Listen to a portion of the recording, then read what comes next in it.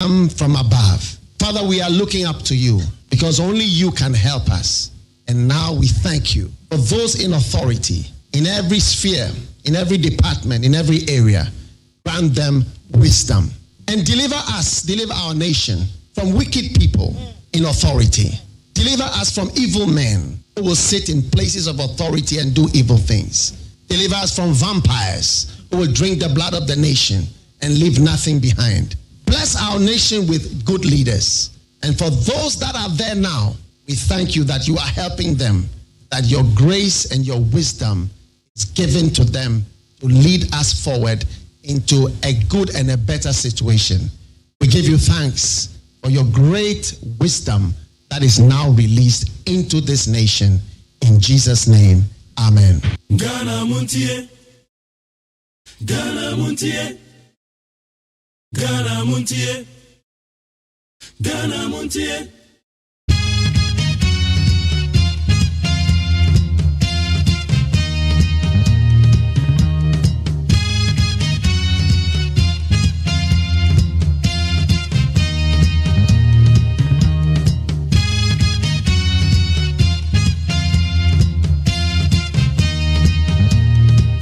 Today is Friday.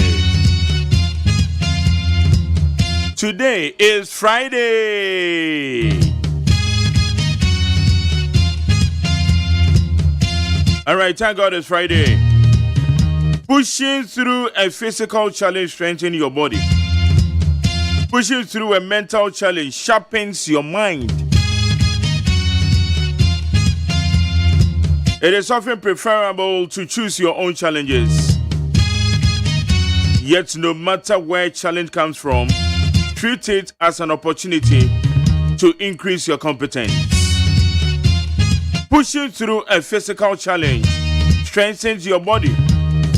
Pushing through a mental challenge sharpens your mind.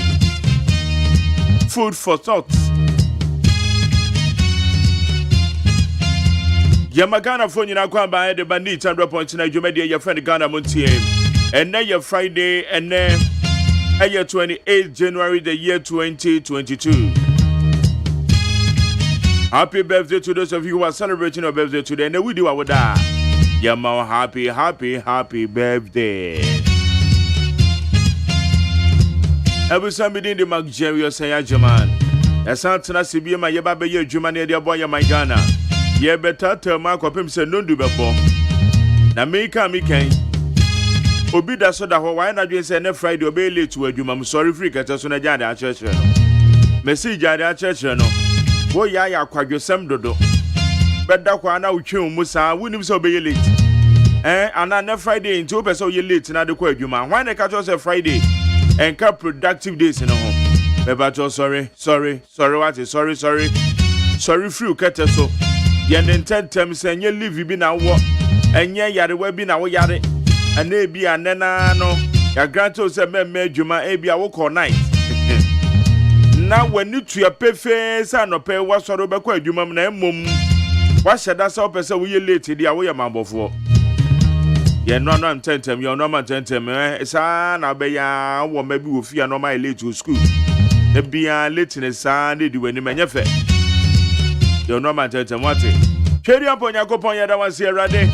Totrobosu nyame kokromotia san wo bompe yabuya san wo bopo enyegie Erade yeda wasio sa wo de eneso ache yen ye hye na watwe ase adwada besi enne ogusu ukrokra yen ye be kan say yeda wase me pacho yo de boka cha musama yede bebre ku eje bakode atena se abe fontentan homa na so mbebo awram sisi yen no nsia ye be copies 104.3 yede kase aboni de kan yede bebre o Ekwadwo da mi adu na mi producer. Na eno chire ne Dr. Father Dixon now no na ye executive producer no. Na mi general manager Kennedy Asante Osei ne boni chidom. Pesi Abuaje the darling boy aka King Solomon. Ono ena magine dwaya me pacho. Oye mi supervisor. Abena Freeman na ye in charge of the social media handles no one nana ya osafo. Woman na hwe say Facebook ni ade ni nyina bibia dem yopo. Na one so awutie me baby bia wo bia won so yema akwa ba. Madwen kire nsem akodo ye ba be twa de be fa 050 3721744 0503721744. Station no ye needs. Ejumedi de Ghana Montie. Amia mi te adwamede de Mark Jerry OSEI AGYEMAN. Bedo bibi asese waka me ho. Ye kaje aguma befo tentan ho ma so ye hwese ma hodo e koso ewo ho.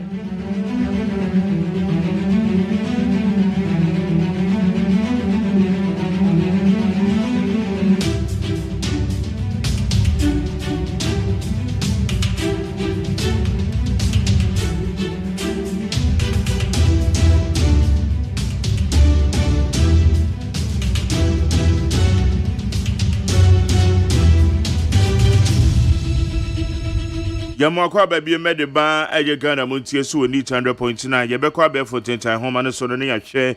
The various news are air trending from the various websites, news portals na you need a children. Majority describes Bagben's frequent absence as worrying. Speaker of Parliament Alban Sumana Bagben has informed the House of his intention to travel outside the country for another medical review. Abusia, we aya dom dodo no ensama womo kan enie. Ni nyina ne say Speaker of Parliament, Right Honorable Alban Sumana Bagben, wasandi ato aya Ghana mrachebedwe fie nanimu say obesan tu kwan na wakwa akwahwe nimpom. Okwahwe nimpom. Na no na aya majority Chief Whip, your friend, you ran not on pray. Me and me, and some woman do a jirim, Rashid, or say, bay. A bay. Speaker, oh, yeah, drop dodo. And I may question me, boom. E-levy that was say, young Wajuma. That may question me, boom. Now, you say, it's a year ran not on pray, say, a ya hardin, a hardin. E-levy will turn many lives around. Government will be transparent with it. Afenyo Markins.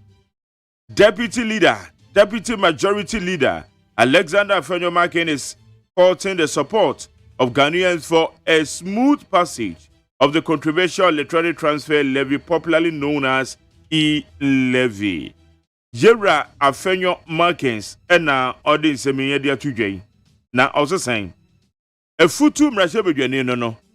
Ono no ye Deputy Majority Leader Odi Honorable Mensa Bunsu Odi nechi. No saying Osi E-levy ebeboa ma yabrabo asesa ebeboa ma Ghana puntu akoso enutu osre Ghana fo moma yenyina yanyintum na E-levy se parliament ne epase anye se yebetwi nunkum bia ewomo yebe ye se na ma de no ama bi ebe sense yego matu ogwe ose edin puntu ene de bre na aban ebe ye transparent aban be manuoma da ho fan kwan a ye befa so na E-levy sika no yetimi edi na yedi ni yie.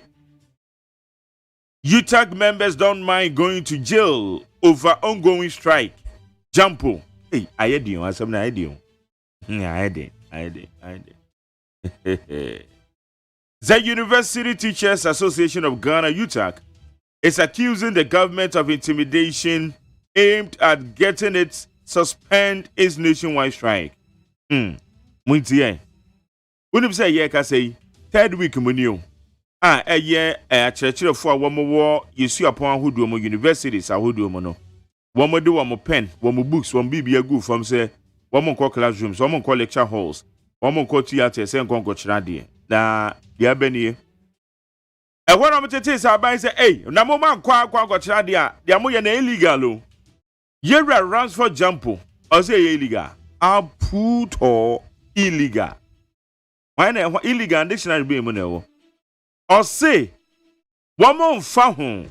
Say Jumpo no because a fierce put no cocoda crana one more pay. Sabanse on ya dia one more pay Emma woman. To attend the say one with Gina Muani aluta continua. It's where Yera runs for Jampo. On a church of 4. At the UTAG at the University of Ghana, or the same way, or the Atuja. Finance Minister's meeting with minority on E-levy ends in stalemate. A meeting between the Minister for Finance and the leadership of the minority group over the controversial electronic transfer levy ended in deadlock enra ne ayete ne se finance minister ne dom kuma kokohia no mu di nkomo na che se ofiri ko no kokofodua na ana ekofodua town hall meeting no enti ono kokohia awamo edi anobaba edi afa E-levy ho no apu enkomo no enwie peyo enkomo na enwie peyo ehwa na finance minister sorry you found the bag brown oti lo tipa ordinary chair kofodia nti sana babetujwa household incomes incessantly reduced post COVID-19 GSS. A survey by the Ghana Statistical Service last year has found that households' incomes continue to reduce post COVID-19. COVID edi asembeba. Ya the way best say yenko mo na no na so ya wo mta ye nhwehwemu pa fa omen ya bobre said ya eti ya from Ghana Statistical Service wo mo say ankura abusuan hodo ye no metiti afiem ye sika yie abafom akwomabo abafom enam say COVID no wabeye one time watie sika 7 so ma normal basa iti we Ghana Statistical Service womo so mo de to dwanem abusuan sami nyina no me de aseda be ma peacefmonline.com myjoyonline.com citynewsroom.com classfmonline.com Star FMGH other relevant news portals womo de mo abe for tetan home yedin samakodo yedi bro need 100.9 including checkoutghana.com yekwe ni de bon krata munsem ekwe je wakode ay krado ekwe me mo ache yenio na mpom te sen iwodo yedi nyakopon ase de bon krata munsem ni nkeje ngoma ni fa ma yetiefo eni de kan ni yedi aye de bon krata no mu ensem de di kan no eba na graphic de bon krata na me de ehase na graphic de bon krata no eno mu de atudwa akire mu se sa benchmark policy no aya suspend no e de ha bebre wonu omo eye omo do mofu ahodo no e de omo chese eba no sa ebe ma adwuma no agu esanse Ghana ye di mu pa na hye mu dodo ne krefram no ne na eba enti ye hwe ne ye makwan se ye nkra mu ne famra na ye mfa sika bi enchemu mienu emfa ma wonu omo kraba no na chese se bi ebu se bi ekronto no mu guo Ghana ase omo ye mufu no ne ebu omo kwasea e de omo se eba no sa dia na chese enwuma be 300,000 di ebegu eto mo ka wansam se aban entimi emwo ye papa na E-levy no ana sese no mpenifo e ka wansam eno no mu kire mu se eba eno ne kwampa e be fa so a aban ne betimi anya sika ede aye buntudwuma E-levy no aba no a o kwa akosende 300 Ghana cedis ya 300 Ghana cedis no de da so ne 8 cedis almost 50 pesos first na ke 3 cedis they say she E-levy ne ba yebezako ayi munyunkoma omumayen enti eno wasam eno di abayi na owura Daniel Macaulay wano ena ye kwanche for Dima Magdan group of companies the fonyini eda graphic anim na de anim wase no ena wo kyerem se eye private jet terminal na ye enne ena ye bia no ankorankorafo nyankopon aye adomo ye sika ya towie mu hyen se meka ho bio ya towie mu hyen no ye see terminal dia maye wo airport wodo we hone be kwa park ye de ye wiem hyen ye koso ye kwa kotuye ne ye kununum ne ye manom ne ye de ye kwa enjoyment places ahodo no enti na ye bi ano a wode won sensem aba betu edwa ewo graphic de bokrata no anim na chronicle de bokrata no so na me de eto aso yi na eye ofori ata akire mu a town hall meeting ekoso ewo aboye mandemu na oru ofori atai eye oswafo a wono ene hwe akwan ne akwantempon esuo ne mfonyine dai onu na ekasa yi wo kasa no ode atudwa akire mu se Ghana si yame ya dom na se E-levy no ya gitumuo na ehase se ba be ye adwuma abba ye kwano ye first class ye nye sapitin kwan bia original road papa samusimu pe kwan pa ediese muntua ye ntua ye tua dia ebe ma ba na nya sika se poya to nya sika bebre nu sa no a no de aye kwan no de ye schools no de ye niema bebre na say ama Ghana ye fe to say de akwa America no yenya yakwa America de UK for no say hu kwan na ne ye ni age ba na ye kan wasem sa be pepere Nyankopon ya adme be ye no edi yentua ba no sa de nya fe ne ye ko ba bia kwa ye lalasula bia eti hunsam eno de aba betu edwa no apiatefo na enane na awotwe enwane na awotwe pepepe ye Ewrade enwane na awotwe pepepe na rewosem anti CBC ye ene se dynamite bi etoye ewo apiate no bembogo so atoye mantemu ewi achie kuro mu ni nyina dada ne amafo kuro ni nyina sayo yafa pi kura eti Ghana mampanyi na nado danko agufuado waso ye kandini dia na so ye example leadership by example enu to donate 100,000 Ghana cedis edi ama apiate support fund no say yefa enye adwuma ho ensem yedi ababeguei na agire Ghana ewo nkran kontie ha ye o ewo no mu na sesi amika say langasefo omoni abrisa krodoma tiesi adehye ne so a yetiti wo mu onya asam ketwa kora edi ode ho nsam ababetudwa enna tobinko akire mu se wono mu apiate ni mpatamu enkoda beye aduonu 20 wo mu scholarship eye nwumasuansi achi ba akwa wo mu fankonkosua de ne mu daachi enyefe eja yedase papa ewo ensam enode ababetudwa ewo the chronicle the bokrata no emu na the Ghanaian Observer the bokrata no enie na ba ya na oswafo no ene hwa akwane akwantimpon so de maame eslowusu ekufu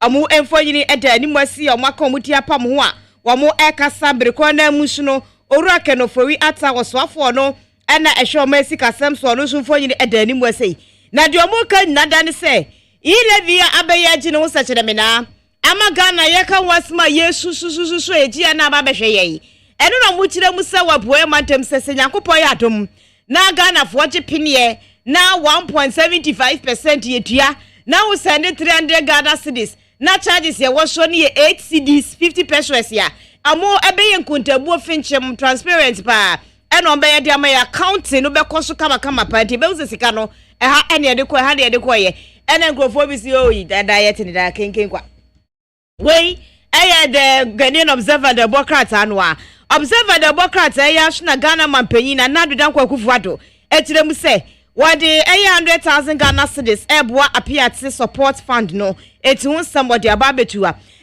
US America omu Secretary of State ene Ghana baso sa Ghana fo ya die Ghana fo ya maka mamike bi adwuma enti omampanya be de ewura bomia woda ha se ya nyasem kitwa kora ene ho ensensem so okọ ho no mu UN fo mo ye meeting okobie enti ye ko peace FM aba nonsia aha ye peace 104.3 FM okay 101.7 NEAT 100.9 ye worship house Wabeka Junction Accra hello 101.5 Wedum Kumasi oh my ma ya mamu nyina chi ebredi say sama ya boa no Ghana hanen krofo amanso de banaka seboi e free peace FM so say no and am radio station se bro wo haso Ghana ne amono ne e live wo Rock FM so takra de fella nom tamale hot digital nom London afei esanso e live we social media pages no ye wo Peace 104.3 FM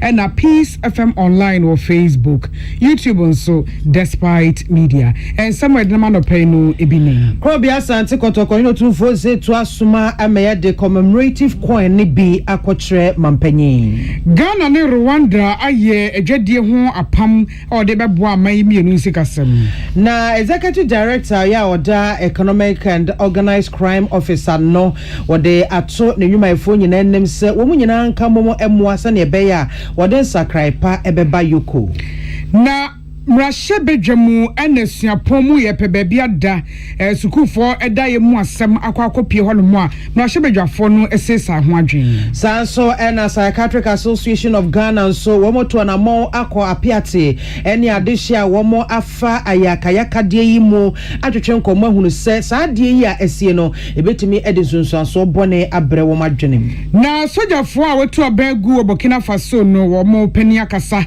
eche so mbesa akokebma menke we ne nsenkaya hodo ena no peya bobo ni nyina no esinkonwa ede bremo ye wo this way chocolate drink kokosum faso dosun and now no pay the only one in so share this way no koko nipa ni nyina ya bibia wo hia saudi betwa tea enso afra dada eti wo pe bie na wonya nso hye ka ho ano no emofra ne smack nso so sa wa na wo ya mon de anka de disu ene ye na de agu flax mu kama moma san so de akọ ene onim de wo mu de ohia no pay e nso hye pay akenkan fo a moti yenken eye me nana ya kunedu mine mame biama kwafo ensem no ene enra nyame yadom emampanyimfo a womo eda E-on-3 group womo etua na mon ede commemorative coin eye otumfo commemorative coin ni bi ekoma mampanyina na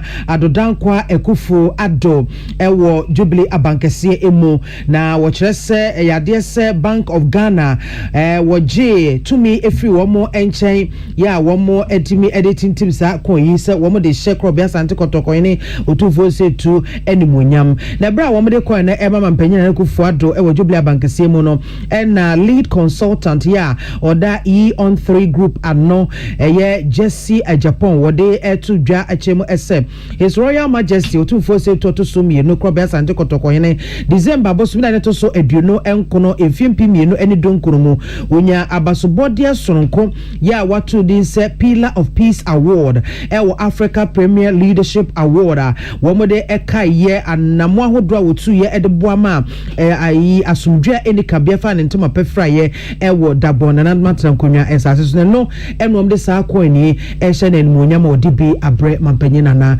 adodankwa ekofado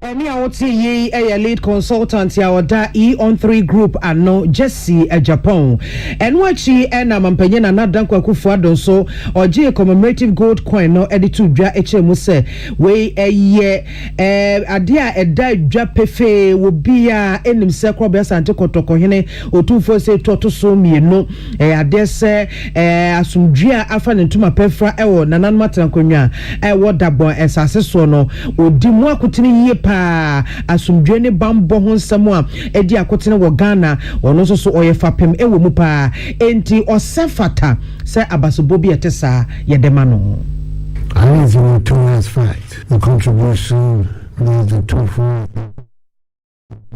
the second has been making to advance the peace and stability.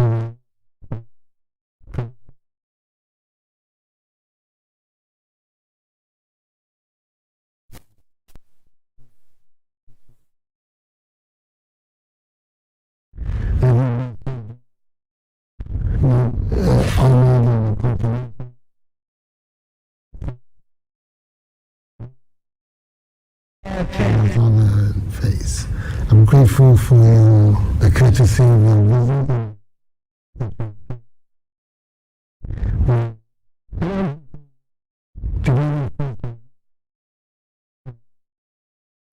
Customary in the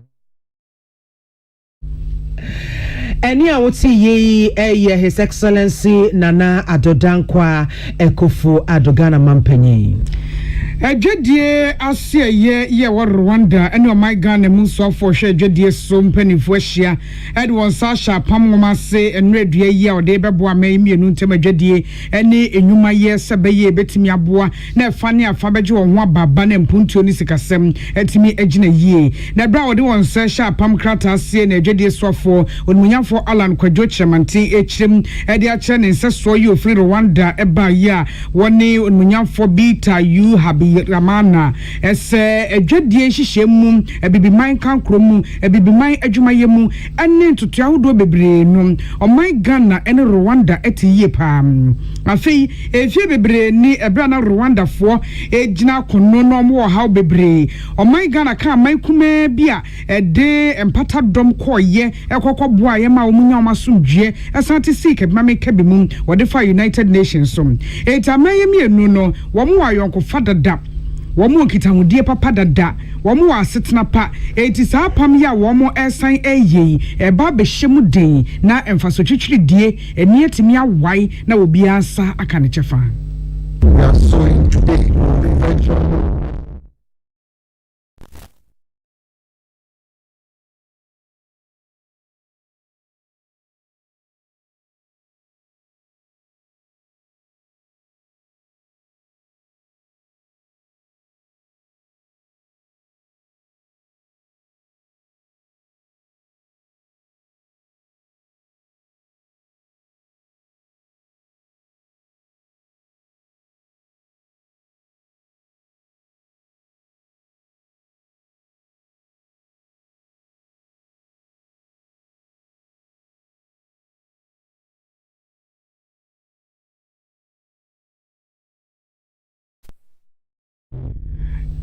On Manyafo Alan Kwadwo Chemantin amanu anso ho wasan chechemu bio de akyesem Africa Continental Free Trade Area no eye ade a yentimi nka ho asem wabre beyi Ghana ne Rwanda afrimu evisa manye mienu ka ho bi wo maboa pa ena bibiman etimi atutu sa na mo no abedru ba bia yewen. Both countries have played significant roles.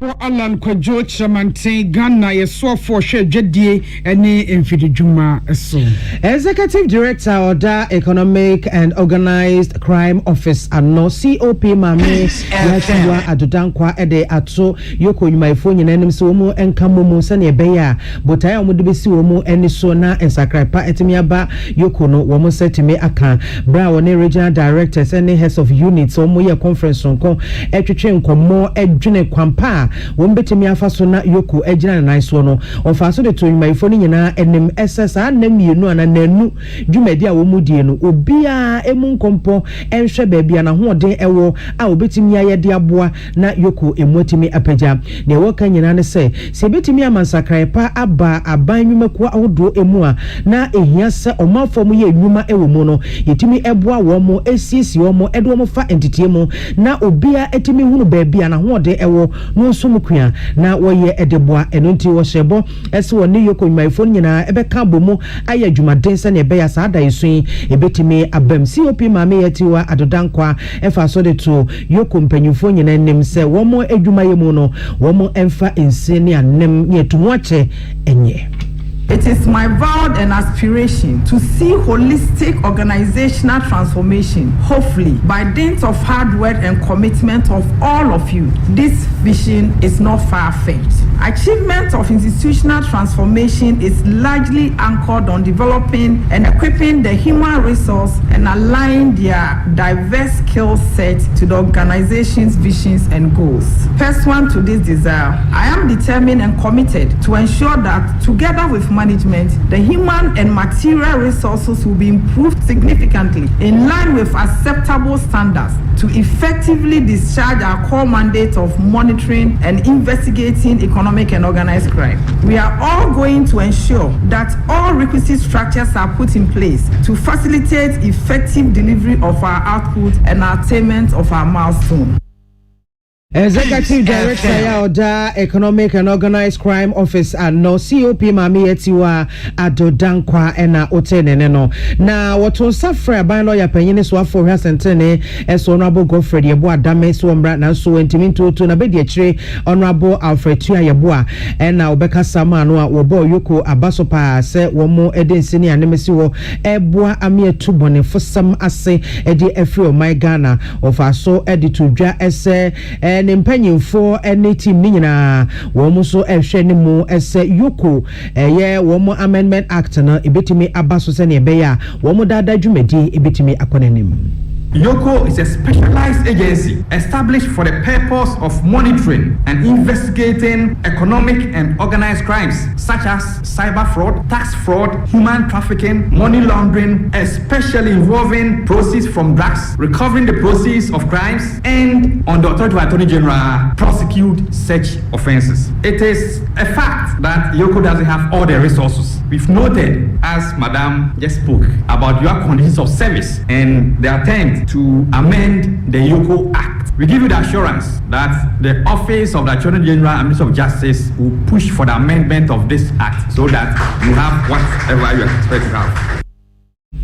Eni awoti Deputy Attorney General Minister of Justice Honorable Alfred Tua Yeboah onu ne kosi Attorney General Minister of Justice Anem Honorable Godfrey Yeboah Dame ensemi yensentre ni Pius B Dubanson ena eboa no bai enra bramra shebedwafo kwa setena ensem bi peja ye wosuapon ahodo ayewo enkanka ne aban suapon ene enayemu asem ba bia sukufo de wonti beto ababa ye ohaw bebre no ho na nipo peja asasem no ene woni a edi ho enkita ho nyina waka kwa kosi se ehia sem ye kentene ye ho na ankrakra so etime de won ho agim etime sisi adan emesukufo nya ba bi de wontitom na mu na deputy ranking member e education mu e organ mrashebedwam oni wonmunyamfo Dr. Clement Apak echim de achesem ehia se ni manimu yeyi yetimi ya hihye bi de boa ema sukufo no a omunya baabi na wonya hostel wonya suku no ankasa so edan ya yesi a sukufo edamu no yebetimi ahwe ho asmaka efise edomai bambo to esemu edenkrofo adesua ne wo hyebre e ba beto esemu na wo hwe se de sesei yen senior high schools no eye free SHS ntinipa bebre etimi famu na wo mo a wo kọ suapon mu so edoso a eye hwe ho asemu kaye pam na ama meje ensemu ono ne de echi na new adubiase mrashebedwani onmunyamfo Abdul Salam Adam ye opeja asem ne so kan se ehia se ni manimu yeyi ye hwe eye ho bribi anyasa enema ebeje ensemu. The total amount allocated for CAPEX was 876,179,923. Clearly, the student population is increasing. The second cohort of this pre-senior school program has now entered university, and yet we are not keeping pace in the expansion of academic and residential facilities. This is why we are where we are, and these are some of the reasons that members of UTA have stated, since they have to sacrifice to deal with small lecture halls, an increased number of students, and indeed a very slow ICT infrastructure and the lack of teaching and learning aids. Mr. Speaker, it is as a result of poor planning. Nieti ni deputy ranking member ewo mengumesia emu onmunyamfo Dr. Clement Apak na ne de chi na mrashebedwani ketu south onmunyamfo Jifa Ablagomashi wono so sere yese aban kenten ho ebefo so wosra ankrankra nyuma private developers woni a esi adan sem wontwa wani nkonkohwe ho na de obetimi aye esi adan ne bia mankwada no enya baabi de wonti ato asua de no yenya ho ade sa. the people in the rural communities who want to break the cycle of poverty through education, to have it easy and to provide accommodation. One of the ways in which I think we can address this is to give some incentives for the association that builds for so-called middle class. If we can assist them to build more, I am sure that we'll be able to absorb some of these students so they can indeed acquire the education that they need to break the cycle of poverty. We must stop the lip service. We must put our money where our mouths are. We must ensure that we take the steps that really do address the needs of these students. Mr. Speaker, I thank you for the opportunity. Onipa yɛte ne ekyire yi ɛyɛ onmunyafo Jifa Ablago Mashi Ketu South Mrashe Bidwani. Psychiatric Association of Ghana so ene adehia womo efa atorientchem emu apiate monte eso esu papa esanse womo gidie mapa esesa explosion tesa na ede ohaw bebre na ebre adehia womo efemo no na ebra psychiatric president of that Psychiatric Association of Ghana no Dr. Ruth Oso ntwene enua Benes Boatin etwetwe komo no okyeremu ese Psychiatric Association womo eto anamo ekọ apiate krodua no mu ekọ hwe sede omanfo a womo efa saa aturenche mu no womo adwene mu eye won efa na emoa bi a womo hia no womo timi ede amawo na Dr. Ruth echechemu ese bra womo koduru ho no mo no womo chiche nipa no mu ekwakuo a kyerese womo edidi enkomo ne ade na yentie sede enkomo no koye When you call on Nipano Edosin ye, I can't say no more than 900. So I just common you need be Kasa group, any bisu Kasa one-on-one basis in the who said, I didn't need to say the start the cray or bre Adamebu or more era for ye. Be few say. Saa explosion see a man a shiri bia na owo ni wi asintino owu kra ka so won fa so telephone bi ka kire say what did they ka kire bi kra na the machine as I say na yem hihie kese pa ba beto no so the break ka kire so mo da o mo na anajo o mo da fa ntie mu nko a kola na wasa ko da obehia se ka kire bi anu wa bobiri no otiatie ba ko kwa twa mensum ni akola ba kwa ne ma me say efiti ya wada asemi na kwana to mumbesi ne esanse na ni kunu nipa ni bia na ewu What was so na woche mu se atoyenchemu etise no ensunsu anso ade ebre omanfo womo efemu no ade bia ha adwene ntise ni mu animu ye no de brone beka se womo enya psychological health ebema ebinum enya depression ano odem ebinum so beda ne nsadwiam esanse ote okai ne ofemu no ano anom nsa na de ekoso na adwene mu no ode abrebre na ase enti womo kyerese womo de niema ekeka niema esianim ahye se wombetu anamo na emoa bia womotimi ede akoma adehyense ne ebeya enkoda ne se omanfo dodo no a womo ewa piate ho ebenya adwene mu hawo we are because what did not one say no I say my parents and I made them forgetting the problem and now my men got dies and I sleeping tablets na metiniada kata addiction and also aqua combat ni pastor that means ebe show mo ho akon ho yare I say depression and also the back ni pastor and now say you already say the post traumatic stress disorder and also ebe to me about most no there assemblance here chire kura when I'm na a just for me when a new say send a flashback and one of ebe to me mental health authority so and I say obetimi the Abre Psychiatric Association of Ghana and I say obetimi the mental health authority so at the And now president of the Psychiatric Association of Ghana, Dr. Ruth Osu Enchwani and Century Benes Boatin and Edin Komwe.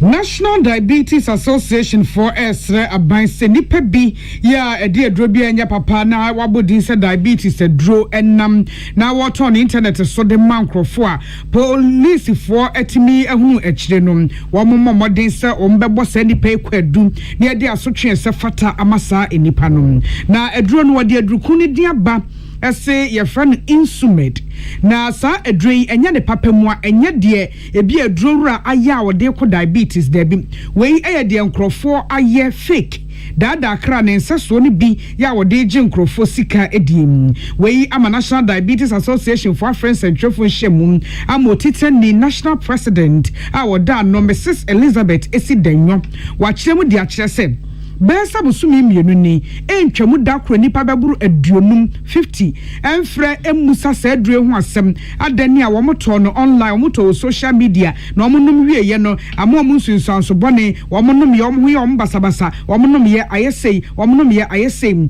we say enti womudi di akire hu se adure no social media so pe ene eton no eti nipa kro ya abehu omachira kwan a osu utobie no ne de ama delivery for ne de ato ba bia wo ama ye kase ye die Food and Drugs for any penifo National Diabetes Association wamatutu ho anamone a womo hwe kwan se yenye nipa ya chi womo yenye bia chi nko ade yenko ne yenkobo won kwadu obia wa tobi no ye besre wo se men na wo diabetes se wo se wo se diabetes no hospital pen ye betumi ama we duru kesi anipa bebre efre Diabetes Association line omanu obisi neni subrenu obisi ni ye mu bibia enye ye because omo muton we duru no mu you see your numbers keke but ye ni momo eni medru no mu bibia October ena me start ye me nya be 50 to 60 calls a day we say we are either so pebiato and answer one bibi ye no inti me koye complain wo FDA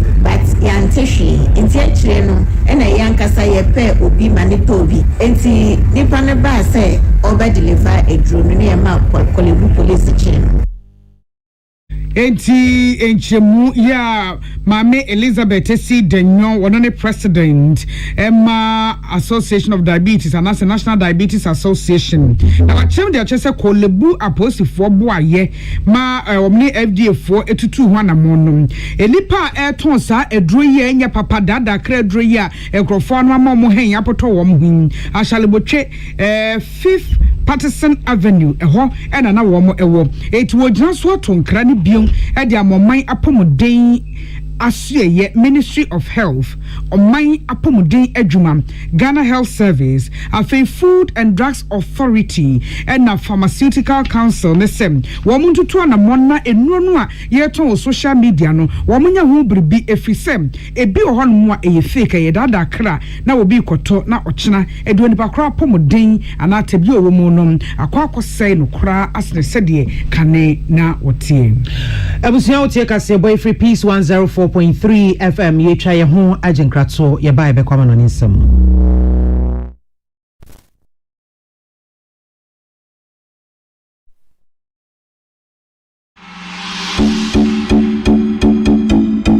Sometimes you just need that chilled freshness without having to go through all that hassle.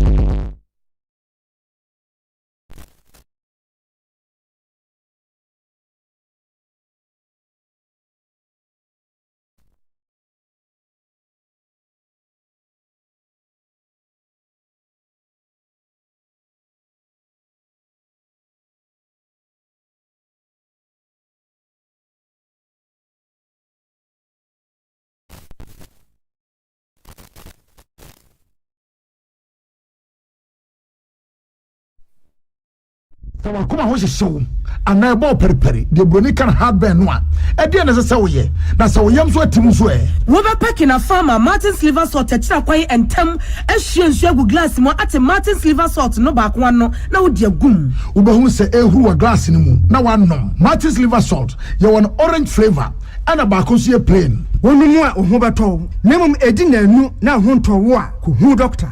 Amen. Yenim samu sese nije asene sei. Asene se wodi amen Nigerian sanyam awo herbal ayaresam bio na nkunudie adansidie na asie ani abasobodie nko a. Se wa so wo hwe apomdie mu ho ta wodi abra manfo efiri yentri so ekosi ya na asie. Ehina yade sha amen hu ensaw yade. Wodi ne nwani abefo efidie echi yade mu kunu what time. Amen e de herbal accommoding was signed the naturopathy and homeopathy plan ekuye nyarewa. Say sukuu fofura bɔne bɛsua ɛkwan a yɛde hɛba sɛ adeɛ ɛwɔ amen wɔn nyinaa nti ɛna yɛde anigyeɛ frɛ from sɛ sɛ woɛpa awoɔ yareɛ bi hyehyɛ wo ho anaa yareɛ bi abɛgyea konya wɔ nipadua mu a allahu shafi onyame ne yaresafoɔ inshallah ɛnyame adom a ayaresa bɛba amen wɔ dɔme wɔbɛ old smith flat ultra modern branch wɔ Klagon Tama Road frɛ 020-722-9505 and 0245-275254 Amen Scientific Herbal Hospital.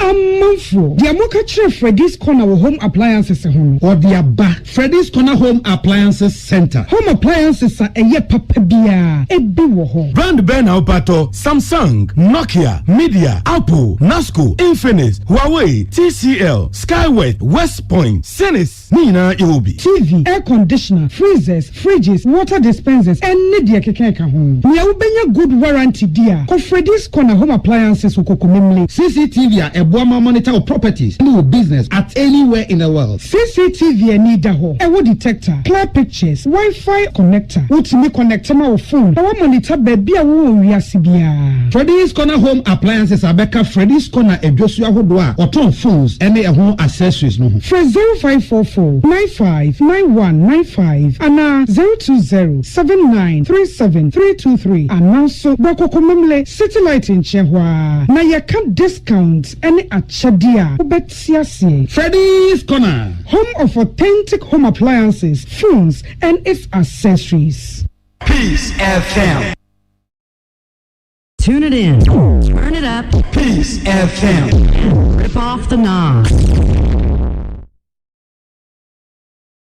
Namu Jordan ye bo mama ne se Burkina Faso memuku akoso ama watu mampeni kabore ade so omo chemumpo na nipa wo mukokotu abagu ye ne de oda wo ma no soja pani oda wo ma no Lieutenant Colonel Paul Henry Damiba woni oman no akasa e de atodwa se o ka kire omanfo ni wiase nyina se o besa tie sike ba menka bi mu biun na emomansa no mbekọ je so mo hwete etenetene niema enye te biom wo mu ye no mbekọ beje bre o mbe ye ntotoya no masa tie si ke ba menka bi mu kwadu a wode ebo wo mampani a watu na de so ne se nipa edi atutu asem na omo edi hoye eba tuatefo ye a esore e wo Burkina Faso memu no wo mbre wontumi enko enti ena ama watuno adieso kasebono esensemeto dwane edi mu akoten ebine se nyame ya dom ema otumfo commemorative coin yempanyimfo a womoda E-on3 group edibi akoma mampanyina na adodanko akufado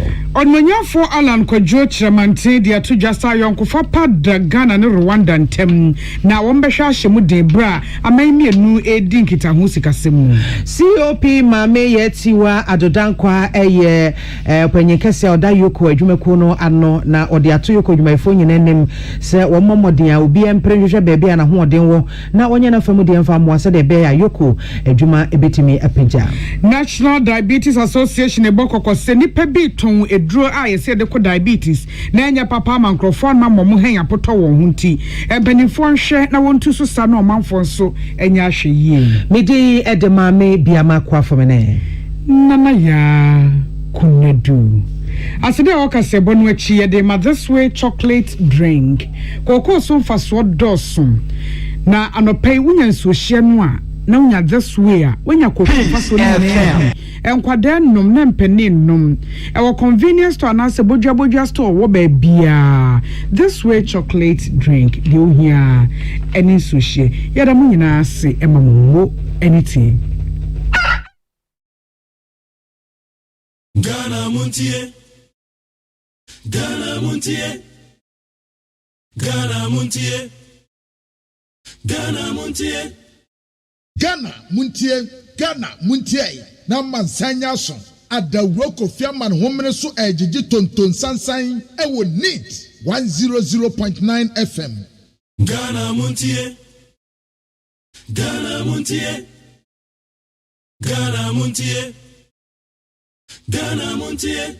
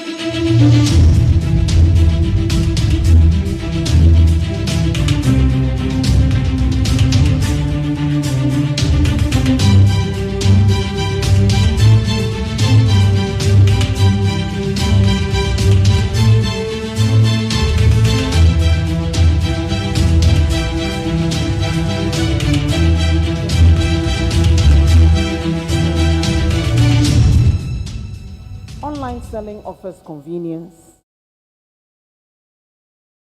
It's easy to transact, it's secure, it is visible, and the surge, we believe, was primarily due to the increase in the use of digital platforms caused by COVID-19 at the beginning of 2020. We've all realized that without digital infrastructure, it's almost impossible to live in today's world. Try leaving your phone behind at home and going to work and see if you can function properly during the day. It's no longer a luxury. It's become an indispensable tool for transacting any kind of business. And it's not just for entertainment, but it is a working tool. It is your bank in your pocket. It is your office in your pocket. It is your source of correspondence, amongst other things. In 2020, the total value of transactions was estimated to be over 500 billion, compared to 257 billion in 2019, and only 78 billion in 2016, just 5 years ago. Today, as we speak, and we have the data for mobile money transactions from 1st to 24th January, 333 million plus mobile money transactions have been conducted just this year alone, from 1st to 24th January. Worth and the value of over 75 billion cedis has been transacted just for this period, and the month has not even ended. I don't have the comparable figures for the banks, but I dare say bank transactions will be just about a third of what we're witnessing on mobile money platforms. The Finance Ministry tells us, and he's here, he'll give us more detail on that our tax to GDP ratio stands at 12.2%, which is one of the lowest in sub-Saharan Africa. The average for the region is 16.5%. In practical terms, 8% of the population are paying for the developmental needs of the entire country and carrying the tax burden of 30.8 million people. That's not sustainable. And I dare say it is unfair to mainly public sector workers and those who are registered with the GRA as taxpayers, while the rest of us, both in the formal and informal sector, find ingenious ways of evading our civic responsibility to pay taxes. We're talking about a Ghana beyond aid. We need to be able to finance our own development and stop the dependence on either loans or grants or aid from other countries if we are to be truly independent. In 2008, the government of President Kufuor introduced the communication service tax in August of that year, and it became another source of income for national development. That tax was introduced at the rate of 6%, which was later increased to 9%. E-levy is being introduced at the lowest rate for any tax in Ghana, comparatively at 1.75%, less than 2%. In other countries, digital taxes are being introduced at the rate of up to 10%, and they are paying. That's the UK, and we go there and seek loans from them to finance our development, when we are not paying the requisite taxes that we should. In 2020, the Communication Service Tax Amendment Act was passed to reduce the rate from 9% to 5% from the 15th of September 2020. When the CST was introduced, it faced similar opposition as we are seeing currently. And the current speaker dubbed it as talk tax, as the NDC and the industry, led by the GSMA data, claimed it would damage the growth of the telecommunications industry as consumers would change their mobile communication habits. This does not happen. They were unfounded fears. Incidentally, at the time, I was the spokesperson for the mobile telecommunications network operators. And I remember vehemently opposing the communication service tax based on data from the GSMA, which is an industry association, the GSM Association internationally. They had produced data to the effect that introduction of any such tax would kill the industry, stifle its growth. And so based on that analysis, we all went out and opposed the introduction of that tax. Several years on, we realized that those dangers were unfounded. It never happened. The industry has grown exponentially since 2008, and all of us find telecommunications and digital infrastructure applications and services as indispensable to everything that we seek to do. The same speculations and complaints are being made about the E-levy, that consumers will stop using electronic transactions because of the imposition of this levy. I dare say that based on our experience with the communication service tax and lessons from other African countries, we're confident that the E-levy will not bring about any negative changes in consumer behavior, as electronic transactions afford us the convenience, the safety, the security that we currently enjoy. Despite the NDC's opposition to the communication service tax, they never repealed it when they were in power. They didn't even reduce the rate of the levy. They also complained about and rejected the National Health Insurance Scheme when it was introduced in Parliament and actually walked out. They complained about the capitation grant and sought to rubbish it. They had issues with free SHS and even asked for a boycott of the national ID and ridiculed our oil discovery as well, claiming that it was Adringwo.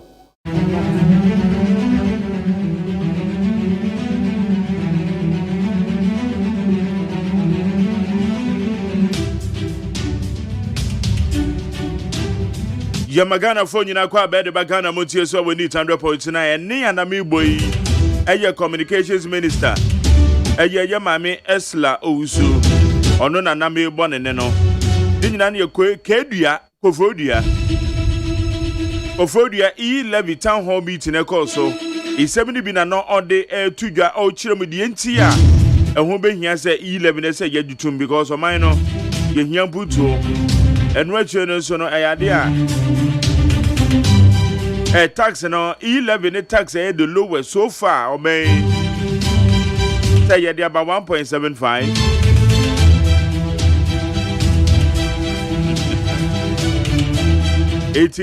And then a mail bobo be the amount. Why? And then Friday, what you in Fafa 050372 1744 050372 1744. Ghana Montio Senior would need to point in a queer de Wako de Acrado. Dow Bancrat almost a queer. So, na yanko. Yo na yanko in Prenusu na graphic Democrat na mede esa to asubim. What chairman was say benchmark policy abided by Bear 2019 in Nadane say there will be a dinema free abrochire ba kwa cranium free abrochire ba. Say ya mo, say ye sichire, say ya nwa. Say ye dear bay and nama who draw to say and cook for she or crowdy frebro chino at the bar. A bedroom or may to shemagina bia port no a na yawe a na kyerɛ e kanu ebebe mu no na abanya fafa na nipa kro no so afafa enti afrase no ebebo aru afi we se mu no maisa na hene kasa efa budget ne ho no ana odi tu dwa kyerɛ mu se sa benchmark policy no aban review enunti no omo de kwaba ene anya asam ketwa se bebre firi hu baaye ene o mampanya kufu adu beka kyerɛ se kurase maka na nhwemnwi mi anam se me review no modi am suspend nasa Ghana Revenue Authority mu fa bibia nto odmo na enu ena wono mu edomo ewo my Ghana mu rice farmers ewo Ghana ase nu esu kyerɛ mu se aban nim na so yi sa emra no ka se me de mo mane na wote se de me de ba first no wano a ene na yenya yedua mu ayo mu ho adwuma o Ghana ase nu ye bebre kyerɛ se ye de no se ye to niema no wo Ghana ase ye niema ne bo ode ne ye de eti se ye de ye mu ni wie na se ye de ba no obi so kokra ne mu fra brochire ba na se aban ama na chemu mienu na chese bo no ayefo de ama no ye de no ye nto enti ebema enyuma be 300,000 de ebegu kwa a Ghana fo ho be chom to mo kire mu se benchmark policy no abide by 2019 onyin firi wokra mo mpese on beti ho asem kra na emwa ye ho asem eno no na E-levy no ana sese no mpenifo ekurukuru akrakra firi nkra ha edo wani akire poye mantemu asam ne sadia no si ede na pimpim mo no omoka so mo de tina nkra nko a emwa won entita ho meeting akoso poye mantemu ana mpenifo akire mu se E-levy no eba bebo aze eba na ba betina sese eye adwuma ebeboa yen ama aban anya sika ede ayempuntu dwuma enti Ghana fo wadi ekite ebodua mu yentua ne enya sika fanye mpuntu dwuma bra yepe kwampa yepe enhio yepe suku ayaresabia yepe senkane agegina so hyirenhyire maye no na enkodanye suku atade hye no na kyese yetwa E-levy ti ho asem eno ode aba no na wadi Owura Daniel Macaulay a wono kwankyerefo de ma Magdan Group of Companies ne fanyini aba na enen ne wokasa kyeremu se bosomfo ipuma kwam na bibia koye fiti adopa yikro ye omai kotoka wiemhye gina bia ewo beye pinsho beye fepa na fe beye nyina dane se yenya Nyankopon adom wo hyirehira ye ne yenya sika de ato wiemhye ankra de no myself private jet no ye bie terminal de amaye bus stop ye bie airport bus stop plane bus stop de amaye enti ehwo no ne ye de plane be wakosie ewo so ye kwakofa de akwakoti ye nie edie ne isa terminal no ye bia no enya asem ketu akora efe etu de anu ahyeda akọ makobo ani hu akọhoma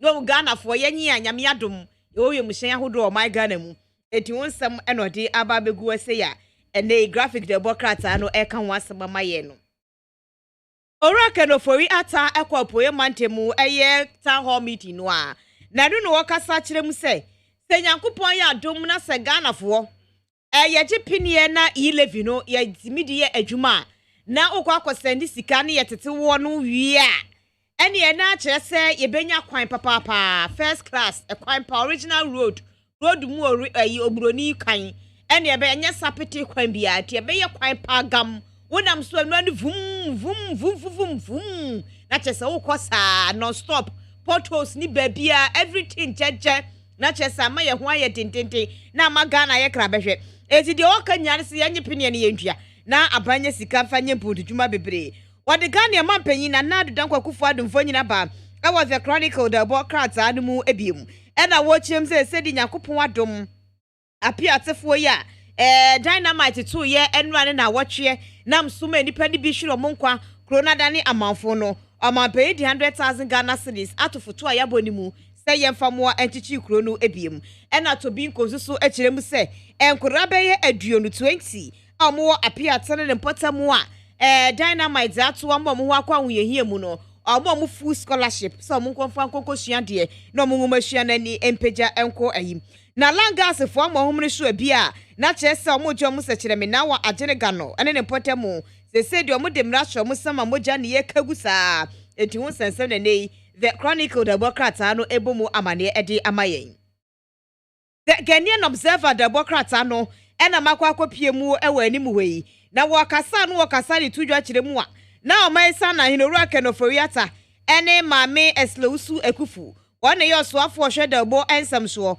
enkratro so eno maka omutia pam ho atani ata eno mo etia do mo ekase no mo kasa na se E-levy no a se Ghana fo kire mu se se E-levy Yakopon ya adumpo na se agitumu a anyanyam bia no kropo no ankuntabu a wanwo ne bekose ye hu so ye hu dia mode kwa akoye eno ani se ye tue sike na motete se ye di si dai se ye de ye we ye hu mebu nkunta bia se bosuminim se ne nya ye afinim se ne nya ye obi ante ho asem eno no mu kire mu se dabi nyesa ne te se Yakopon ya adum na Ghana fo ye gipine na E-levy no ye sha se ye tua debi on be account amaye obebu nkunta to ho de amaye transparency na be koso po be ye ne transparent obi abehu bi finchem ko tewe na chese ni na eda wodo mo kama eho asem wode eba no na eye omampanyi abedi eche the digital ba omia wane so eda the Ghanaian Observer nim na international community no ena ebo na banse wa ya ade papa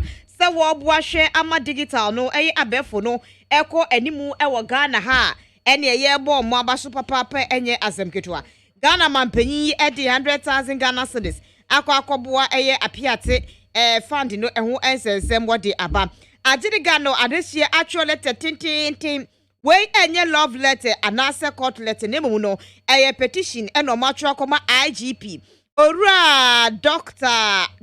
George Akufu Dampare say langas fuatu mani de esi adehye wa Ajiriga no so wankrankwenti yai enti omo sre eye Ora Akufu Dampare say omo pa ne cheba papa ama police fo mra na nya police fo bia keke nya fianga police ye pe metro men omo wode mpo musia na omo awosufo ngofo no bi e na ye pe omo no mabeto baje ban we eye the Ghanaian Observer de ne wode eba ye eno no na the new weekend crusading guide the Bokrat yi e na wakukuru ye ede yakwakosi apoye mantemu ni nyada ene se E-levy no ne benefo hyase ebo ho wa eka ho asem ade a kire yen enti ase no hyeda enkoyi sa enti no amo nanti echire mu ekire se Ghana fo ye momodian na yanji entum ne yenhyase entua na de NDC fo ye ne de ye kenken kwa ye gitumu na se MPP aban firi adwaso krampo a ebe koso ayo manager pade na jeso mana ne betu nya de so betwem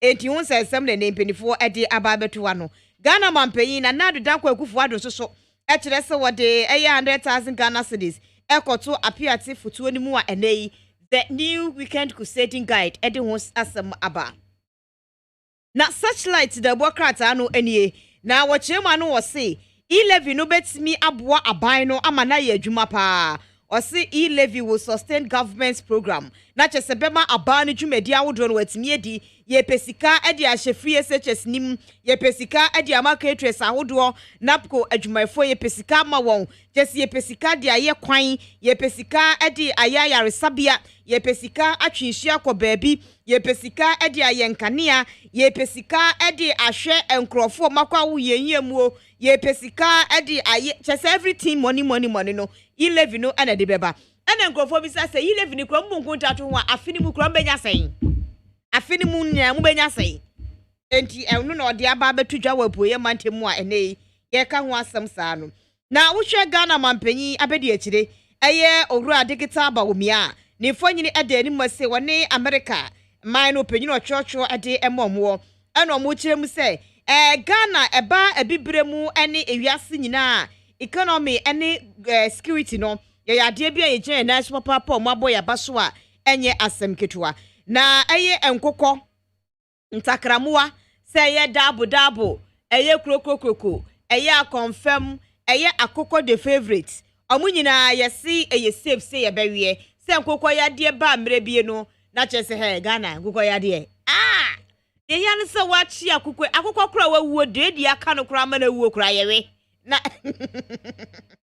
edu ase ye safe se ye bewie akokọ ya de ba de twam osoafo no na ehwe oma aduane ene kuayoso ene disa ensem we nyada etu edwa mami eslewusu ekufu kirem se E-levy no ebeye transparent na face na accountability papa bi ebekoso ede amaye we eye the searchlight the Bokrat no na statesman the Bokrat no nie na wacha no se E-levy no ebeme ye kwan bebre ebeme ye dwuma bebre akwan bebre akwan ya na muso ya mse kwanye Ghana kwanye muso ya mse Ghana kwanye kumase fo mse kumase kwanye enti wose Nyankopon ya adomu a na E-levy no ba na se yebomodi ye yem ne yetua yebenya kwan bebre ene emfa wo ne baabi a wote hotwen ba wiate wote braba bebome wote kontombre mu monte fufuo mu wote dokwochiwa wote hine okwan ebeye fefefefe original road papa bi first class ene ebeye edi amamo afa small jobs adwuma bebre beba eti adwuma na ba no sa na che se mankrofo enya bi aye omo de nsem wetu dwa wa boye mande mebra na che se omo eye enhiemu ede afa E-levy no eho na wadi achiameyene eye togbe nana the second of E-levy wano eye ohura Alban Bagbin wanu fonyini edaha oye togbe ni na me nana mankrado the second of E-levy na ni nada enie sese no woko eye Dubai na wakwa akohwe ne ho yade a watwe krata de ama enedom kuma no opanyina watia wo orura Frank anot dompre ade atudwa se na se supreme tina aya chiamehene de papa o se obu ni ketemu aseme ko Dubai obu ni ketemu aseme ko Dubai ha adwene pa se de wosie kro na woje na dwumagu onum no ade bia enwanwo mwadwemu yo mo na kakra na wohwe picture ya statement de ba ye ya utimu say yes togbe na me na ne voyine eda animu eze ya edom dudu onu chem se ne osi tukwa na obi nim se plane no afena emutina no aba ne nsa no anasa ne ko ho de omutimi nkire na the Ghanaian Times the Democrat anu na medi etwaso wadi Ghana mampanyi na nadu danko akufo adomfonyini aba eni abedwoku mu na ehwe apiate fund no so na omampanyi ede 100,000 Ghana cedis atomo kire se kro no yemfa nkyekire ne foforo ho sensem wode aba se ebra nkokwa yade STC Ghana ha seye nam so ma wono mo ye nkokwa poultry farmers ni bi hu kaaye no aban ede 14 million Ghana cedis abase yemfanye patasika eye compensation ema akuafo a omo ekaye nyame ya duma Ghana's first private jet terminal ye bie ano ewo mai kotoka wiemje gina bia obese kotoko wiemje gina bia kotoka wiemje gina bia ewado mo na chese ye bi ano a enei enya asam ketu akranti obia nkonkohwe bi na mu hu nkrofo do mo private jet wiemhia ankran de myself airplane wo Ghana ha sei na chese ye meka ho asem yi eye the Ghanaian Times dia wode ebaye Daily Guide the Democrat anu enamo no akọ Ghana mampanyi na nadu danko akufo ado akache aw arehusem siye enene na wotwe ebra na ehye bia dynamite gumuo na wodi nani akyerekere ano wode kwa akoma adwumaku a emutufo magudie wobi nim ne efiri subeti bayira homamu ye betia ne buyam na kyerɛ sɛ eja tom ade ne yempapa ade abobɔ enti abobɔ ye papa ye no ana kyerɛ sɛ kura bɛn no ene apiate asesi amika sekro no adane amanfo enya asam ketwa sɛ kura o unya brani adagye ko ma na bewu sɛ yes kro no asɛ kura ye ne hwia kyerɛ sɛ enye yi a asase ne kura po ne mu apapa ye na ebi kura po ka so musuro ebi pa na dynamite ni bia kwakɔ hye baabi adagye bi wan hwɛ a ede ye nie beba na yesi onwonko da no da eno nti no ahweye a ehwe sase nyobo ade ne pa hwe ye se omo kika omo nsase apesika abofoto ede aboa hwa me ede akɔkyichi kuro no de aboa wono makwa wohihiam ena Ghana mampanyi na nadu danko akufo ado se ede je woni ede ahwa wo wori ni kandifo my Ghana manu nti no ono so ede 100,000 Ghana cedis yama se yemfamwa ene guide de obokrata no eka ho asem sa ede amayen abana ni abrese krodom amasese de E-levy no ya tutu ade afinkran ade akwapuoye mantemu eye koforidua ena mo ekwa ka ho asem akye Ghana fo na akyechi madukudie nti a esi etimi etue E-levy no na yetimi nya sika ade ye empuntudwuma wadi owura atu esienfo nyina ba pepai ye boni dia ne yegya de eye Capital Bank ababe ka ho wachem se oye business promo a wonya 27 million Ghana cedis enti won sensem na nei ede na bamuda na komu a waka ho asem e wo hase amnim se ogina court a ono nso woyi ne ho ano the Ghanaian publisher eno nso so enam ebaya na wade mame eslowusu ekufu ena owura Alexander Afenyo Markin wade owura Kenofori ata omunyina afonyini aba begu animu ase ya ni nyinata ene se omo ani abre papa pa kirem se E-levy no yentua na E-levy ya ye ka ho asem ene se woye transactions ewo abefo ntintan fidie so what you say electronic transactions se bia mi momo ya mi wei na momo no medi sika ekoma obi mi send sika koma me maami abrefi ewo aferinkawe ana se me maami abrefi send sika dia ma me ewo nkran no de send sika ma me yere na che se de mi metua no wano no me di bi beto so na me maami su kokoyi a ono su bi beto so te se de first ye no na ana se emponu mi wo sika ewo ma account mu wo bank na me bo modern transfer ede aba me phone so aba enjoy myself enu se metua sika wo so ana obi send sika fra brochire di ama me no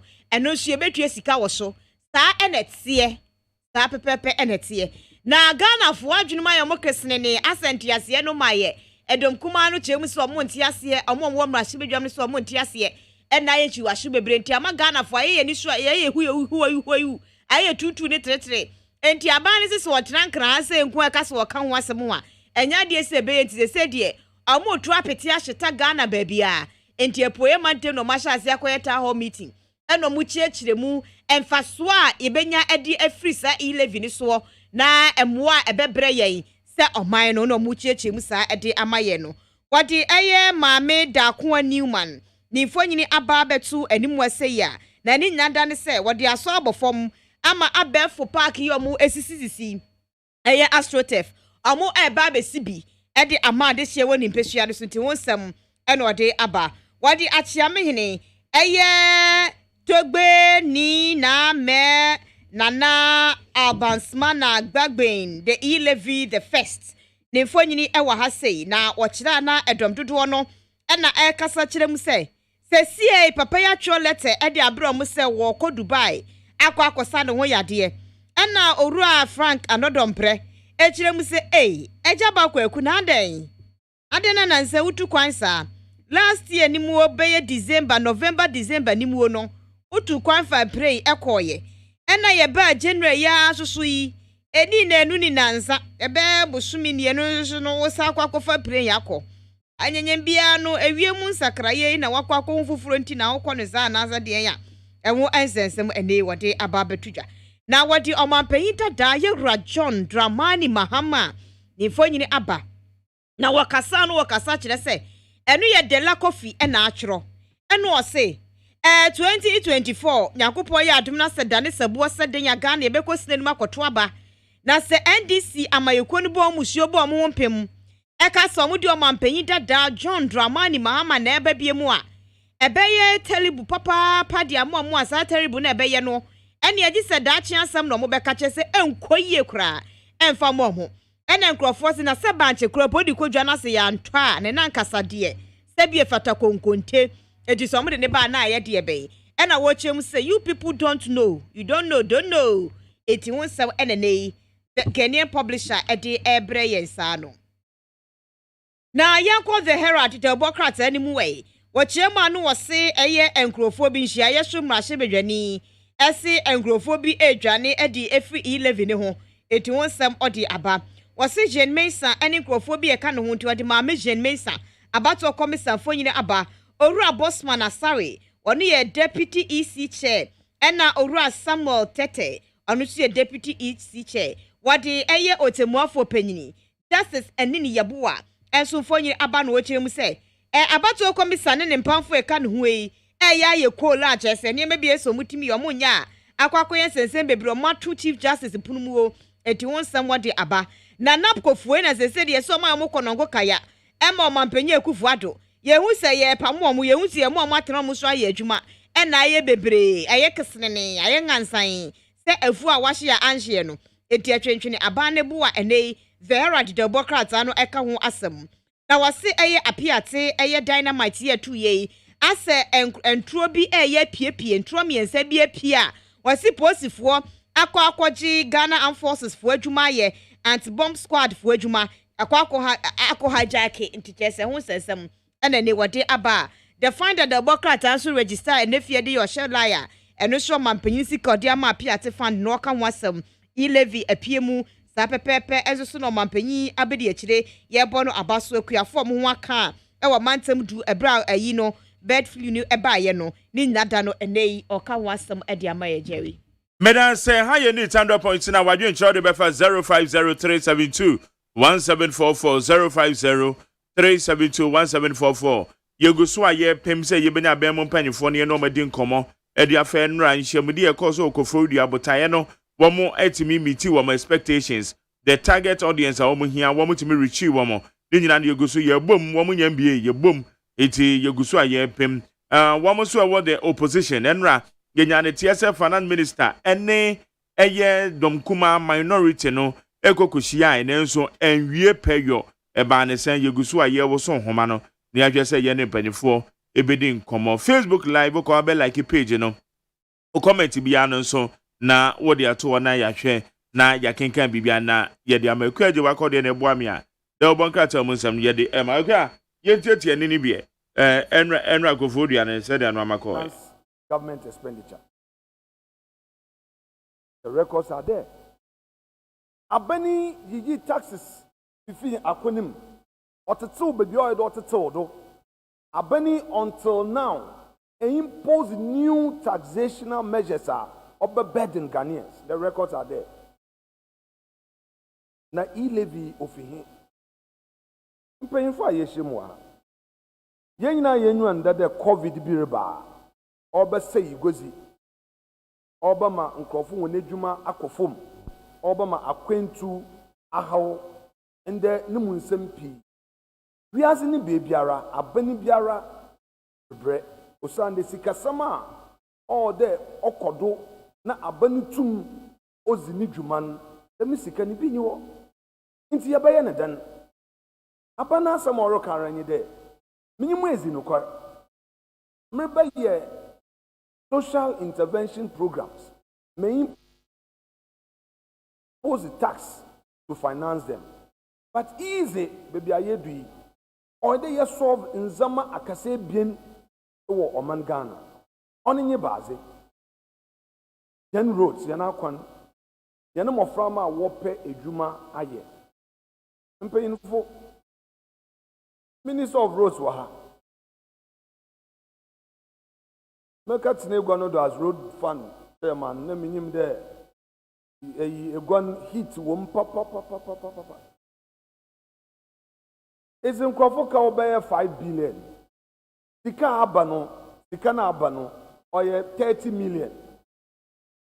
It's your Quesata in Yamanze. It's your Adra Mansakawa in Yamanze. One and into an account. Now, no cranny Goro boys. Then it be obese a certificate be mum. The moon that certificate now go viral. Share WhatsApp na certificate and to watch. Obia so ni mobi na wajiji nkofo woniska. We need a system, a verifiable system, a reliable system. Open create a certainty. You're a businessman. You can your business. And there's no certainty attached to the outcome of your business. Your cost of doing business increases. Or you even better forget about it. Problem all when you there's something there. Road tolls for some 6 million, 7 million. Afimun ahin. Now a kilometer of a road obakos ahin. Them 6 million on yen koduhe. Nambom no yamfa intubo oti da membra. Yaziba. Ensheshayo hono aban benye sikebia no mu yedula regularly no yebo hudo contractors wo tua monka. Na say contractor yedwuma no won tua na kawa. Obede na wasana bedo. Onto memba. Yen nyinara ye wo parliament. Ye ko yen mpesuda nsama wo bi sen anyi de ye ba na ebe ye koni. Rose minister or answer question chen minister of parliament. Because MPBR was a opede what you con. Iti mesre ye hia za ye botum na ye za ye na akon na ye tum na ye tua akontractors no ka. Contract or ye juma offer obi a onkita nsa na juma kra obi a wan ko school offer obi a we ko machine operation offer university graduate engineer wafan upper management team obi oye finance oye accountant oye them into contractors for the 2 years yenyu rehwe won adwuma ne ya manage the economy so that what the government expects to have in terms of growth in Kenya. Until we can't allow that sector to continue to suffer. And Mijizi there, E-levy is one major answer. Second, Finance Minister, also you start. That's on your base.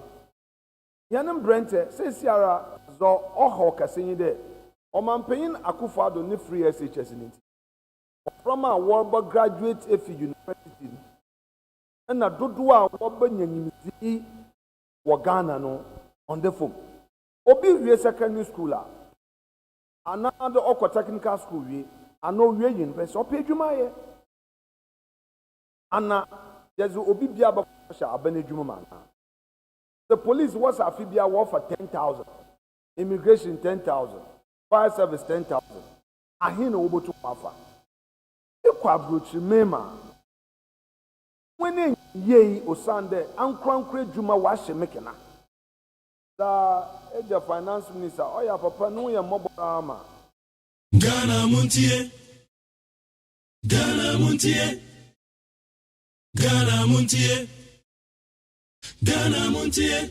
Jankwa omanu so na ekuajo akode eni anami boyi eye efutu mrahye bedwani honorable Afenyo Markins na northern infante no echirechire enuamemu yankona ye Nepal grave Boache Dankwa or your government spokesperson on governance and security na enra sokofodua no na owohobi itiyembisa no dwumedie no sedia ekọ yem Palgrave memoache at the bandit 100.9 so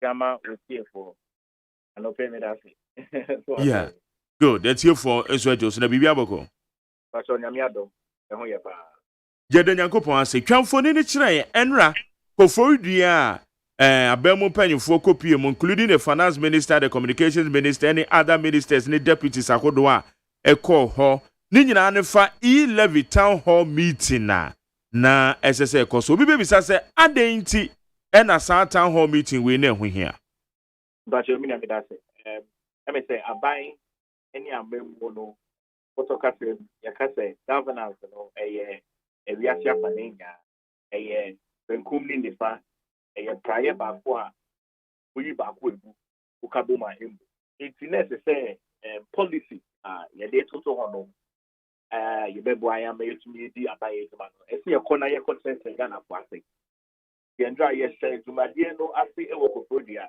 asenya kan ye no honorable Kenoforiata any honorable Osla Okufu honorable Kojo Ponkroma minister for information and a deputy majority leader eba the secretary Ghana for emomuti ase say E-levy no e ho be ban fa so man nti ye sign so train communication no senia nyema padeja senia ko afibia senia nipa is omutia taxi omoye just about 2.36 billion per out of close to about 17.6 million wa omoye juma e wo Ghana na ye hwe yen so no minister for communication my say nyema bebre say afibia no juma dia ebiabe Ghana, my dear also electronically, no.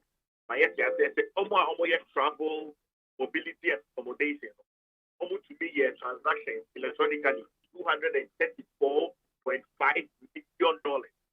Fashion and beauty, almost here online, the Juma fashion and beauty, almost so it's meaning $144.2 billion. Of your mom, yes, electronic, any physical media. Camera for video for online business. Almost to be raised $121.4 billion. I say food, it are both for perform to talk to dining or internet. So no, almost to be making $53.77 billion US dollars. I say toys, any hobby, almost making $58.87 million US dollars. Digital music, I downloading, almost making $1 billion. Any video game, before downloading, making close to about $69.85 million. Minya bema yakasika we nya abomwa. Now I say econometric growth no able say the expectation to reach close to about 500 billion US Ghana city. Amphibia trying. And you say that's the you trying now. As say a bomoding that you to be building robust economy. You see, E-levy no, and who be bound for so ama on mine no. It's a say beboa ama a buying it building broader digital infrastructure. I be creating a more digital marketplace ama on mine no. And be say ama they are building robust digital infrastructure. And beboa ama cost of using telecommunication services no ama phone. You see, E-levy no so no beboa ama the akwenya ama yesu improve young economic activity. You see, beboa so ama if you see a pandemic in Ghana, you to me it's close to about 2 to 4% of credit card fee. Now, E-levy no a lower end of the total cost. I mean, I think I'm away up to so on. And you see, on my penny, another down for on the city ever told Ghana Apostle, as I think I said, and Pomodi, I ain't get BBI, your friend of Ghana Beyond Aid. We have Ghana Beyond Aid, no, it's now say. If I'm Pomodi, now Ghana, it's being your own one sickness. That be a say, your home baby, if I say, you did to my DBA, you sick up a Punoswa, you to me, I can yet. And yesterday, Biana, your papa was right here, the Biana, your papa was right here. Now, honorable, Freya Council, if I get to Honum, MIS, the baby has to say, Ghana, no, young custom yet tax revenue of GDP, no, any other countries, and you compare, that's to say, out of a population of 30.8 million, you know, the estimated GDP by tax, you know, I say, close to about 12% in 2020, estimated to have about 30.4%. Now, Senegal, a population of about 16.47 million. Almost estimated GDP as at 2019, 16.4 million. South Africa, India, no more, South Africa, Ora, and Peninsula, and of course, Chrome. Population, 59.3 million population. Now, estimated GDP as at 2019, 26.7 million. Inclusion per Ghana population now we are 18 million. IPA 2.4 million per any tax. Now entities that you register more as this mutual taxes no 45,109. IPA almost register mutual taxes no 54,364. I mean remember basic understanding of E-levy no yes you say Ghana for to see as no one you to be here to and he says E-levy no a 1.75%. You share your 2022 budget. Now you say the OBS and this car you bet 1.75% based above 100 Ghana. I mean remember also the car me can say it's straight you have 500 billion Ghana cedis here. That's the OPA or you on the digital platform on mine as risk. Now, so mine is risk. We never man. And why are you pensing a year to me? Who are you pensing a year to me? Hospital, you pensing a year to me. And never be ready a day, but I am Ghana mine to me. What way a Juba you pensing a day might be one. We never man. And also, yeah, yes, me. In your way, and I get to one that you say, Yambo Modding, I get to me, Kakaka. Yambo Modding is to me, Kakaka, but one or minor input to Etimakos. Na obi bisa se adie ehusem kan ye no mujidi se enra mo expectations dia na mo hwehwe no mo setimi kan enam se kofodua na makọ na nipa be ye 200 bi na makọ akohia program no transmitted live and I say coverage some of the radio stations and so epic na mujidi se Ghana for be 30.8 million Ghanaians but ye che yenum kra ye nyini a wo de let's say the voter population of Ghanaians woma womujino mo nan so ometo aba no wo hwa matimi enrich womo ama womanya the better understanding why as I say you to E-levy. Minya baba mi dase kenya woma ya kwenya ye kasa no pe e woni FM no na jumadi ne tie say ye tre Ghana for amomoti ase say insise ya ye de to hono mama E-levy ye bebo modern na ye jiso senya kan no in dry kofo bebre ma suggestions bebre almost say abai making sure say E-levy no ye fan kan consolidated fund no almost pesa abai creating new account E-levy be ko no so me say bi almost pesa abai ba na abai ba no be ka show mo jumadi a almost ye disika na ye india be ma niema bebre kofo bebre aka ni nya ye dwendwe ho na me gidi pass the papa mu de it's say ye government ye accountable no the bubble modern Kama Ghana for will be so kama na bosumi mi asa me say bia ye beba amomati ye did say yasa jumadi asi ye kono voting population no ye bomo mu nya ati ade no betumi asom in bi say bi omo bia so bomo mu bisa na nya omo ti ate no ya church o mase. Now do you believe say dom kuma ewo Ghana mracho bedwafie yet say a honorable minister, finance minister, Crown of Kokushiai. But Shiamudi no Crown entime Uncle Ye. It's a more catcher Yamayati Asiano. Parliament House once one. It's a say every 4 years we are in Okakotuaban. Ghana for and a Tuaba. Ghana for Mutuaban, Omutuaba a parliamentarian. So we are parliamentarians are Omaka representation. It's a say, 30.8 million. You used to be for track chamber of parliament. People pay 17.5 billion almost to a background, so almost so earn to me and come to that parliament. It will be a Unipabako for representing constituency. I mean, remember, be a Unipabako for representing constituency. And they say almost dream almost constituency. And don't like your name or minor 18 common. Say, Mumba Modena more episodes on Kasa. I'm more episodes and say, 11 and Unia and my. It's a say the again is that in the Mebisino Ediana Aye. It is semi a course of parliament honorable kind of rest and Yomushiano. Then in past this time, ever since the Fourth Republic, I think the Indian parliament is just a minority, almost rising above propaganda.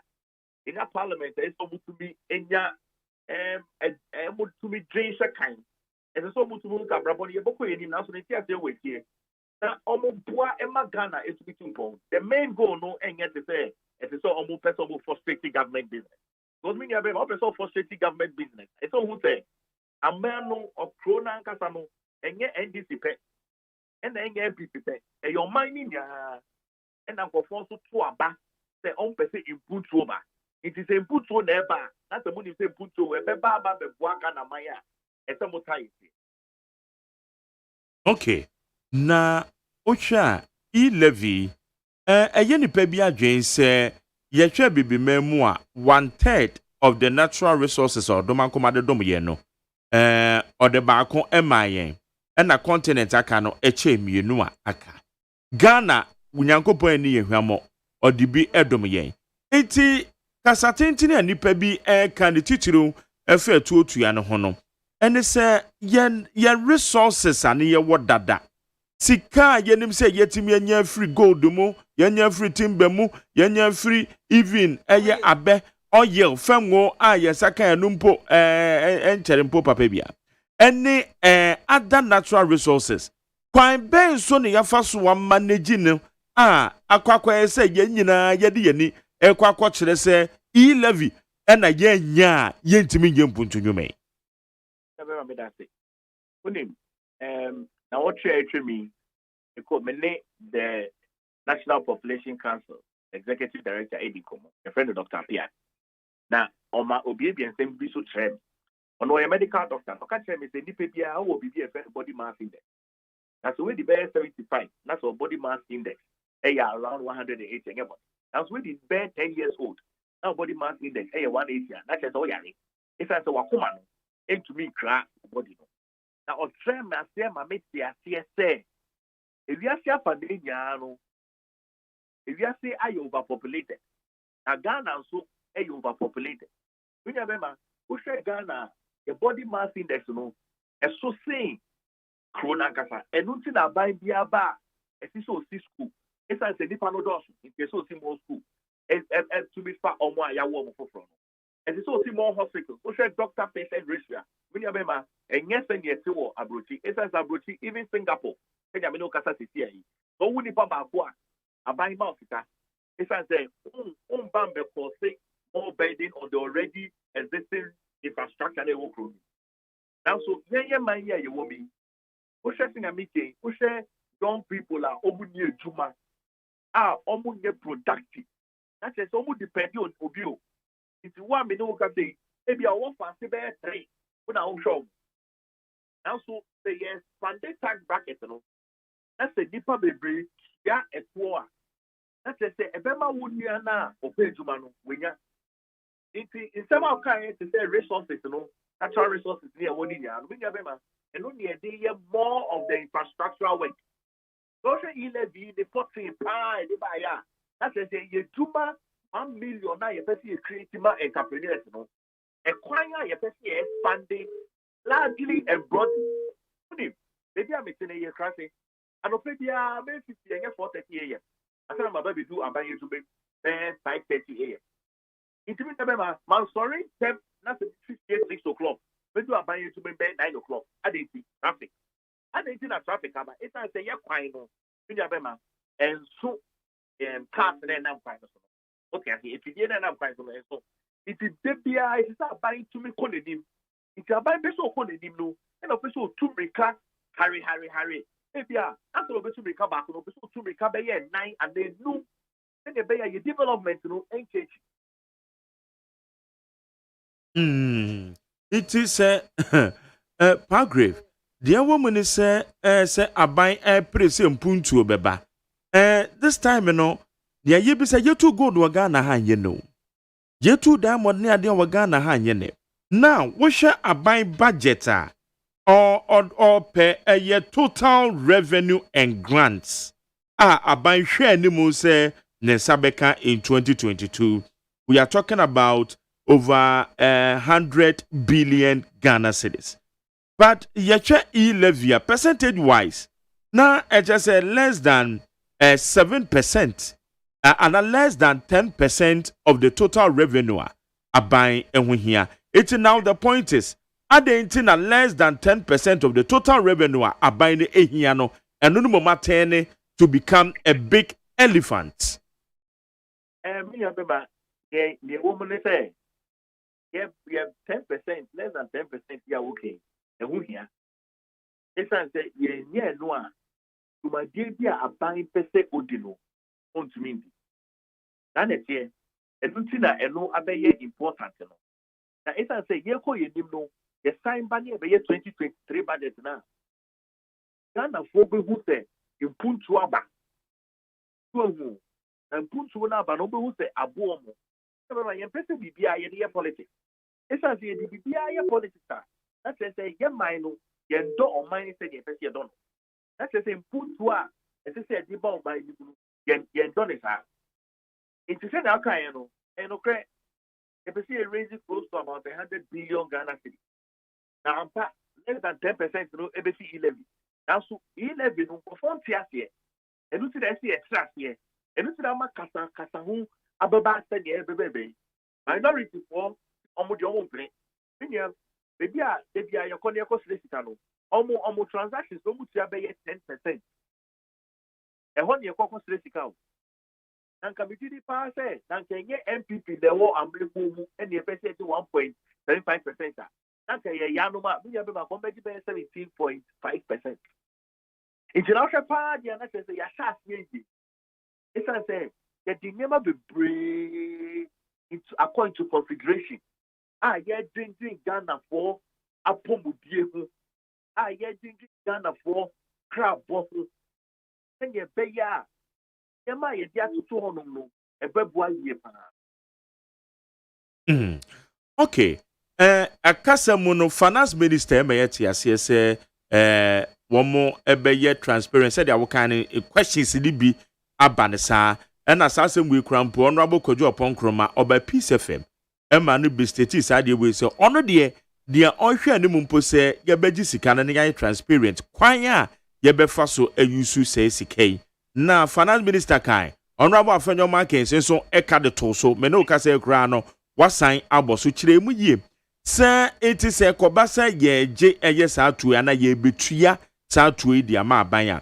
How transparent and aban ni betimi ya ye amagana fu hu se ampa we de atu we fasode a akwa because ye chance etu a eto e wo Ghana ha no enye nne na ye onim eho abakwasem dia abako especially the communication service tax a ye mame esla owusu kan ye no yenim communication service tax sabre na ye ra green team ono na ye communication minister na wo mo hwe ase eto we ba o mampen dada kofo na penso na botayenti amampen dada kofo de ba ye ni titiriw eye NYEP wo beneficiaries and ye ntimi ntua omka itina sa tax we by but later afia kokoba say eto no kwa ye age no ye de akwa consolidated fund mo ama say akwa yi bibia ho. So what is the assurance?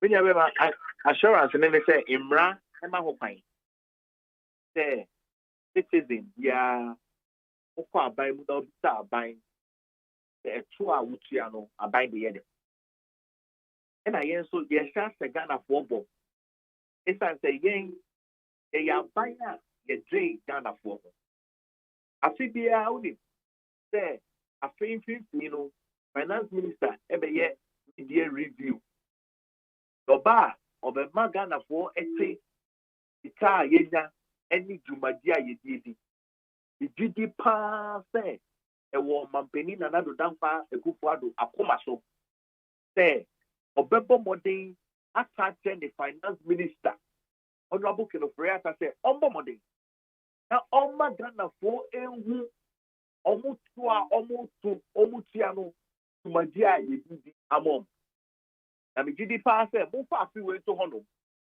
na mo fa nye edisuadi hu na mo hwɛ sɛ aban yɛbɛyɛ sɛnea yɛse yɛbɛyɛ na December ba bedu a ne yɛdi nkɔmmɔ a na yɛtrɛ mo sɛ sika a yɛgya efi E-levy no ɛyɛ sika kɔrekɔre se na de yɛ dwumadie wei ɛwɔ fantene kɔ yɛdi dwumadie wei ɛwɔ sunyane yɛdi dwumadie wei ɛwɔ Bono East yɛdi dwumadie wei ɛwɔ Central Region yɛdi dwumadie wei ɛwɔ Oti Region Volta Region na mo nkɔnkɔhwɛ na ye be presented 2023 budget na ye ka se mu tuasu etu no na maye to me ejuma pa e magana when we say ye accountable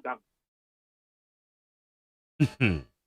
Okay, na suggestions bebre na ba me suggestion me no na me susu ebrade we hya ase ne se ye ne telco so no ka se womo ba absorb 0.25% bi edi efrimu but telco si womo no charges and womo de maye no woma cap no one of the telcos say sika na ye over 1,000 cedis 10 cedis na obetua me masse sendi mi sika 20,000 on my momo 10 cedis ya na betua ye it this time na E-levy no eba no fine ben so na befa so etimi reconcile say telco so no mo charge ye kura na it was capped na enye se wo mo charge ye ema sika dodo ni nyina na mo charge ye that percentage no it E-levy ni be mu na finance minister signal ye say telco so no aban eno mo kasa say wo mo so beto mo charges so an ba absorb eye percentages ni bi no fine ben so na befa so reconcile Domini abema medase telcos eto a omoje no ekom ho aban eto a opeso oje no ebeba aban ho na telcos 0.25 na 0.25 na omode omateso no aboa aban ama aboa o hwepa na say in effect kan na ka E-levy na say ateso from 1.75 it has there telcos for no so ateso omode na man inti in reconciling it no can you kan the wood yes ya capital the wood ya 300 Ghana cedis you charge 1.75 no above 100 Ghana cedis. To be 1.75 of 200 Ghana cedis. So yes, our transactions, per day by the same person. It's the same outcome, Send your mutia, cell postpone on. And so, Betty, a sign passing airline, E-levy now, a bebo amaninia swat. As a idea, whom I am bois, I am doing commotion, I am tiasia, na parliament, and found two. I am for airline in brand new commo. I am more sensitization. Emma Ghana who say, okay, they are from February 18th. That's the starting E-levy. Member for 200 cities. I'm a share here, get me. I'm a share here, Nipano to the core. I don't know, get the year in Sissu, But I buy consider say, my year drain says a bebampa, yen carpon no. I buy the bedroom, Sako no Zwana. Minabema, Penamicano, Amemono, a Benkum, a Yenifa. I owe you Banco, Ukabumbu. Consideration, Bia, Ubia, Diama, buying. I found a supreme. Ye, now, we did pass the brain of one can pass soon. Na reduction and also bibi sabe koso ana 1.75 na Minabema. You pay in so, your crassy. You pay Kania, your crassy. You pay lorry quine, your crassy. You pay hospital, your crassy. You pay school, your crassy. Minabema. Maybe me did say assembly, and you 1.75 once a more. And you see a bit of Ghana, no. You say a 2.9. It's as a million ocean rural urban migration now. Yes, yeah, Panania, and they are one of their major threats on the existing infrastructure way. As I said, more people don't move to rural areas, urban areas.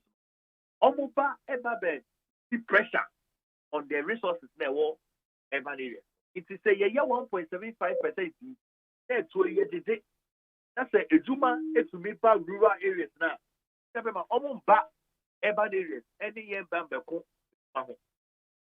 It's a medium issue, and 1.75, and you're actually 3 years, it's a Ghana, no, you say 2.9.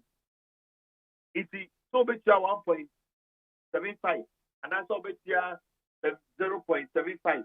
No, and yeah, no, as 70 cents, Ghana, you say 2.9. Ye memo one no money a juma na ye pesi a bombo juma no. Ye dream one na ye see a crobia be ya a ye di memo one. A crobia that is a ye di memo one. Ye assassin is a bisao. And ye percentage in the crowd. When you say, when you hear what Honum say, who say ye jump a couple to be and also be up so difficult to Honoma. Emergency fund now when you hear more day and some will be and yes, maybe our USC for Sumi be a 1,000 cities to the day be 1,000. Remember, the Bibu or Bosubi on that way here. And your money. Now, so why CSA who has to bring emergency fund? Ghana, CSA, if I see a 2 pound. Input to no, and who we die. I mean, remember, saying never my 2 pound. Number one, as I say, you're expanding your tax bracket. You're moving from 2.4 million people who charge taxes to close to about 18 million essential taxes. And here moving from 90% of your taxes to Greater Accra, across 16 regions, now Ghana need 275 constituencies now Ghana. But the problem one, I can say parliamentarians, a minority for no person who say, and so Mukusu, almost town hall meetings, almost catch or constituency, and say, Mutia et toi and my to me, and my or my no and Tumpo. I guess you can't go take you. Okay, go get the media, and what? No, be back as a minority awoken. One more share town hall meeting, I say, a war, a Yukumase, and then I'm swa. Ye nim say, and on a trigger say, as it's our buying so share in a town hall meeting. I see Antina, I got where any penny be say, minority fui na mo pressure na so ma mo so mo yɛ town hall meeting Yeah, be me no correct. Town hall meeting. Yes, I say actually. It's the first republic. First, yes, I say fourth republic. Yen MPP. And yes, I say town hall meeting. Make specifically on E-levy. And I'm making. Yes. You must say a town hall meeting on E-levy. And the NDC for advancing so. Now, never yet to your book. Am I you to make trade to Muyi? Am I Siaba? MPP government. NDC4 and to me, and my impression. Independent government are mono Ghana for Obama, yet in Ghana for.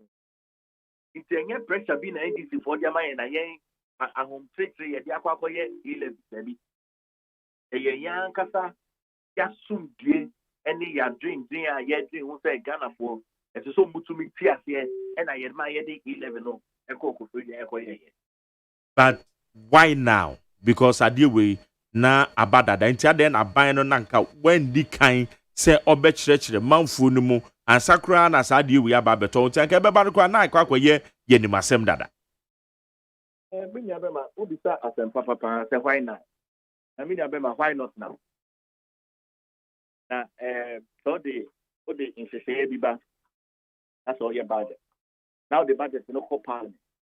That's a parliament for Etiapia. No. What the aba? They do on a friend baby. Value chain of consultation. Who they see a straw, a form, and answer who the form a crossroad. Who bet me you should be in ya? It's yang, and say, stakeholder engagement. I may have seen any other. Yeah, stakeholder engagement. Here, seen any other also. You sign at the core parliament. And my parliament for almost no. You can see a threat to Ghana for a more muscle here. Why not now? Yes, it's Uncle Fire. Mobesan edumani achire baby foforo. But to say you need baby for E-levy kutawudie se makokofo dia ebia baby foforo so ambasan akọ wo manimo a before its passage. But I yakoma so say you be call Ashanti region, you be call Bono East, you be call Savannah, you be call North East, Western region, you be Baba Central region, Water region, Oti. You call baby ma you to me church you ma dey na see. Na say the passage the better parliament kwa chill ana say parliament be hu adwuma na ji we ana say mo yamo de na parliament so ye o mo de. Me ya be ma ye na parliament so ye o mo de.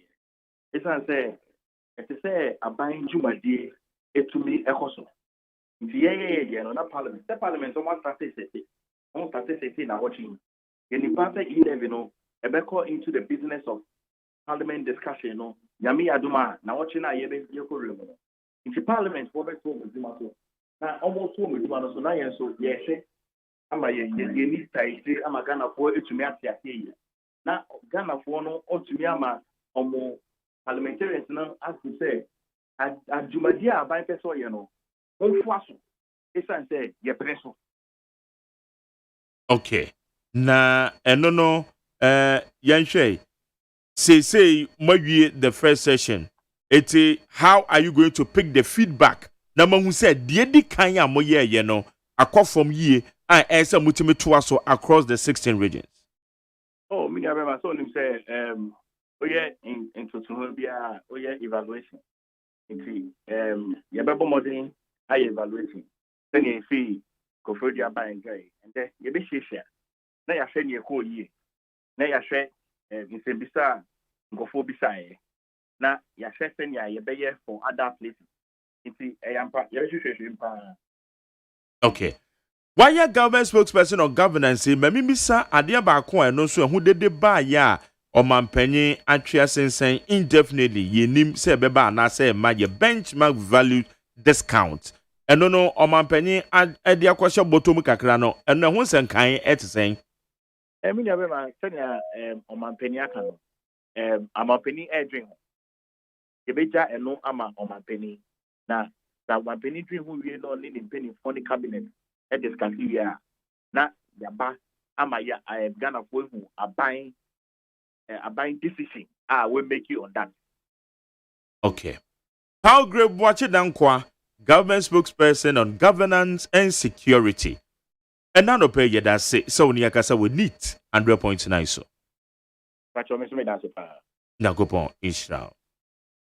Jane aye Palgrave boache dankwa aban kasa mafo ewo amemuo ene bambo onsemo no ena ye ne din komo Ghana muntie so yi. Ghana muntie. Ghana muntie. Ghana muntie. Ghana muntie. Yenko kofrodua yeguso yentie nsem ni bia na honorable Afonyo Markins no di tudwa.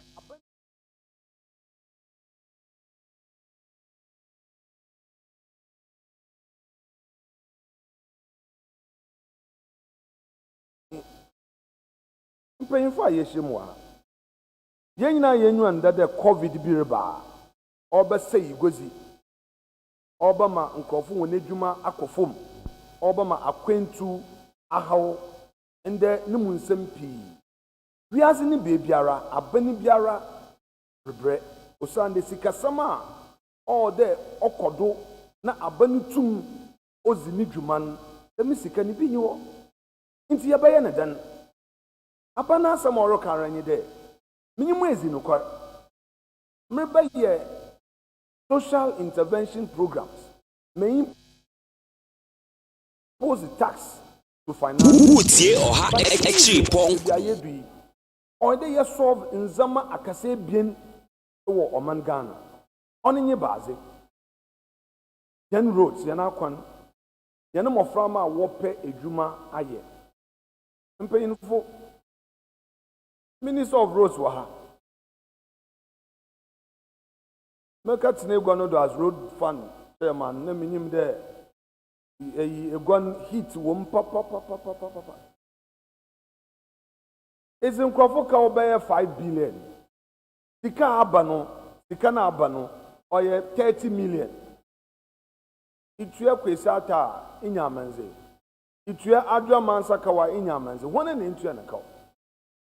Na no krakranyi Goro boys then bi obi sene certificate bi mam na mu da certificate na akọ viral ehwe WhatsApp na certificate na nante wa che obi aso onyim obi na wodigi ikofo woni sika. We need a system, a verifiable system, a reliable system obe create certainty in your businessman in case you go your business. And there's no certainty attached to the outcome of your business, your cost of doing business increases, or you even better forget about it. Problem all when you there's something there. Road tolls see some 6 million, 7 million. Afimun ahin. Now a kilometer of a road obakos ahin. Them 6 million on yen koduhe. Nambom no yamfa into water the membra. Yazeba, and she say, oh, no, aban benye sikebia, no mu yedula, regularly, no yebohudo, contractors will try one cow. That's a contractor, you man won't try the kawa. Obey then was an abbey. On to Mamba Yenara, your parliament. Your call Yen Impesta, and some will be saying, I need it. Yaban ever your conning. Rose minister or answer questions. Ministry or Parliament, because MPBR was a opede what you can. Inti Mr. Yehia za yebotum na yezaya yena kon na yetum na yetua akontract esfunuka. Contract or yejuma offer obi a onkitansa na ejuma kra obi a one co school offered obi a we co machine operation orphan university graduate engineer wafan upper management team, obi oye finance, oye accountant, oye them. Into contractors for the year 2 years, January show when you many year up manage the economy so that what the government expects to have in terms of growth in Kenya. Until we can't allow that sector to continue to suffer. And Mijizi there, E-levy is one major answer. Second, Finance Minister, Osi you start. That's on your base. Yanim Brente says Yara zo oho kasenyi de. Omanpayin Akufo-Addo ne free SHS ninti. From a Warburg graduate Efi University. And a dodoa Warburg nyanyimzi wa Ghana no on the phone. Obi we secondary school a. Another Okwa technical school we. Ano we university. Ope adwuma ye. Ana yezu obi bia ba sha abane adwuma man. The police was afibia worth for 10,000. Immigration 10,000. Fire service 10,000. Ahina obotu afa. Ekwa brochi mema. When ye osande ankwankre dwuma wa hye mekena. Da eja finance minister oya papa no ye moborama. Se owa botel oye ne dwuma hu de.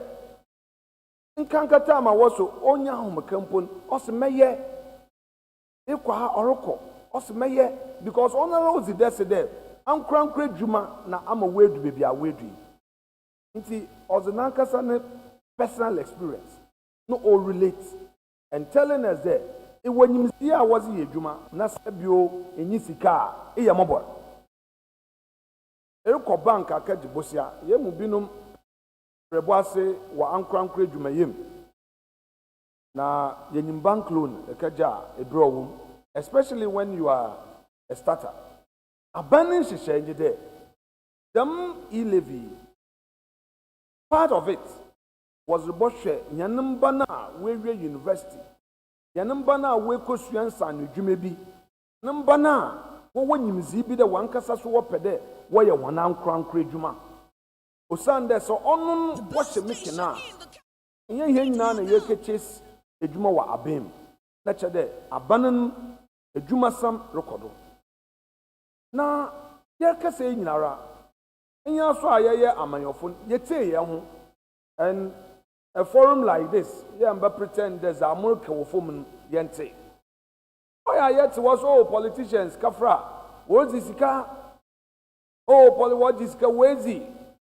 Anayente muka na monka no kware inti sa muka na dama na the main concern there how would that money be utilized dembre minister okay there is going to be a transparent system emi no yo yebotum ya track the abanizi dem E-levy bay no kware ni contractors use deside wotua wanka no kware ni yebotum yezihu deside Mbrenten and Katesia do a wokitans and a juma, a wokita nimzi that woped away one crown juma, wherein you access to capital to do their business. Then we can be sure that indeed aban nenum kaso keno osaye juma. No kwakra dem the music and keno. Abanizi free SHS ribano. Wambeji tax in fee and check. So it means there, comparing, ambayo ku ebien, biatna bem, bi ako position, biasana bebio. Se COVID amba, na sikasam anya basa, minjin there, inchaban zidam E-levy baba to survive as a government. Because abani wo track record there, oben or to tax do. If you compose or if you meanwhile, no, your baby in no, Abananka de Mama Mensado. This year, member county free SHS in Metrum, Abananka them. Abananka teacher trainer, I nurses there. Look, this year, young with the Sikeni wanty, allow one in Metrum. Meanwhile, no, Abani Hiska not as a solve critical Zemebia or Boyan. Now, the politics of it. I mean, let me be a makade. Politics, me ye MPP, obisi CPP, or your competition. The Nimpana and Cassin Tiama, obey na wababim. Abazinti no there, they be obon simum. So no, as a papa mpoa, akaye politics inti, no, or do ok bibi, or do chua. Ozbochu, yati bida, or ye no man paying kufo. Osisikas akashe fango n'enhwehwem magana yetu fango okay there was a crow castle, the Mabre, Brofi was a fango catcher, man paying for. Yet, see what radio do P was fango now was when no car that. Dana Yanam hit in the Kenya fango, a imposes or ya jungle. That's it. Obibia wa hebiano ozimodese. Nanso nature ni e baaze na yehu ni. Ghana Montie. Ghana Montie. Ghana Montie. Ghana Montie. Jama Ghana for kwa bede ba Ghana Montie so we need 100.9 midin de Mark Jerry or say Ajyema na dwumadi no ye frɛ no eye Ghana Montie need 100.9. Yeguso a yedi E-levy ho komo a yene govern aban spokesperson aban kasama for the ma amemu ne bambo na o kire hyehyɛ ya aban ne yese obetumi de nkyerɛkyerɛ no akɔ all the 16 regions wo Ghana ha ama Ghana for timi yate de enti a ɛsɛ yetua E-levy mamenko na mene Alex Ampabe mia minua prekope oye fiscal policy specialist ewo Oxfam Ghana yene no ini ho komo Alex Mache Mejosumia Oniana meto nkacho afisha panso afin komete no pa bunya dena na meche no wajen Matepa mapa ponchi bia ugusu eje se odidi mema nsuo amana ekese na medeka ba bibi agoye ya da Roma okay Alex aban ani suade hunu efa eto a aban pese ode ba ye frɛ no eye electronic transaction levy a ye twede ti afrɛ ni E-levy ye bisa sɛ aban 2022 budget sika aban hwɛ animu eye 100 billion and over na ye bisa sɛ sa 100 billion ni esiden ena sika ye hwɛ animu sɛ ye sabeka bɛyɛ 7 billion between 6 and 7 billion eno na kwa ya ade bi a esa aban no de nani kɔ hɔ a ye ka sɛ town hall meeting sɛ kɔ so a aban ye nkyerɛkyerɛ de afa sa ade we ho why Medosumia no kwesa ati your revenue projections no and say okay you know over 100 billion the estimate of my own in the last few days, we also say the more target of about 80 billion. And the economy not be allowed that to happen. Because every year, the last few years, they've been exceeding expectations and our budget. So hopefully, COVID recover now. Maybe they can get closer. I'm not sure if they'll be able to meet the 80 billion target. But we know how quick the economy has grown in that short time to allow over 40% increment in revenue target for GRE. E-levy media no. On say, Mark, Ghana currently Pennsylvania, the customer and customer and yet. In the whole na meno, a buy no commodity no. I was saying, baby, a multi pie mo eka. Na Ghana for 82 ampa. We teach to do matter, and then you'll be able to Ghana at their mind. In the situation of minor dream, you see, I know IMF for World Bank or Omunina, I just say, or mine tick assembly be in an Enya Papa. And a Ghana for a most countries, especially most developing countries. In the Ghana situation, I need to clear the Ghana one area. The different consolidation you understand your como management. It is not like that. The challenge is global. It is a situation that to look precarious. And yet arrogant, and yet huna, and Takashi, and the was Ghana for a casa this time. E-levy may be some very, very, very honest opinion. Now catch your E-levy no, and yet we was binding, but at this time.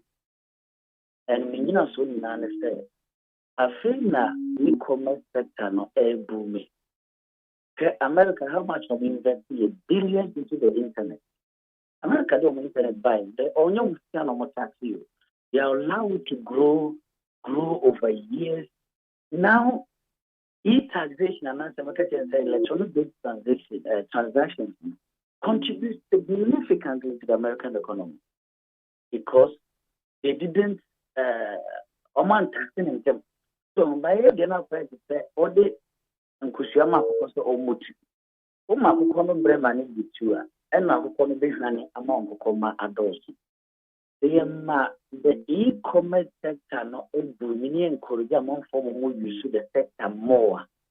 And then very soon, the sector is going to grow from the brick and mortar economy I want. Where most people will not go into the sector. And the which means now I to be a person to be our organ. However, we have some marketplace. So now they allow the economy to grow toward that angle. And really the one. An investment here you go. And no one can tell Eddie Sikavede, Ebeba. That makes it a bias on one angle. The government don't have money. And recently we see a call. My we came empty handed. So the situation is that a critical government don't have money. I had a man who said, okay, what are the choices for government? Choices, no immediate choice to me is our tax exemption bill not that one. Mark, even though the finance ministry projected to 5.6 billion or so for tax exemptions, recent IMF said during the last consultation paper of consultation, Ghana gives away 21 billion, which is almost 5% of our GDP in tax exemptions. Big companies are more able to Juma, 12 cents in Babayan. You see, I corporate 6.9 billion. But meanwhile, we are giving away 21 billion, even if it's 5.6 billion, which government data is projecting now. Mark, one. Share property taxes. Now, everybody is going into property. But a sector, nobody is taxing it, nobody is interested. Go to Europe. On average, within the Eurozone, property taxation makes up almost 4% of their GDP. Over Africa, West, but at least is about 0.38%. Over Ghana, only 9% of properties are actually captured for tax purposes. So, are we really ready to rake in revenue? Share corruption. Auditor General report, HSA, 12.8 billion was lost through corruption. When yet E-levy not saying the position because E-levy a buy project is the same opinion. And also on condition say I buy the brand bar or you see E-levy the other cost when so we of course you see each transaction the other cost. Now what the banner man process is here and then you should be more Misusu box or Misusu box now Mr. Family attention. Menko film to me as a Menko bank and now Menko agent bank for great transaction. That means that's the project here. And recent example happened in Uganda. We introduced E-levy, which was 0.5, and do one. They had 1.75. Almost buy 0.5. But the first year, no more sector are reduced by 38%. That is how it is here. You should be projecting. In the infantry argument, you bet me a preaching be a month for, but I buy the brand bar and you guarantee. In the public brain, you bet me a shasaka to almost never use to mobile. And also a band in this scanner. So why won't you look for the most creative, sustainable way of generating revenue, which is corruption, tax exemption, and then property taxes? So, until the Abai and the men, they almost shoot some men the same thing. Because one, you cannot end go. Go to 2 and you're funny being a free. E-levy process as immediate. But then maybe say one question. Yet the E-levy back as a temporary stopgap. Nobody have Pagana for yourself. This is the irony. He said, "Be a said, you'll be a cost or a collection. The be a man that will be able to crack and for more. He live in a ban. You say a net the kind of tax and cause the brem. But situation a woman, Munina more, near contribute. Kaka say the bar, and you should Ghana for the big primo Macoma. Name a quiet set a Kasinia will have the way and then I bet back up to home too, and I'm saying people. To a member. That kind of custom, we don't need it at this time.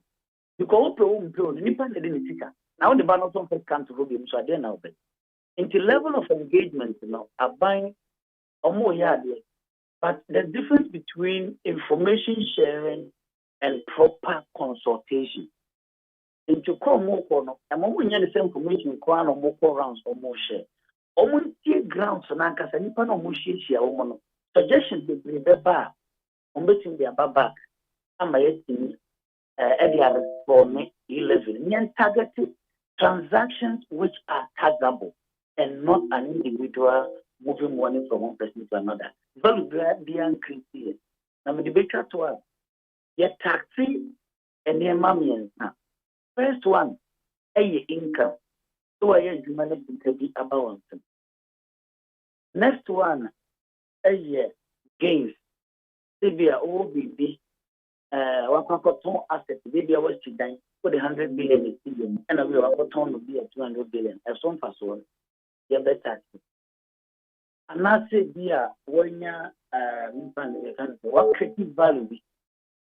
So from income to making gains, an asset consumption. Sorry, the third one is consumption. So to be a VAT, maybe a total. So income, consumption, and gains. Or making profit. Tanya mami understand we na oko economy be a shift of editor. E-levy no, and if I get in the nation. E-levy any income and will be any now for tax. E-levy any gain will be charged in more in when you are so for so now for tax. So the question is, E-levy too, it's not a consumption. Any partner is just transferring money from one person to another. So can we state any member and what electronic space in the more qualified to be taxed rather than that universal categorization of tax and debt. Indeed, my food is I buy a reason for what they are doing because the resources are not there. In some Ghana volunteer almost here.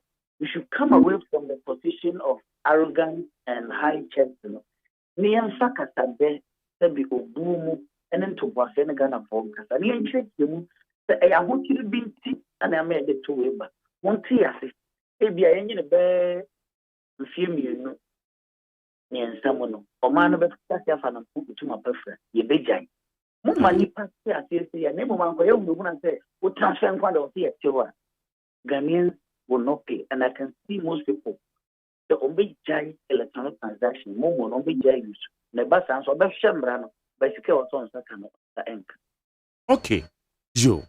What bro and Ramasona, my yimbisa we ye. O maya ye woman, ye name, kwanya ye faso na ye resources are. Odoman command the abdomen ye say nyam faso, DNA be so main sono, ye mismanaging no. Se min kwa emu banko eye ye fam ngo ayenyen ye fam ngo sikai wo de wo obi a wani di sikasemachiri yie pa se wo redi eye public interest and accountability committee ye twaniti afra ne piak abedwaku a wo mohwe kwan ye befa so ne yusu ye fam ngo no sika ne gi a ensam poto tantantan fam ngo sika ye timika se de akwa kosi dan wo mo so mbekọ ho na dan bi esi ho fam ngo sika finance ministry na wama yisika ni bi ede aye bibi ehwo akontabuo kura no na aye den ede ama oman no eno akire no yenhwe eto akodo including get fund sika yeto ayetua na yeti bi de koto get fund mu ene is a contractor bi pe get fund project aya on mambe ye da wo de che ne kura na ompe because get fund ehwo no wokwaye kwa adwuma de ne na wankasa opa wase minim se ne na asasade a I don't really know na hwe ye to gold wo ye mamu to diamond timber ye de afiri ye mamu akwa amanone se eso mfaso de ye timi kura beka kire ye se ye gold no ye nhye de hu mfaso kura papa bi e wo so enam so ekofa japa deal unsensem ekokobaye ti benya special vehicle bina yede ISI special purpose vehicle bi na yetimi hu say ye beye bibi na ye gold na ye tu no yetimi nyamfaso de it now the question is ye won template ho abakosem historical antecedent kakra bi mpo na mabobo so idi a kire bu yo ano gyina ma amanfo adwuma am kesere ne esa wei mpanyufo ka wei di akire yen no ede angidie ne yebetumi anya se ampa okay yagye atom yebetua dia mo ka se mo de beye no na mo de aye enokre mark obisa sem papa na Ghana ha eto amanfo mpeso mbetua ne mpempi no egina accountability I think you cut your quote according to your size of the economy. Nanso no overshadow expenditure bi over and the here. It doesn't look like economy which is struggling. So it's accountability when it's high, people are willing to pay.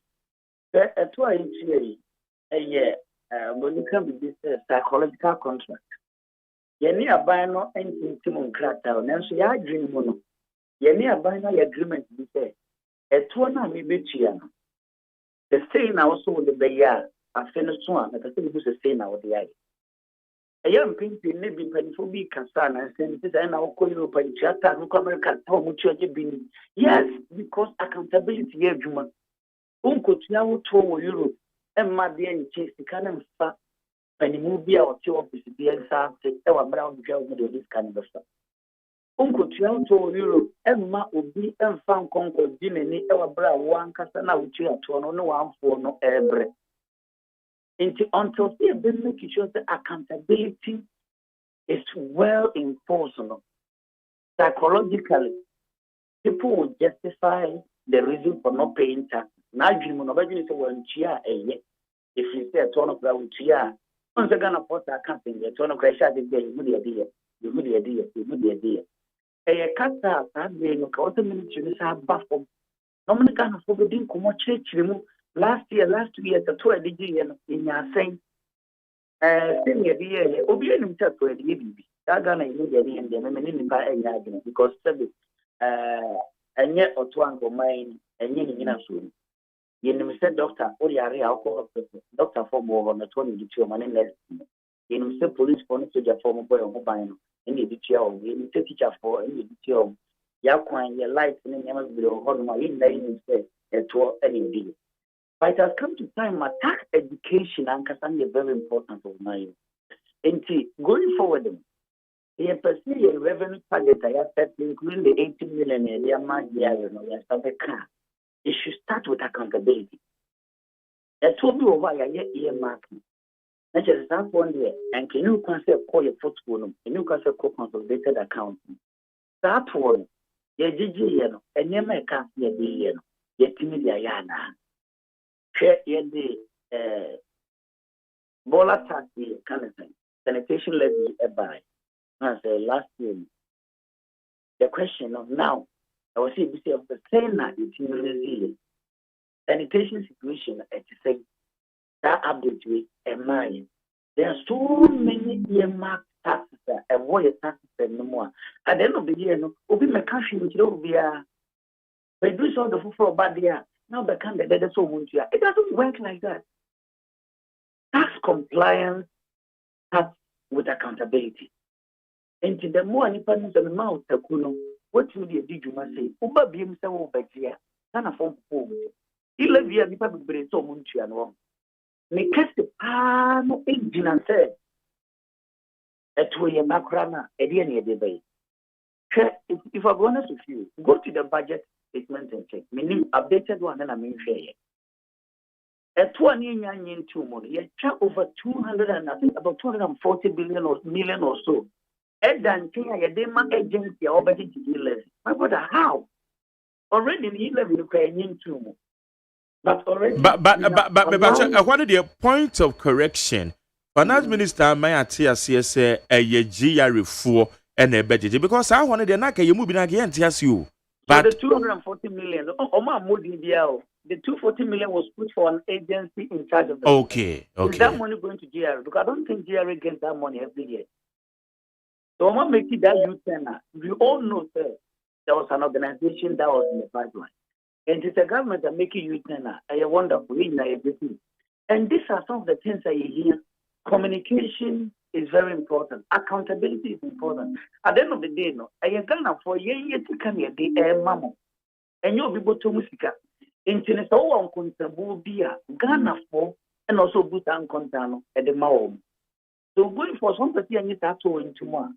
One, they need to account for some of those earmark funds, me and Cabana make it TV. So, I'm going to finance minister and I work to me do one. Make it TV radio to say them no can say. May church my 12 years last year, the idea this is the time you need to instill confidence and trust in the system.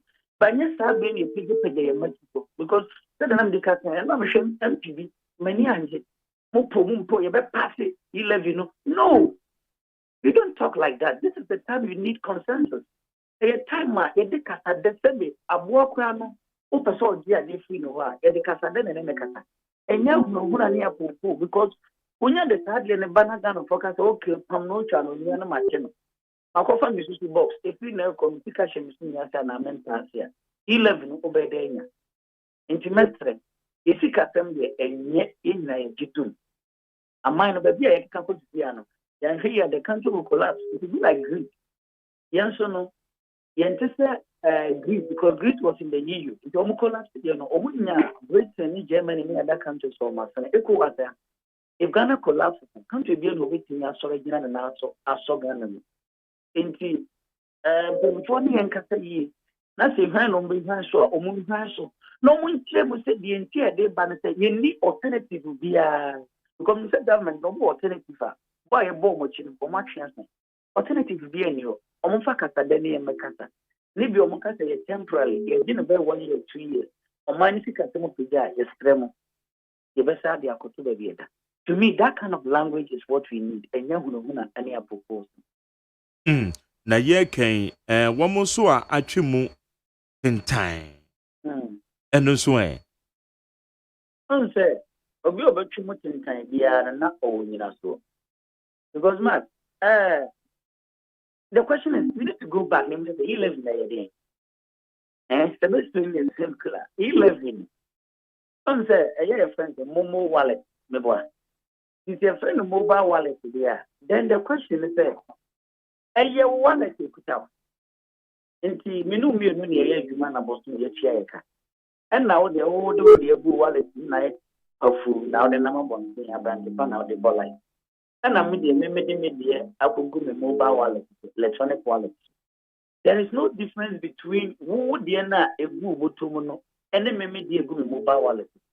If be a day, I may say, when the semester is kind of make a found what the family so. And maybe at the Sia Naja, you will maybe an entire Nevram Kakra, or Mamma, and get a fancy electronic wallet. The baby, I'm not could be an bit near, or because of my attack, which means. Now, the now say.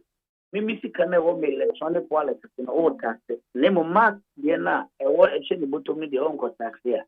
Is it fair? The bottom line is we are waiting time bia no.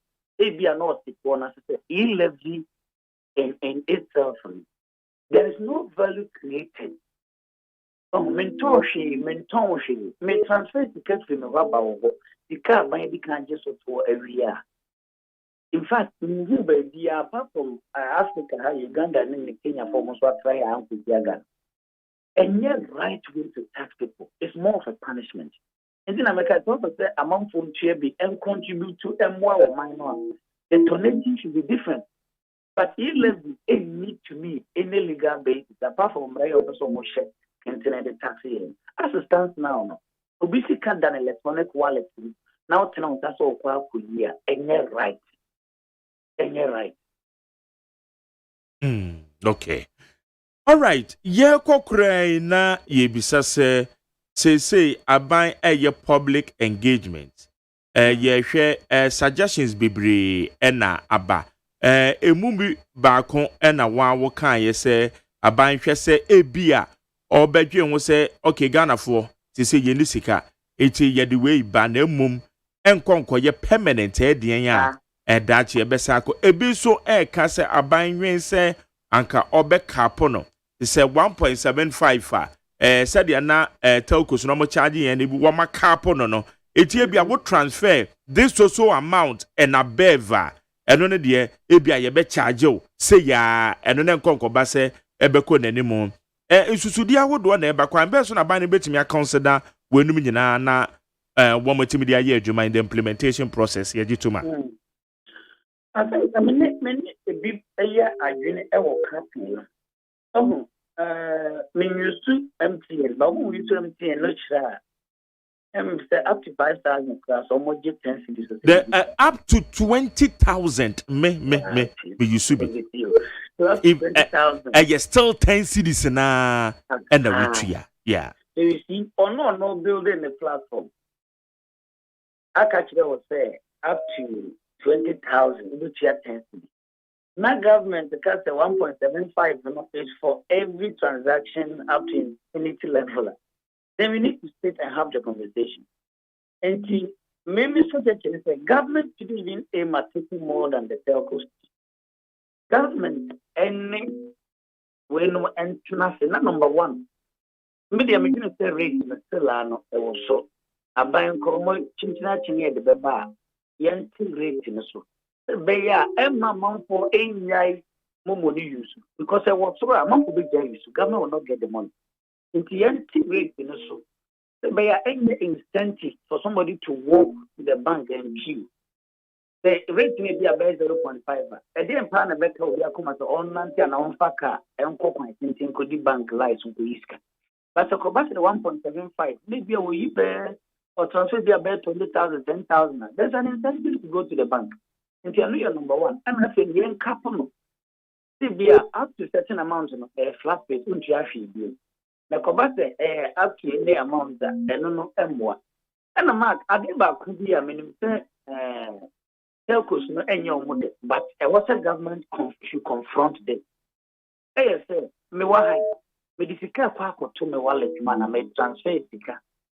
And they are to my wallet. So there's no way that any logical sorry to say the telcos ever charge. Because Sika, as I said, you make co bank. Now me this to my account. You see, as a transfer Scarborough market, said, "Dear, me this could be an amadio bank number. Namadia bank send this to all transfer telcos etcetera." The question is, how then am this Scarborough? Who company out to buy you? Me this car bro, that's my juma. Me here, I'm about this car. Me this can barber put me wallet to cry overcharging. A brand sooner me say, "Be says, Cano, I would be guy, or some fasona, no, I charging." Into one area, maybe the government, you know, so no, if you have I'm a telco, so no, it's not formally regulated, not properly regulated. Name saying Cambra, Juma, and number one, and it's there. Telcos, no, what is the care will be accounting, which is a normal deposit, should never be subject to charges. Because that's can a free money or the best telcos no so move any omujuma. And no more quick loans in the can hold the interest. But so far no, nobody seems to be talking about that. That depositor telcos are charging. It is not right. Telcos to me should only be charging when you are withdrawing. At the point of withdrawal, no physical cash and how they to be really there. At least if your marshal sit and so am in the brown paper, you know, almost on GB, was security of your money. But time I would this can come which is deposit, you know. There should never be any charge. And one area I'm going to say the government really telcos make casa now omu free ho and omu reduce here. Maybe in a way, no, I'm gonna for conversations so no African. It doesn't mean that me see you need telcos start the government they make sure there be. But may count some of the challenges again as customers you go through. Some of the multiple charges that you need come up for telcos no air charge movie. The government needs to come back, talk to the telcos. To me, give me all transfer charges for telcos. Then government needs to go back to the drawing board. Only in Catania, what transaction and I will see an E-levy to me. And your transaction is there and also a charge E-levy. Some are e-commerce based. Yes, I will see a charge. But some are just money from one person to another. No value created. And on those transactions, you shouldn't put E-levy on. But yes, I E-levy no and survival. And I ever passed it, okay. It is said, what can the NHS a quack says, I buy and to many E-levy, the NHS said, the unwatched anyhow, hand a baby to a buy so. Okay, you. Medan say Alex and Parbe, fiscal policy specialist, Oxfam Ghana. Yada say any commodia, you know where the Brano, you have a sound about nice. Nakopo is shrub. Jenny Alex Ampabio, a fiscal policy specialist, na ono na yene no edi enkomoyi. Mameka wadwe nchira de befa 0503721744 0503721744. Ghana Montie esuni ekuaje wanso wa ha obo ame bedwafo wa ha ene so de ye bo no one top. Ekuaje de bo no one top wa. Mamekwa amano so na mene Alexander Kwaku Tete oye president order Citizen I Ghana a civil society organization baako a ewo Ghana nkoma yedie opese ochre na dwen efa ho wene Parliament House wonsem Alexander Kwaku Tete president Citizen I Ghana ene anope ye mo ache yeah na mpomu tesen onyame adom ye danya kopon ase wo a civil society organization na munyina mo hwe so man Ghana mpuntuo ebe konkan aban policy odi aba efa eye E-levy komodi a ekoso so far as a civil society group no monso san na muhu nkutawudie no efa majai mboni ejumapa so ya matembe ya makana ma media wotie phone any despite me na market say what and go football a wo mo chidom na ma ko be wo say e bo chidom ye be make sure say ya me also ba be yes ya do ba ja be den then you wo ka be ma go for the answer be can be den ya mo na wo do pa Ghana am ga she be jafo Mike ni ya say aban ni say me dey me record bi say Ghana for na na do you bia omo pena se mu die pa meke amampanifo a etwemu a enti se omampani beti Ghana fo ase a o se covid bai oba bonten na wa bekyerekye e ma covid ni kofo enti we ya ye call left and right ye ba ade na omampani ene obo ko ha so ko we wa ekino mo ko fo du ekino mo ko ha ade na omampani na kata ma bonten MSC Ghana for the TCD, you will perform Saturday with me. Yes, sir, no. What Madaroma? Mena me your man. Near Elcosi, to see a new memoir. No one church you. As I said, you're not all your COVID media. Ghana for better than just solid. Now, say yes, sir. Not so object to MPs, Nenquanso. Then no new Mukusia. Even though last week, Grano, said your new Mukusia will and your man said, I'm going to said near Ubuta, your friend MPA or Poppy or and some to a dream. No, yes, they were I know. And pay what say only any pabem, you know me and send me only I like the folk, you know, I can't want Opia actually not doing it. Let's let me feel say, so on my penny and Casa. A simple bagana for him, Esther almost say, Omonye, mana, got for better than you. Okay. No, be na COVID no yes. Ntinyata na wo hwete se kayewra peka yensama waka say ye be chinchina omo be implement ta lewina ebe ha Ghana for who did tintin dia the problem beba esa opposition party no omo nti wase ase wo feel say omo no omo nye obi a apartment no dabi ye nyeta nti ye fre omo mpani ye Ghana for Include try a one share Ghana, you know, yes, Mother Ghana, and to Ghana for the Omakumaye, and my Mampania, but what the force man from Brazil now, Mampanina Kata, Stipam Pampano and Barbon thing, and can be beaten near Cosi because only in air Katan, including finance minister, the people can come in Kwa, come on one Kasa H removia. On Kasa, can of Foyata Ghana for a buffalo, can of Foyata and Tinachankata because. Finance minister the brave or my betwema MPP for almost a star boundary do cry no yet something. Oh, you be the night or your new market jacket. Your friend is saying, Achimney, what's it? Honorable Safumaf. Oh, no, so no, your finance minister of why I know I've been. You know, you be about. And for Yaka, what is the Ghana focus folk can for Yaka? Okay, President. All right. My member say we you say said ya was so was suggested BB says said ya nanka no COVID-19 now man penny egusu anoma update sanaka health minister ho na no be my updates no e dia fa ho but we baby say said ya ye ken so man penny no so di nwuma no e na e dia hyehye enipa bi nsa so o engage o manye bibia nso na ebetimi e dia to man penny so e bia na COVID ne de na kwakoye wiasa fa na nyina na o how ababeto yesu nti na hu behia se na no mampanyin na kasa because ama ahodo no so na mampanyinfo no na na kasa nti na ne koba ne sa iti ye de ade na hye o mampanya poni ne tumi ne bi ho e de ahye nipa bi sa sanko wo mo na se o mo engage yen na yetimi nya the better understanding no Majay, me that's any question you want to say.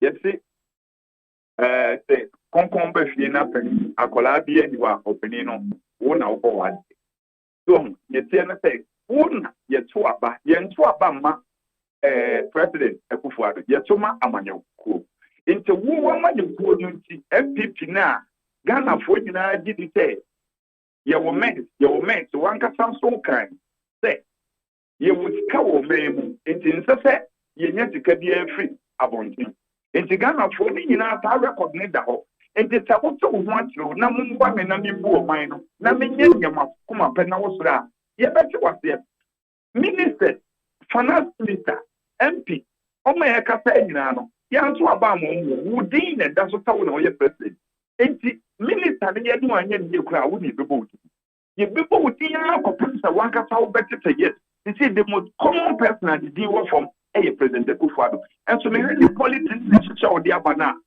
enra anajona wo yente bibi wo mu school so do a west with a say for the bomb the group and so say ma we nyina eso akata na wo mapani ni de o kana wo chire mu a obeye heye wo krum e man kofo atwase o mu say o bre but say mu show remorse say o yaye we wo mra o man kofo ente wo ha o de wo bre na say you repufo edu ni adia o mo man na ti na say na o man na e de o mu nim say ne wo ye bia no eye ye na wo de boy ho bra because kuma se kwan ya na nsen ya ye foso a waye dobu nobi obi a ne eje eje say am fa de say ne wo ye wo ukrom ye fa ne say o ma pani krom aba konta krom eni adi sa kwan yi nyina ye de to akuma se kwan so a masa ofi se ka kuma se kwan ko ma pani bu sa yiri en ko bi amie na no enti asam bu nyenyi bi wo be a en ko fofin se de bi afedie ye tak dodo ni ye niam ye tua nyina no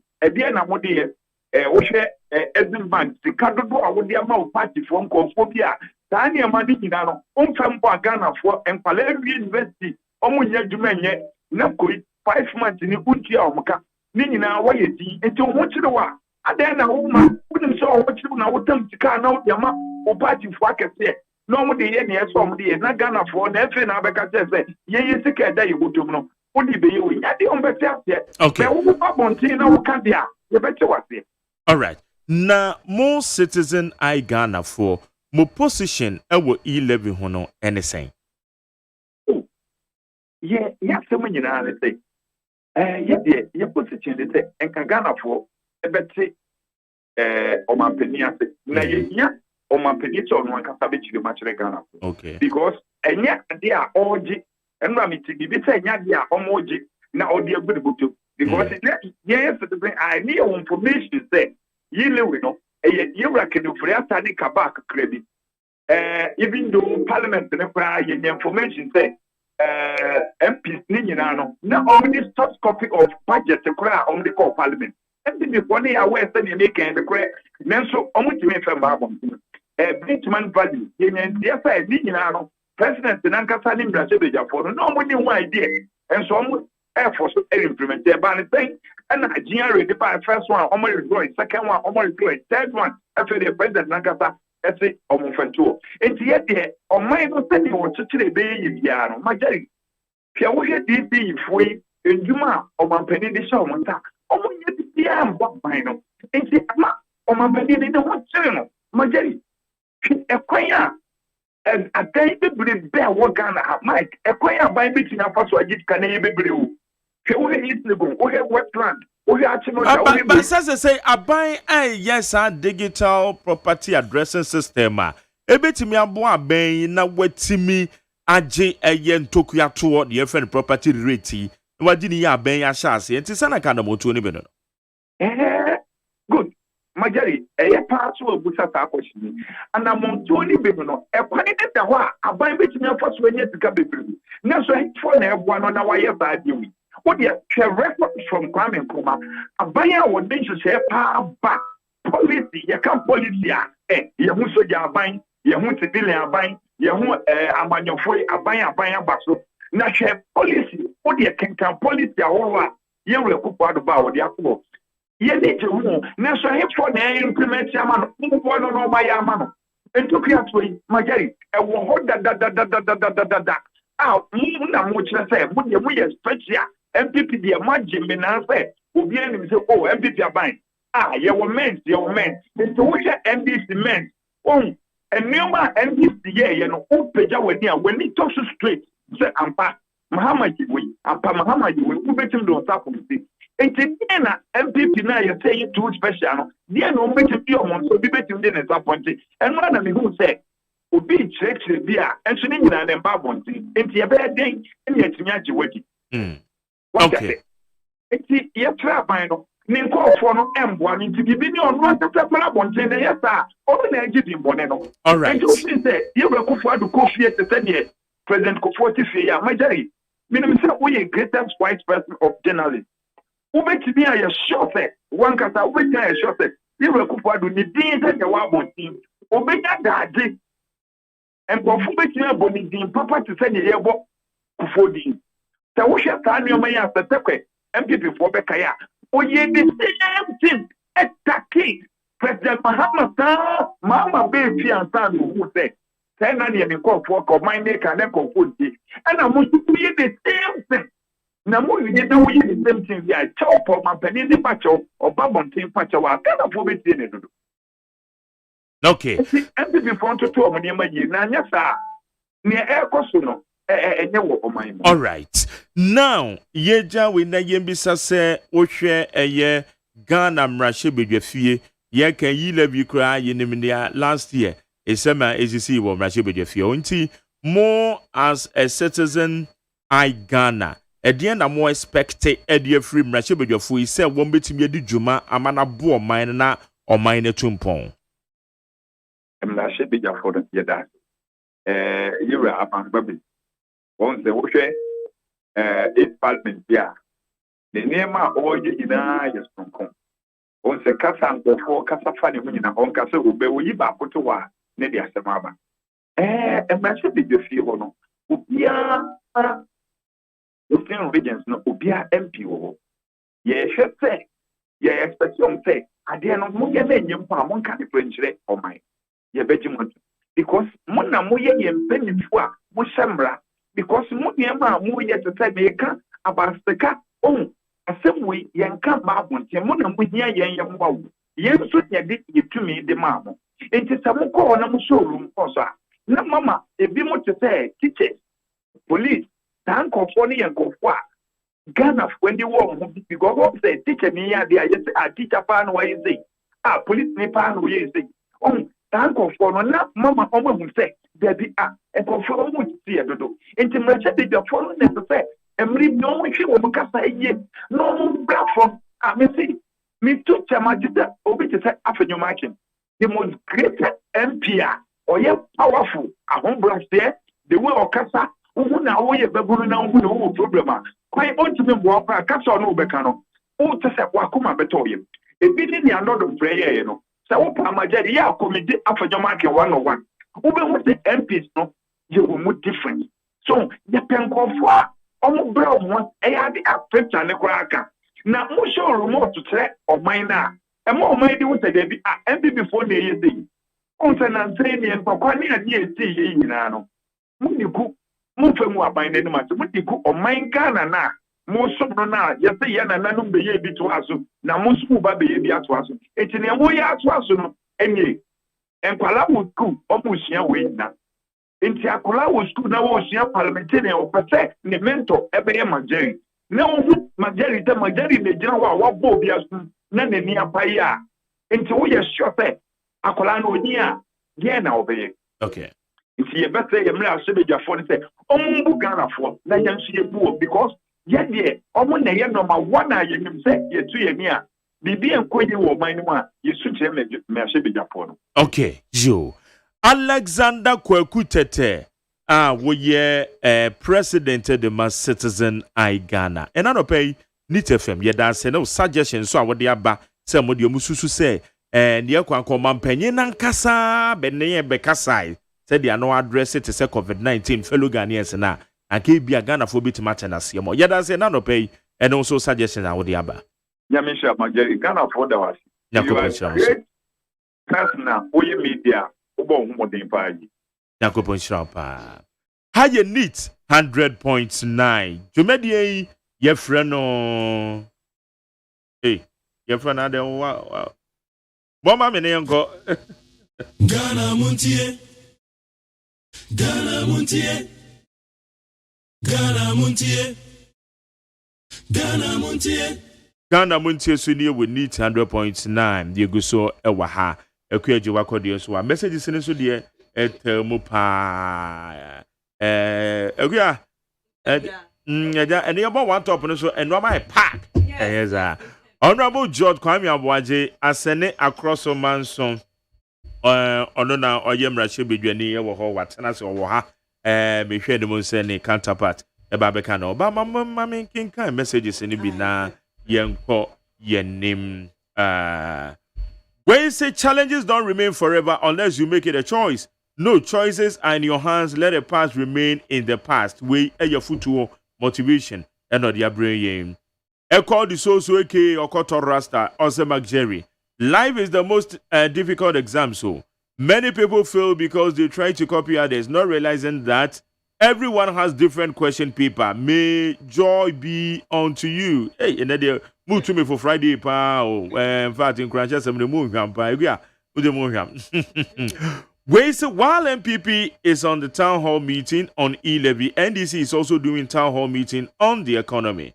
What a country! Fighter Kweku Boache.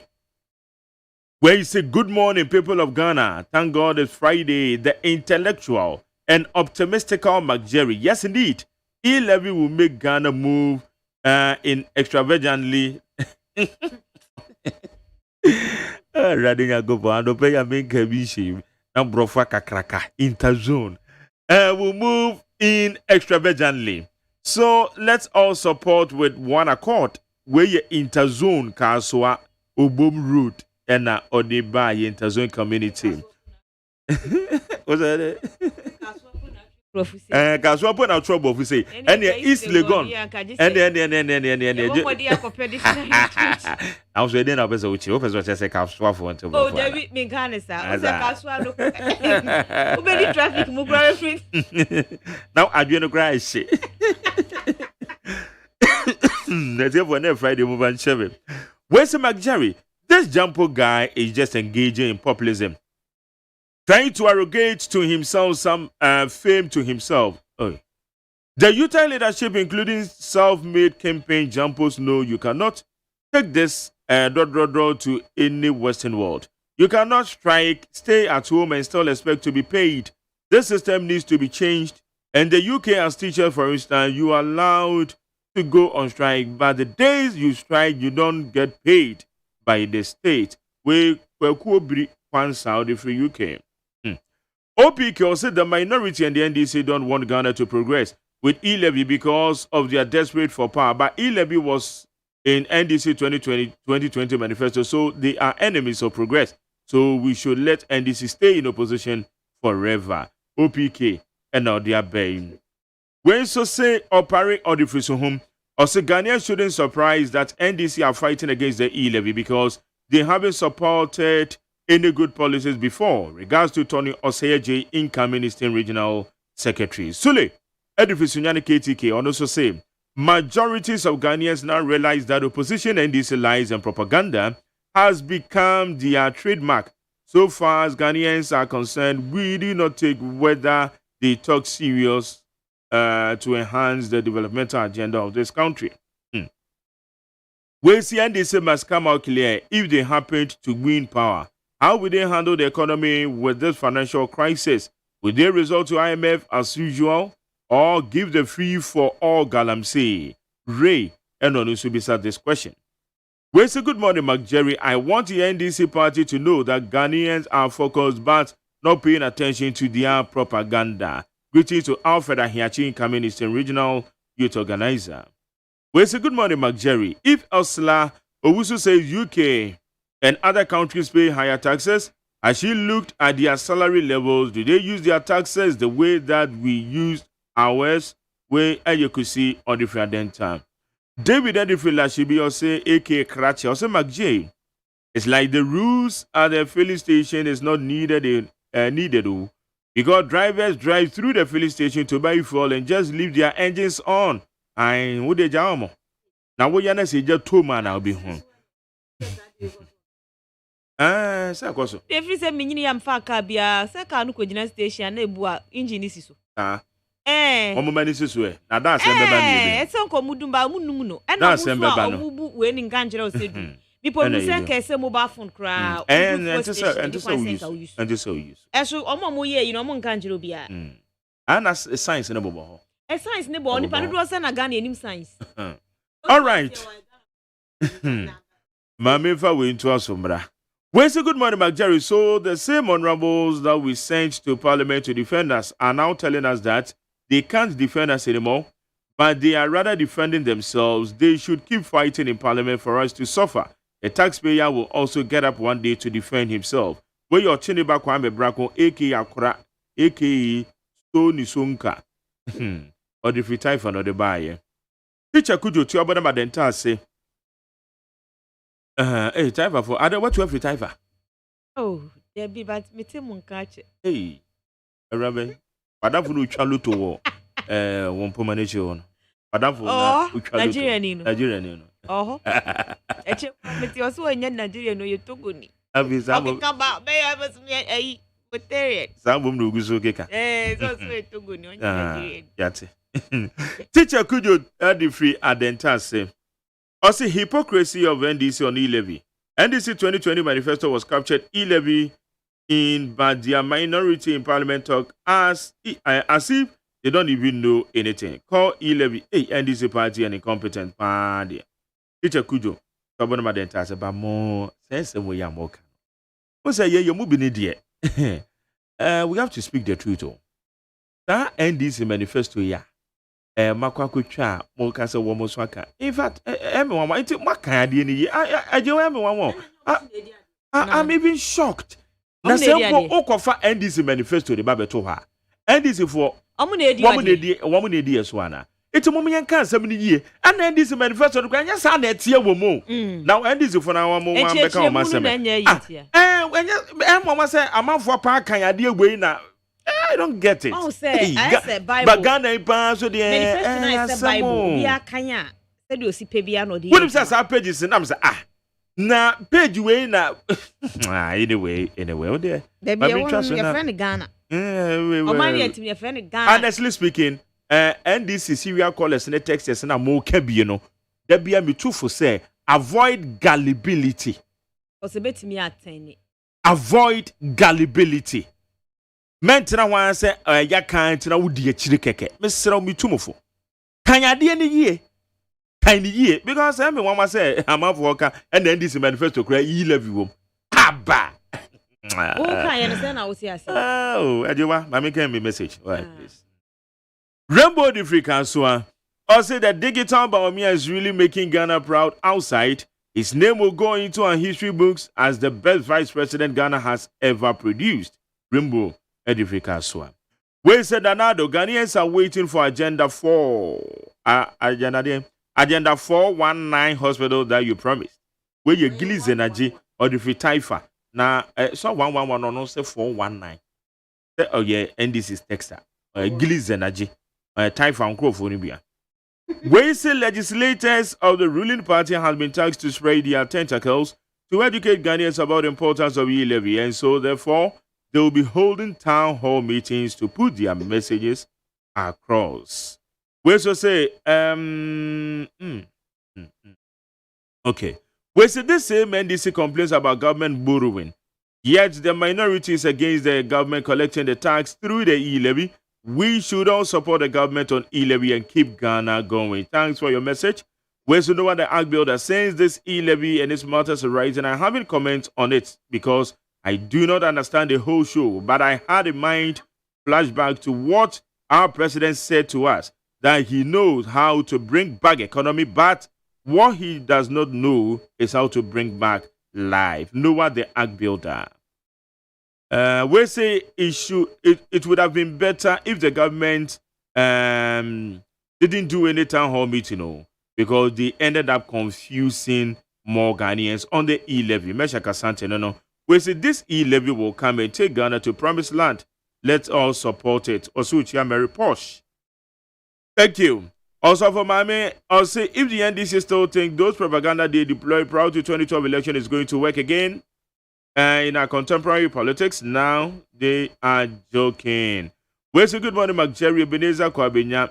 I'll say the clueless and insensitive government, incompetent President Akufo-Addo should understand that the E-levy is one and somehow double taxation. So we don't need it again. No amount of explanation will convince us. Also, Chia Madi Jibril. Mamichia Jonafo, a communication, member of the NDC communication, Wejagbawe, or co-chairman, Osei Jonafo. John Michia.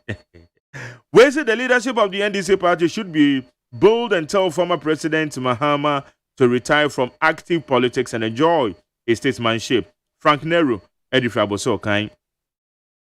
Dr. Babazamo, Master Planner Junior Kintampo, said fix the country people should educate Ghanaians to accept the E-levy because it will help build this country.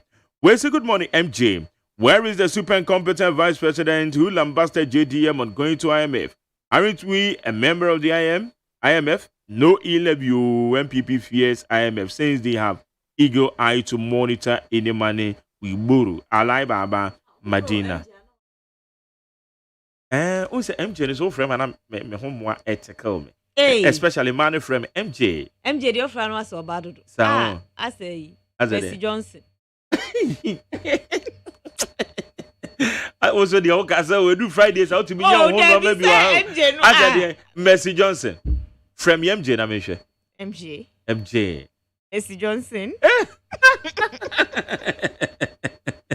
Egwe we be kumi o. And then your boy one top wa ha. But on one jeje babamba but jeje tata. You ma moral support. O ma moral support for why are there. When see people start choosing their Momo account to people start closing their Momo account. Now Momo account no. And that's so first come to do it. Other Ghana does the government and the MPP or Nana Danko for himself practice Ghana beyond 8 way bright or if Belgium now bound. What's a Belgium? Also work close to Momo account. Where's a good morning, Reverend McJerry? Reverend Usumuye.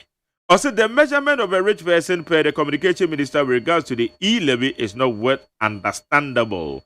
Kofi Yarini. Adenta Commando Research.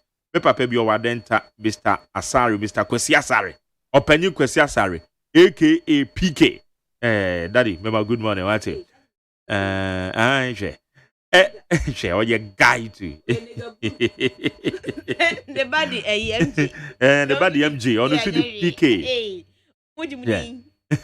Ejabata Adenta. Also, this town hall meeting is a waste of time. Ghana for maybe a month to go. Ejaba. Town hall meeting. Honestly, one jeremo. My website is more.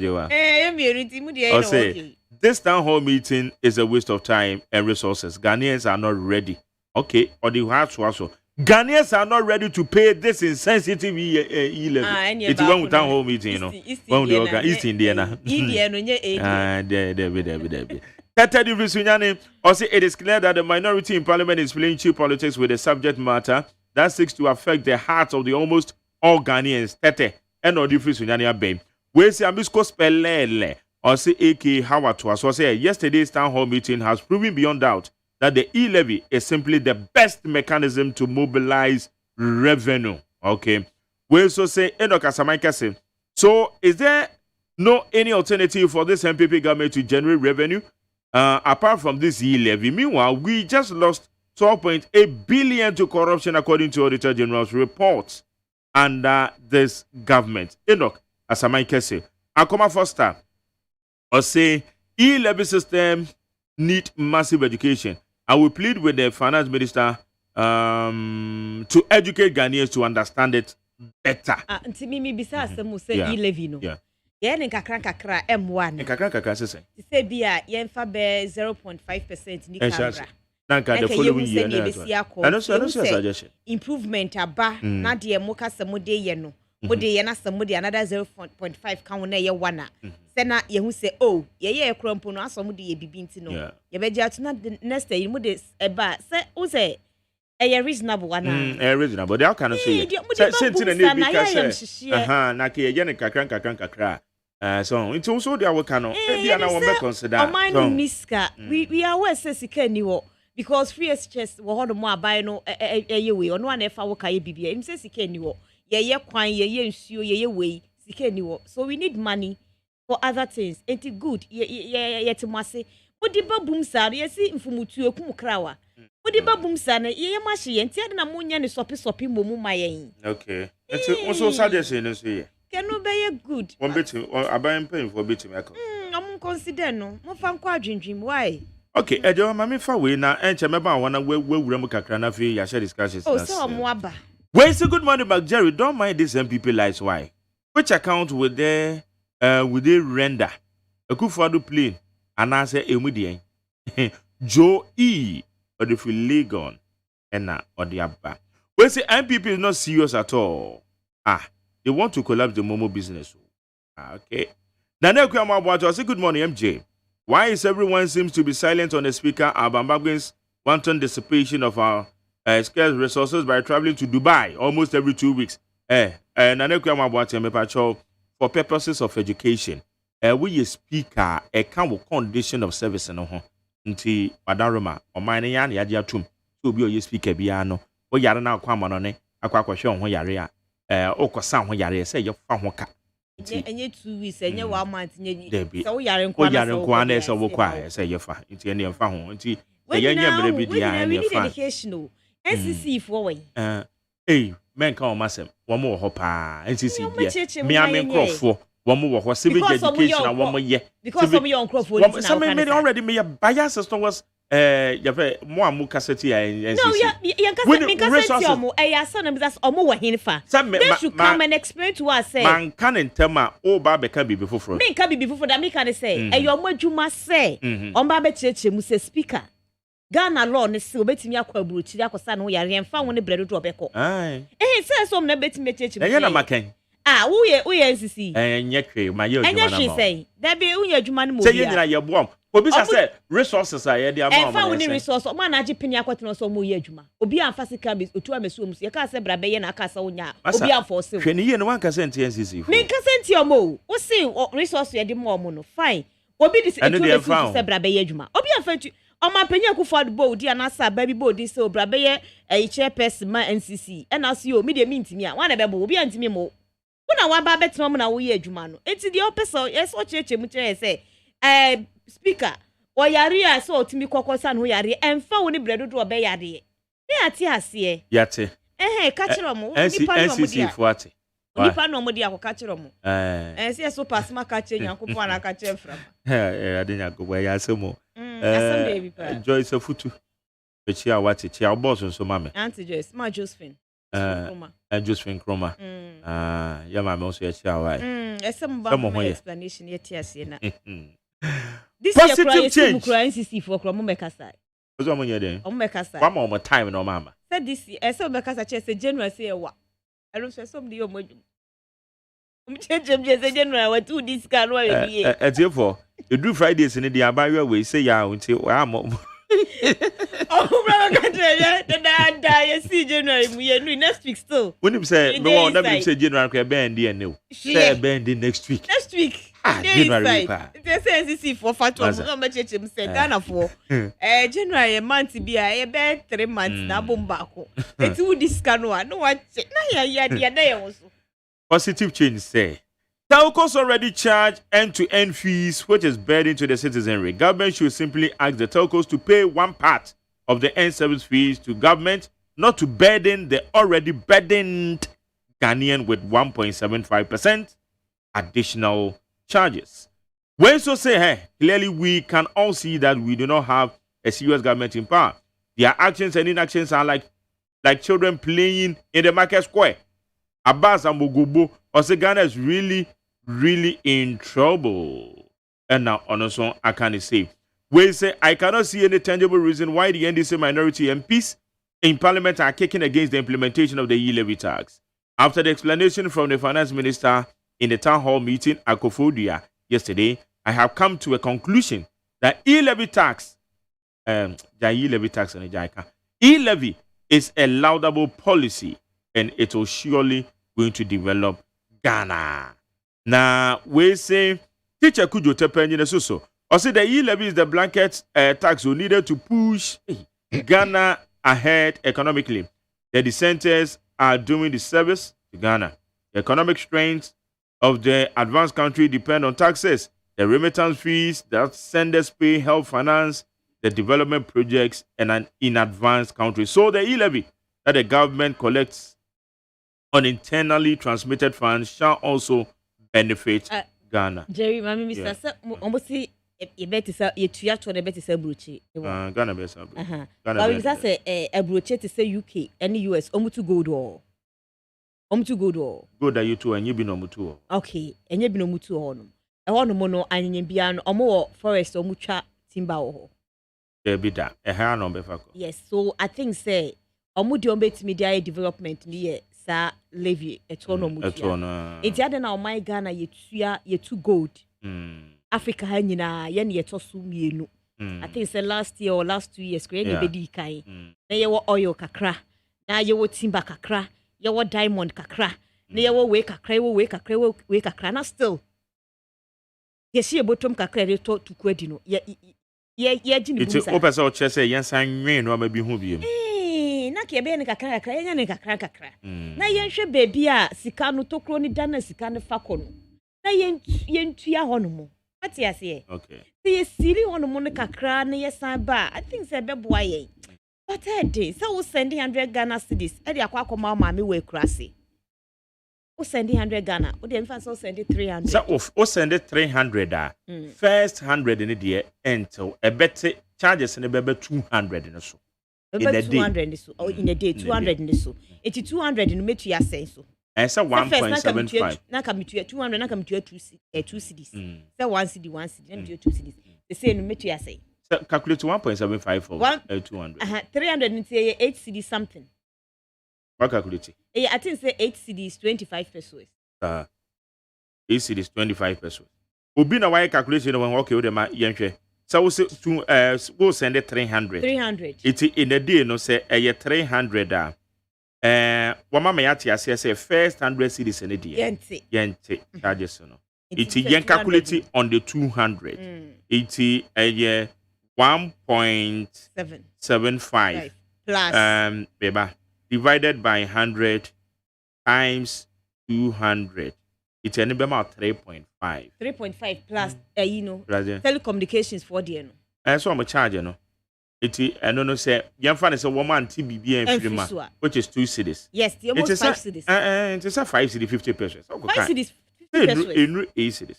And there be say can be calculating the 300 in the paper. And I can do 8 cedis 25 pesos. Okay, but on the 200 on the 200 in the 5 cedis. Yes. 5 cedis no. It's if I say within a month, no. Let me say 300. Emma me twice. Yeah, 2 weeks. Then I meet you. I ain't no what calculate one multiply. Charlie, me papa now or denta no. A year opinion kwesi asare. PK. AKA PK. Or say chiao. Or say well, my adorable Euramaba Ahofe Jerry. God richly bless you and the lady in the studio. Hey, amen. Well, say, well, but me mama didn't know boy, no, me mama did Rama. Be papa papa. And I make us a mufie mu or guy names. Yeah, guy too. AKPK na MJ. Uma mention ni there. Or the VD or not the Vida Rama Cranton. Udu eburi your baby for atwesin. Udu ha o de wo hwe antivida. Atwesin na opare kwafo. Iti udu also hwe Sister Vida. Me mama no. And now wife is guy named why my wife? Guy named this. Or the Abijay. Mujumo. It just say Abigail and Jerry. Abijay. Me papa back on also your friend Joe Louis. And also do a chasing also Mr. Joe Louis. Or a guy brutal. Hey, Masa, Beba, how you need 100.9? Ghana Montie. Ghana Montie. Ghana Montie. Ghana Montie. Ghana Montie so near we need 100.9 to you so aye de jumedi ye de ebra beda fono eba betena se na ye di enkomo na okay, yefa we na de eja ye born one top wa ha. When CMPP know that they have the media to propagate whatever rubbish justifications they bring out, so they are bold to continuously disrespect our intelligence. As for the minority, we only expect one message from them in that supposed meeting. Mamifa Weye. Richfield Achu Anagili from Medina UPS also the government should reinstate the toll booth levy and arrest the road minister for causing financial loss to the state. Why should Ghanaians pay for their incompetence, recklessness, and extravagant lifestyle? Richfield, thank you for your message. We say, Ken Ayonde, Amasamai, Osemak J. Good morning to yourself, your panelists, your cherished listeners and viewers. Magjari told the MPP government in its functionaries would eat a humble pie. He announced enough to apologize to Ghanaians for collapsing the economy. Instead, they attempted to use their improperly rehearsed group of step-paint party boys and girls to create the impression that the E-levy is the everlasting panacea to our unprecedented retrogression of every sector of our country. Hey, who is this? King Ayunde. And then Friday, ooh, kume ble. Well, say good morning, Jerry. We are joking. If you don't cut down expenses, talk about the S-Gracia and others, we are not going to pay for the E-levy. Lab Edifree and East Legon. We say the E-levy is purely thievery from the ordinary Ghanaian. The government has misappropriated our little resources and they are here trying to legalize electronic robbery. No, we are not going to pay. Mustafa Luwa Menya Robo. Leviticus Power Certificate. So, also E-levy is a good thing. E-levy will improve significantly the generation of domestic funding and reduce drastically the appetite for loans which require repayment. Let us support E-levy because it is complete a domesticated policy. Also, Honorable Mavis Kumsen. DJ Malinu Wayosi go also said we are humbly calling on all citizens of Ghana to accept the E-levy policy if we truly want the best of the youth or of our youth. Bukaila Jonas. I see every opposition party campaigns on hardship of citizens to win power. So logically, the NDC should rather be happy to pass the E-levy to render us unpopular into the advantage in 2024. But an attempt to stop its passage means one thing, the possibility of staying in opposition forever.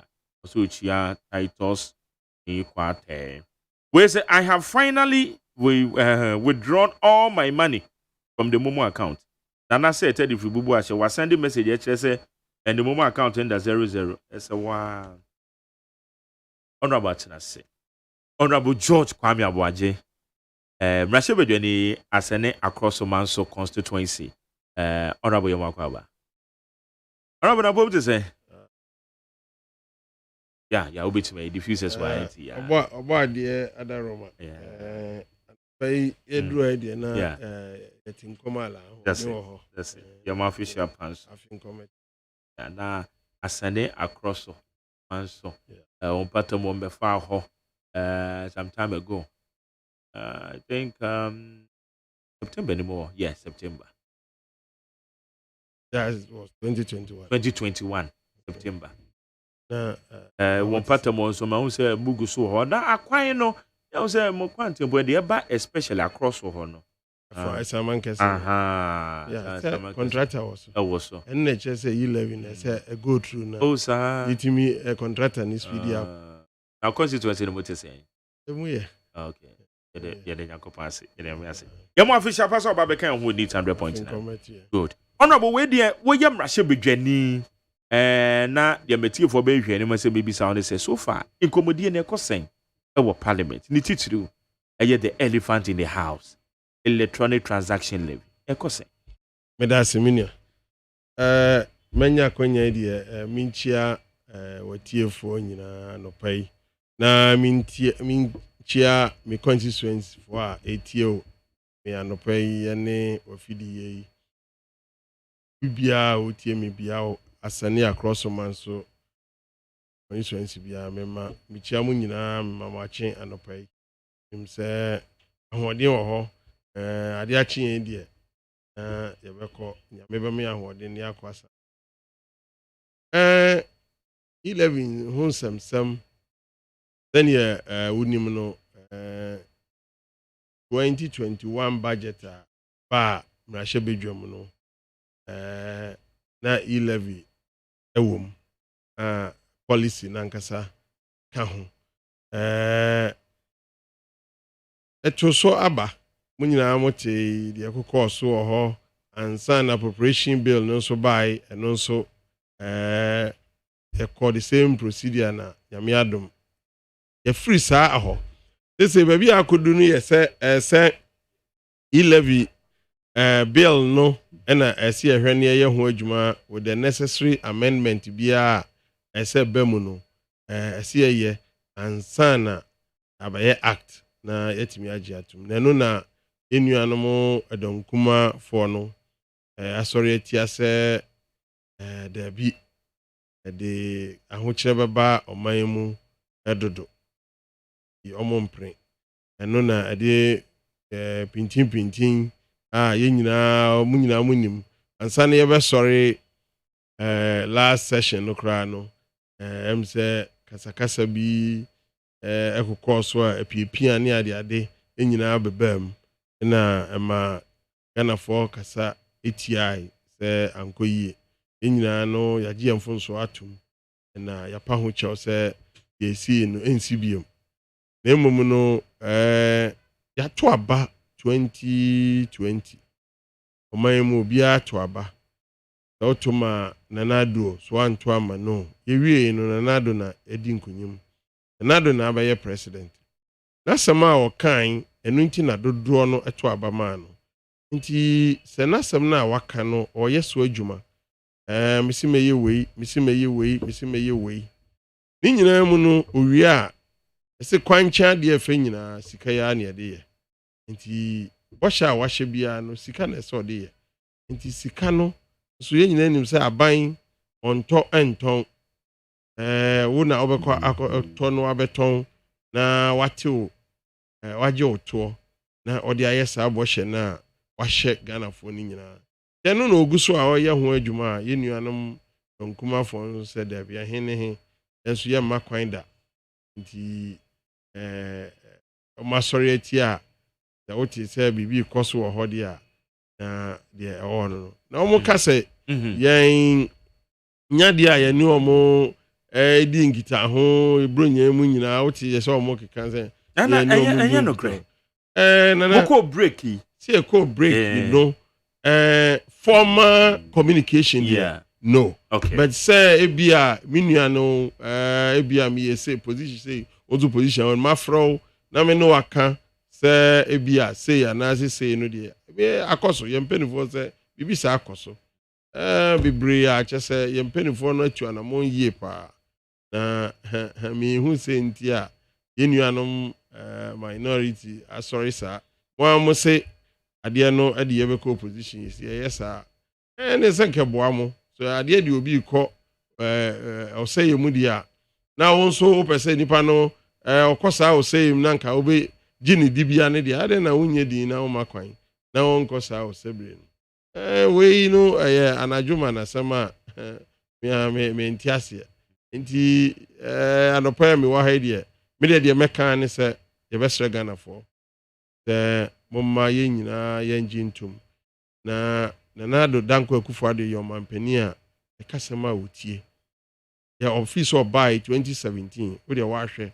enioma bebre Ghana for asori a atia why den wa redraw bebre eno no ho na nanka na mba bebisa we aya na ban no e the policy bi ba na Ghana for akasa ho no wa withdraw policy bi ba na Ghana for akasa ho no wa withdraw bia obi beka so president no ye listening president ye mu bia ye bedwen outside the box ye beka ne say no ene na ban no so the policy be ba due diligence consultations esa ban ne ye na ban ne entimi nye ne ye recently education ministry womo the GS for the academic calendar ba ye ba beto dwa say achechefo yi say aban engage womo truly womo kokotena ase womo kekase ye ne womo reverse yakọ back to the trimester it in as much as Obibeka say yes aban a listening government and now we have a listening president in the same vein obezubetimi aka say then aban no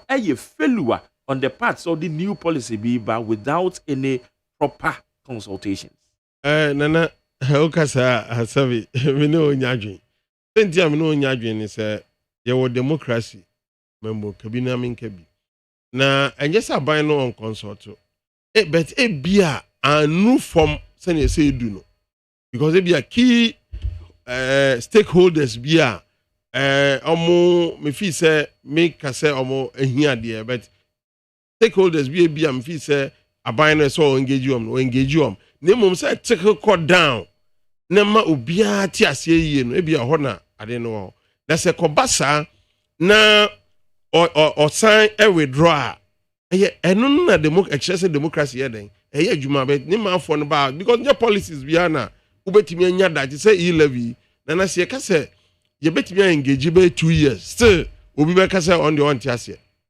what I say obi be adamant eno de ho nipa yesu oye den on tiase but top bia stakeholders bi office o mata no otimi engage but bia na anteka anko down eno nti na ede saba nti yehwe E-levy policy enyoma be break to say nansia benchmark values cry nansia yes osan by amount for ye no say monko back na monko den engage ye na mon sign ephemera yes and not just all your listening government what I say enti way there or engage to say E-levy dey fine you go so any amount for kasani ade but or chire or da hu jira ho say Ghana for montiase and adan na uno papa ofie o papa ade bi wo ka na won so okoka bi na ebi wa oka no atiase no ama was okay kwaku ana kwabra matiase we be ni say but we the waka what's we there yenye oh enti ya say no na Ghana for trans so E-levy I just say hu be here because enka say ade say na do or withdraw ede yenyina no bia sumbe tono emfa problem bia ma nko wa withdraw but I see a tia say hu say da bi the free COVID era na eba minu nyina wa hai almost 100 years ni yenyina yenim say yare bi kra say bi kra tibia si wi asepai but obi enim a chin say yenua no mo de me nya partisan politics there they say dum so buy enu ade bi ase etimi hu say no oman ne ye kase industry si bam say yi banti dachi bia no ye power generation asambeto ye enu ya tena ho na baba to ye be COVID dia obi no onim say bibi say ba ena enu nti wa hihya to was okay dia ba ni nti ma menye say ye ho na COVID aba yare a etimi aba wiase na aman bi etimi ato omomam say obi e ma ho obi e mpie ye nyina enhye dem nana a good industries be brave industries so na tuato na ma government nya revenue e dey adwuma government revenue a short akofom enti obeye den ena nneoma o de bia ne se wo ka me kro me insurance akwan ebeye den na sa akwan contractors wo so ba me insurance about me how many nkakra rose be 7 as 8 me nim say dia ma contractor this year me no ka say be 4 as 5 contractors was ya can because of security almost say me nneoma free so they say ya be den yes akwan so yan twen ko si da ben yan twen say covid no be kokra factories nyina beba no ma start to tax e sorry ya kan brochire ni e ko na ye fe so ya check it so almost yet saying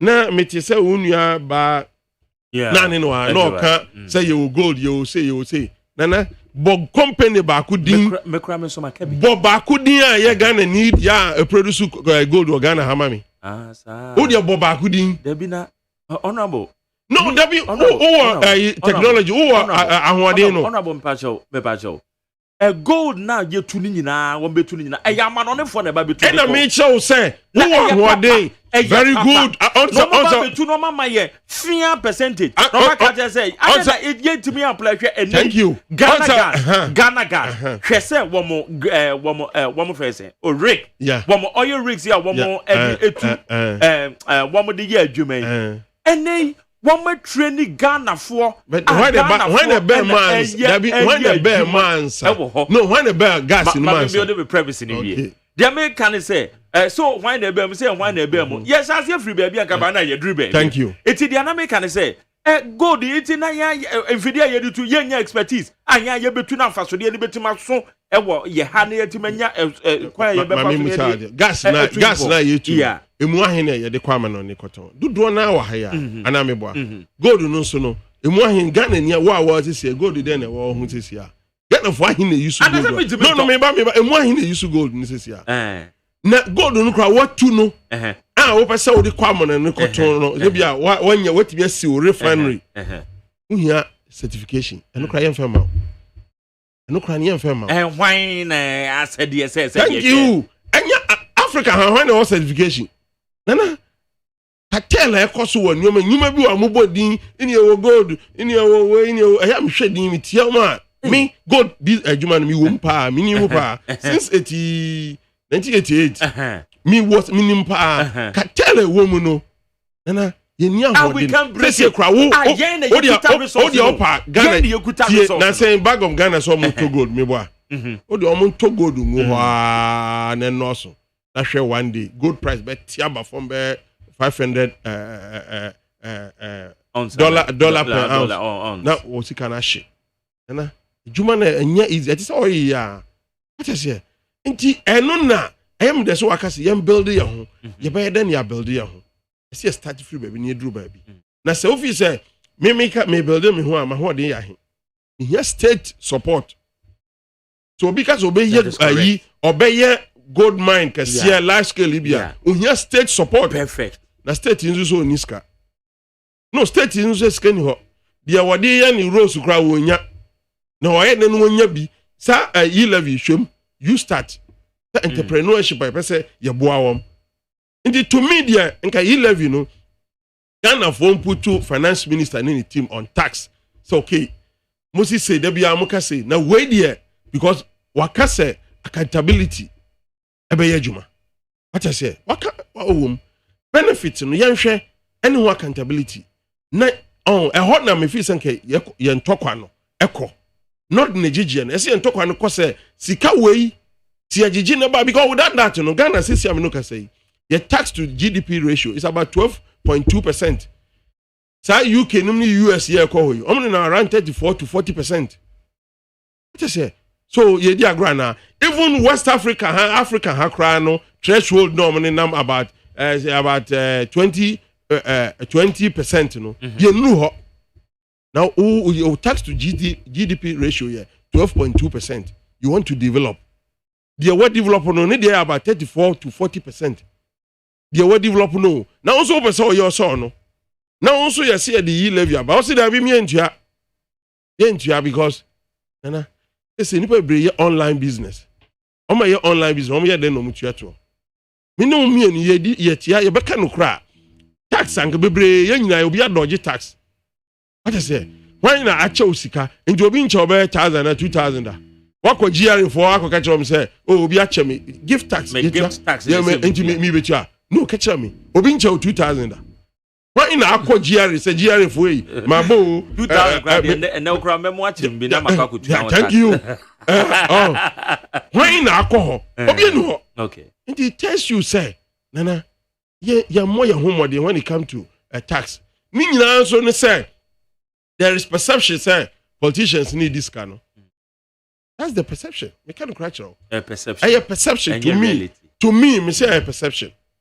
More parliament, me second term. To me, a perception. I'm telling you.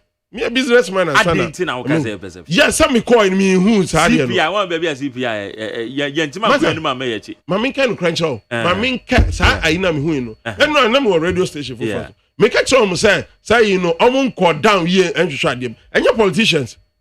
I'm telling you, say your politicians. Me common fan. Eba ni nyina ka ho. Sa da yi say 3 billion bi ni adede. Me common fan eba yi no. Nkwala e wo school a me tro bi ma om say yemfenti school fees. Unim say receipt na ntimi amedu e na omba be capture.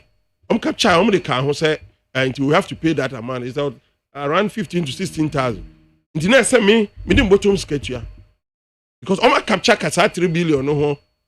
I say assembly na this no. But ni etua na school no for receipt in my. So tell me.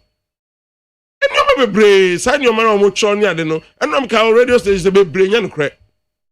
Because a year ebia ti said your mimicking. But honorable, can we say be yan this internationally recognized institution, Transparency International. Oh, minka say no Otigana. One more local chapter. The local chapter. Ghana Integrity Initiative.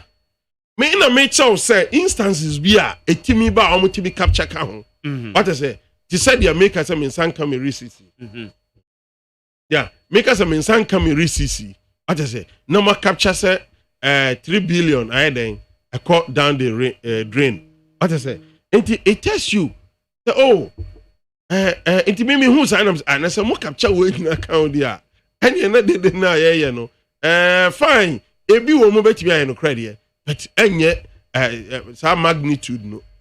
Yes. Internal corruption no. Obi an kasa me fight corruption.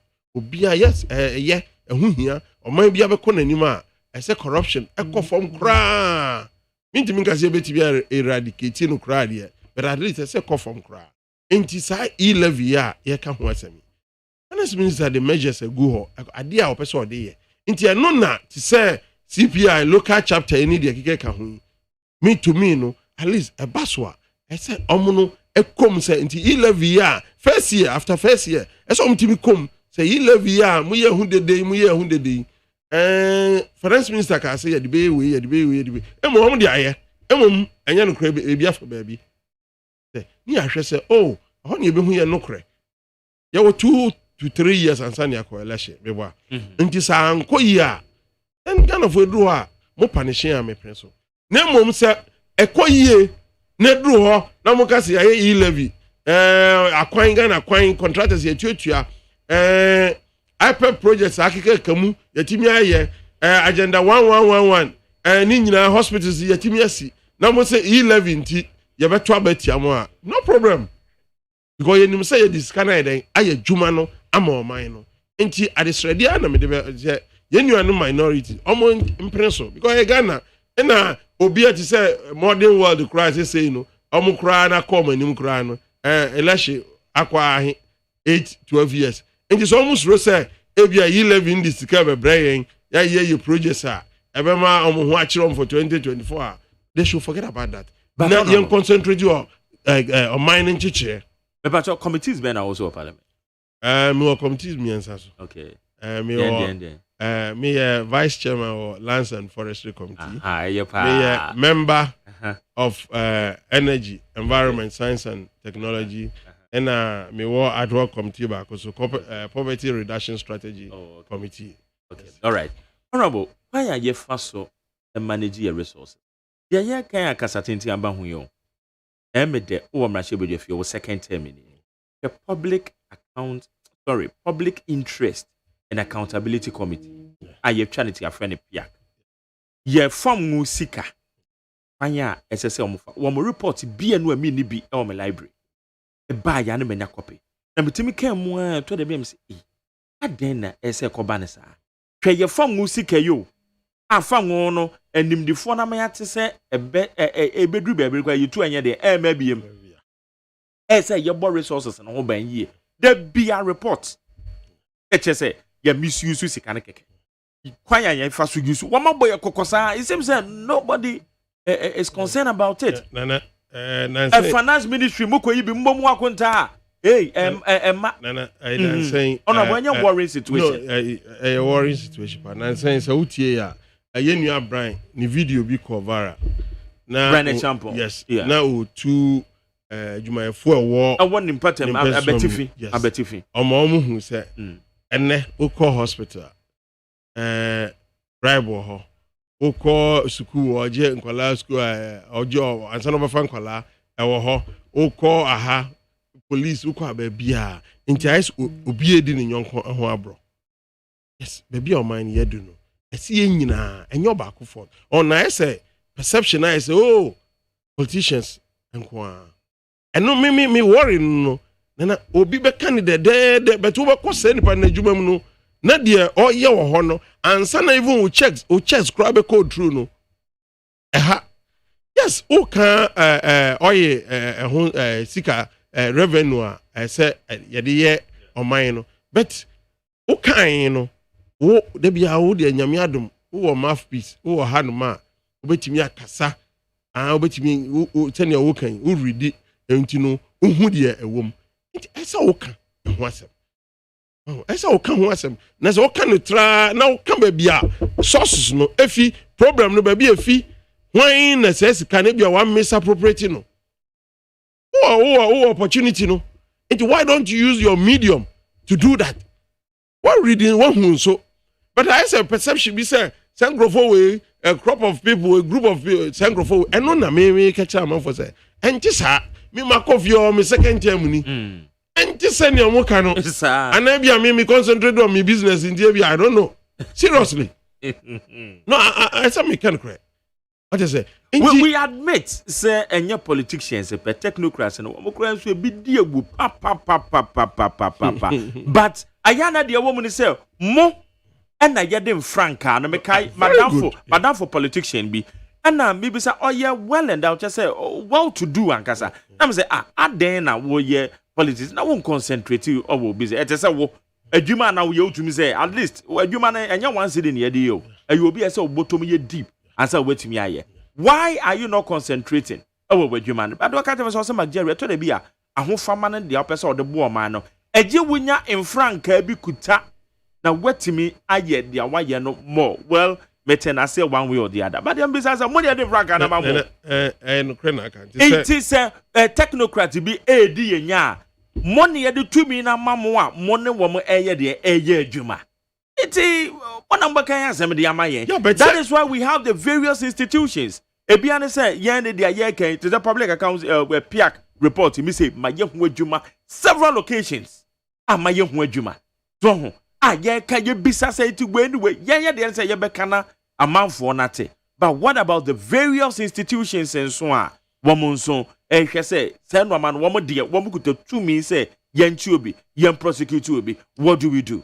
No dear you are right and abanisa the end you are right say na me special prosecutor ya wa bai for free me nidi nyabotre nanado obeye adwuma no na wani age sania wo pe no special prosecutor ya wa bai the way wa fiti ne nioma se etoto ne nioma na oye no yenye nyabotre ma no me hunu se oya branch a akonya no betra so ache say as a more prosecutions. Thank you inti the ohwehwe no wani beje ho into the nyabotre bibia wonimre I'm telling you sir because criminal case bi enu etwam da I just say who the na say yenya na criminal case bi entwam na me say bibia enchenche bia enchenche eden wonimre into the ohwehwe no me say beba de me so me hwehwe no beba nene de eda epon so ene say bibia ye wo no nana I see ye hwe na yetimi ku yanim eda bia na ye kobo bisia de bia me nkasa bisia bonye o oh The biane ye de ye budget support. Ye do 60 something years. Ghana. The biane Dubai 70s. After 1977 crown, now among themselves crown nye Emirates no, UAE no, among themselves no. Na amo ntokwane nyoma basabasa. Better na yenhwe ta United Emirates no. Yeah. Yenhwe from 70s year by ene omko manimpa. Nti dan na office yentimi nye. Ye kan ye bo gold, ye bo we ye bo. Yes. Enu na sa ban bia obeba so no, etena sika say hey, ye to gold wo mamu ha che. Ni nyina ya abrofo. Ni nyina ya abrofo. Enti so me nkrofo bi ntimi entom hu mo ma se consortium na aban ne enta o machi no mu nyai. Bebre omo mamu banks na mo sika nom de ye.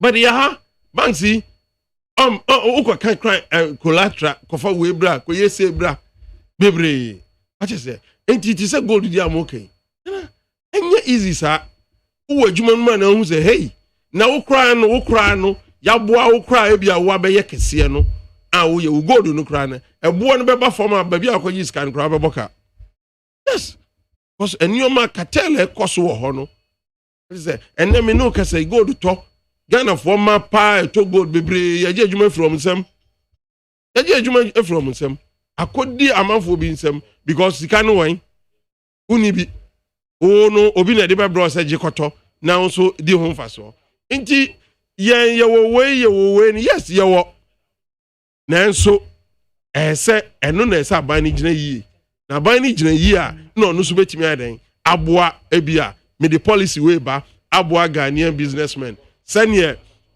pharmaceutical companies minimum say yes aban no aboa amma sika eno the expansion ohwe 1D 1F ya incentives bebre wo ho emma wom yes na aban ni sika senior we 1D 1F obede no wato aso say as enne about 107 factories na ye bi o man out of 270 something as 270 something na se sika ni ho a state ni sika abeye den otimi support ni manfo no mo so atimi a create wealth ama ordinary citizens otimi ama juma aba ama ordinary citizens no mo so atimi ayi in state no e so onye sika no otimi boa na 1D 1F year koso ikura no yetimi hyemu kina na timi pagya Ghana ekonanim enti E-levy no de ye besre okay ye besre Ghana for nyintum na yenko yanim all right medan say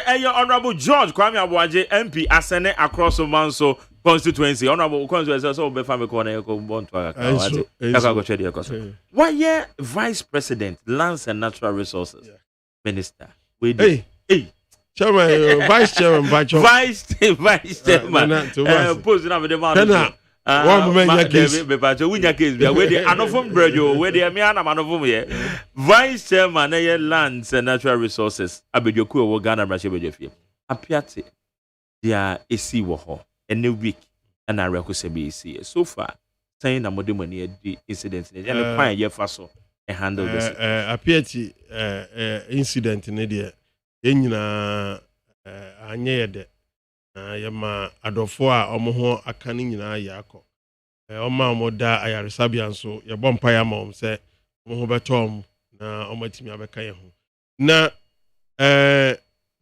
Lands and Natural Resource Minister wate abedwakuo bi a eye nhwehwem nti ye mempese meje abedwakuo na adwuma no pi maka anopai sanse mempese ye twen na nhwehwem ne ba na emom no de ye tete say omonam no na escort nka omo ho and because say would the sadie we explosive ye de rock ye de shisha rock abotan mutimi papa abotan na yetimi eco grande na yeyi oho ne anya gold ni fi yetimi de papa abotan na say would the sadie we nam na say escort nka ho de a eno de mintimi eno de senya wo kan say yes started the emra ye adwuma ewo man mu nti no mimum pa kra de sa truck ni na ma say escort ba ku di anim na ba ku di akire because say ka bi fra akire kra de be pim ono a na ye ndan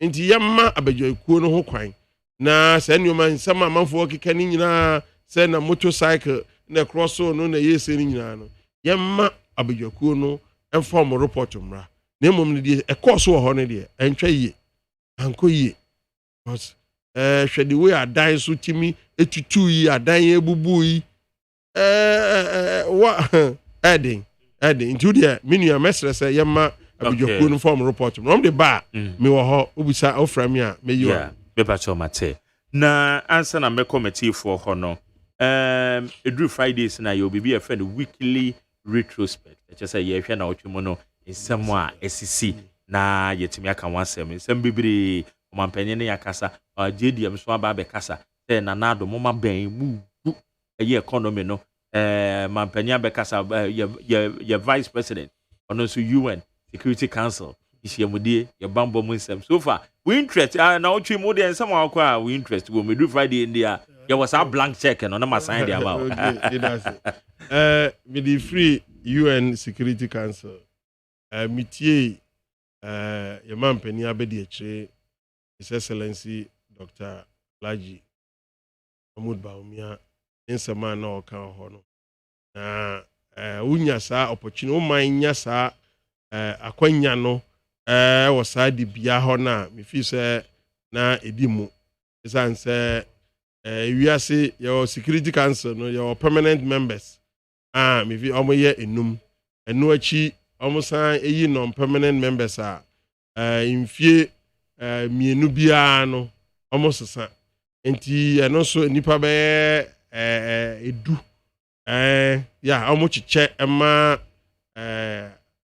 omaya wo wiase na omo kono continent bia ne de na Ghana nyame adom aduru yeso na dana omo bia no the man penny obedi akire no kogina mu ema na ado danko akufu ado na utie ne nsam na kyese ekoyie waka nsam bebre media me ba politics mu kakra no abehu ade bi wom se I don't know say ya obi ehu saade ne dia se se abibiman ye ka ye ho bom yes they say ye be fa ye ntuma pa fira pa ne agina ho se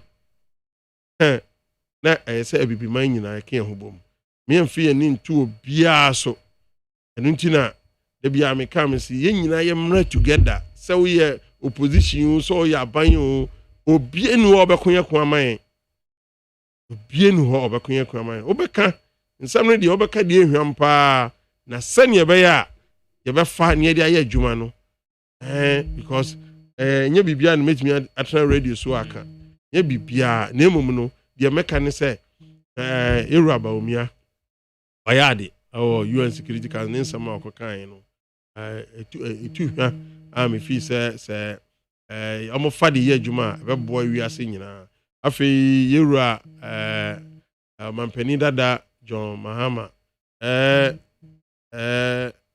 akonya no wadi bidaw isi oni bidade a nanka no na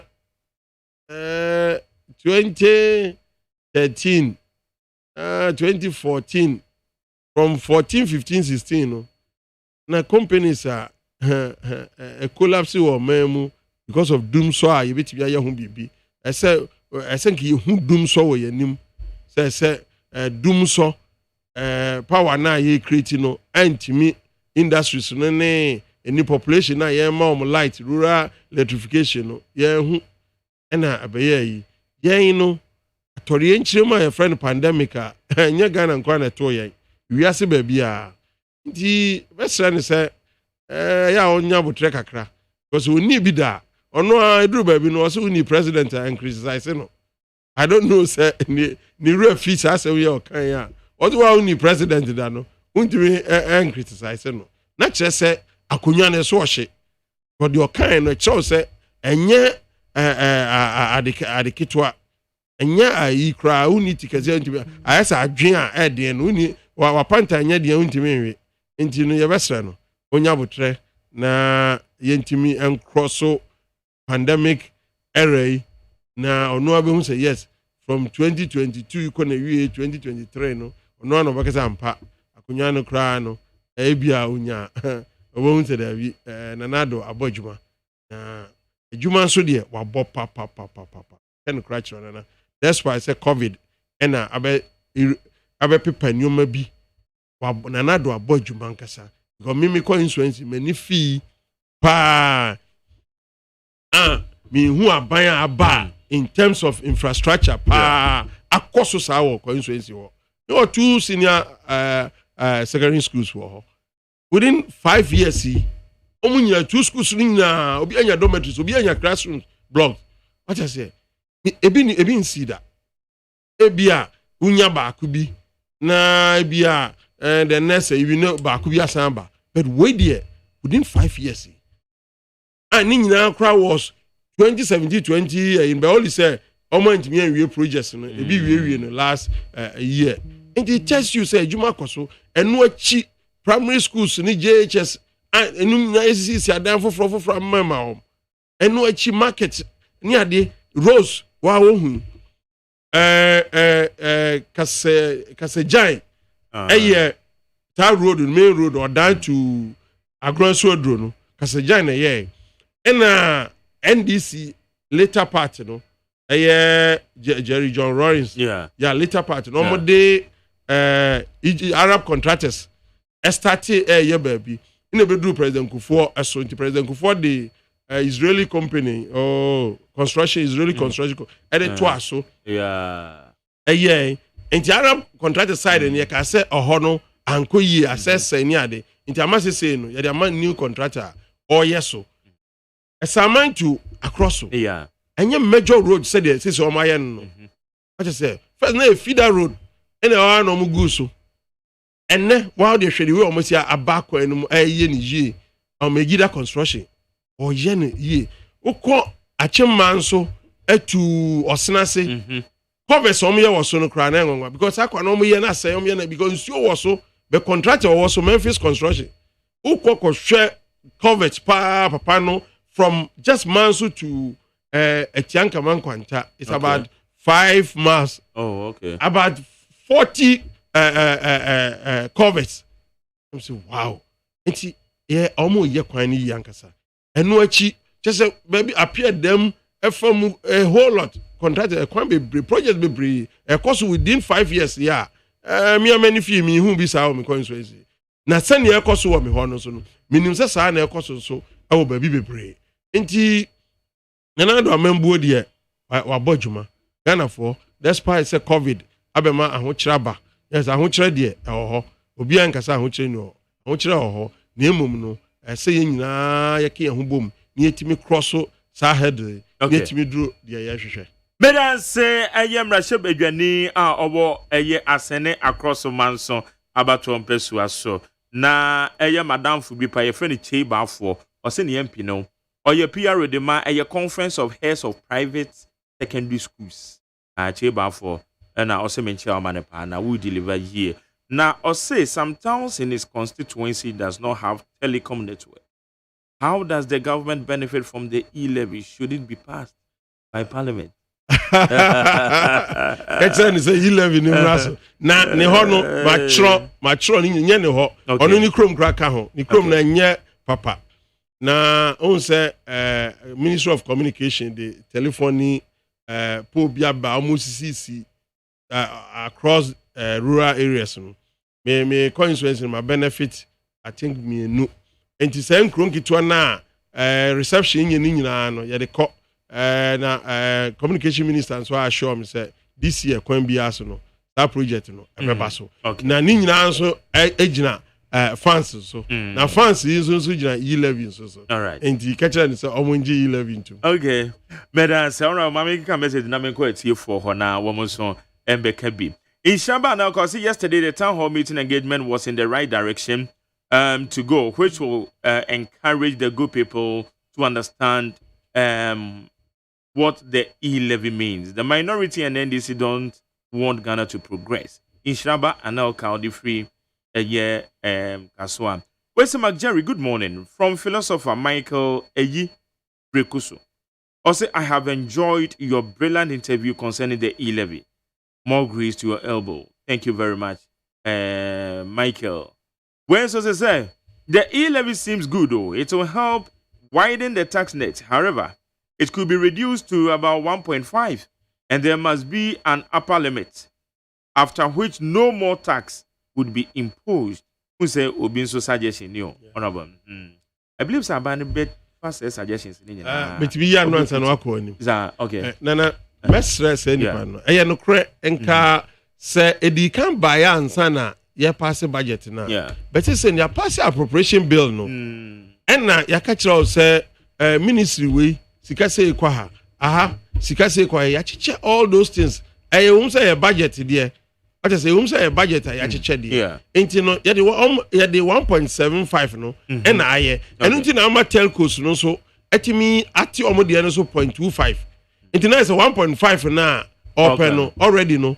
Yes. Because telcos no ati omo de so. Yes, 0.25 omo ati omo de so. And say because of we are buying the into omo ati so. Ena akwa in this gas na 1.5 because of telcos there no matter so no go anya sa san ko mo ji omo 1%. What is here and this omo ji omo 1% na aban so je 1. It's not just say telcos no beje 0.75. Yeah, very well. And this ana dey na kwe and aban dey akwa 1.5 0.75 mo akonta fuo dey mutumi ye bibia na you anyway it's there wasumu a mwese man Jericho. Indeed, we are extremely furious as Ghanaians and warning the sports minister and Nana Bawumia government to reject this fraudulent and Yencheni proposed 25 billion and coins OSEI to Milo Melovan ready back. Said they must grab by parliament. Else they should stop their town hall meetings. It will be there or your concerned patriot of social media. Achem assume 100 free buy it's me that same. We say good morning, Jerry. Thanks for such a great job. So the government is telling us that without the E-levy, they cannot do developmental projects.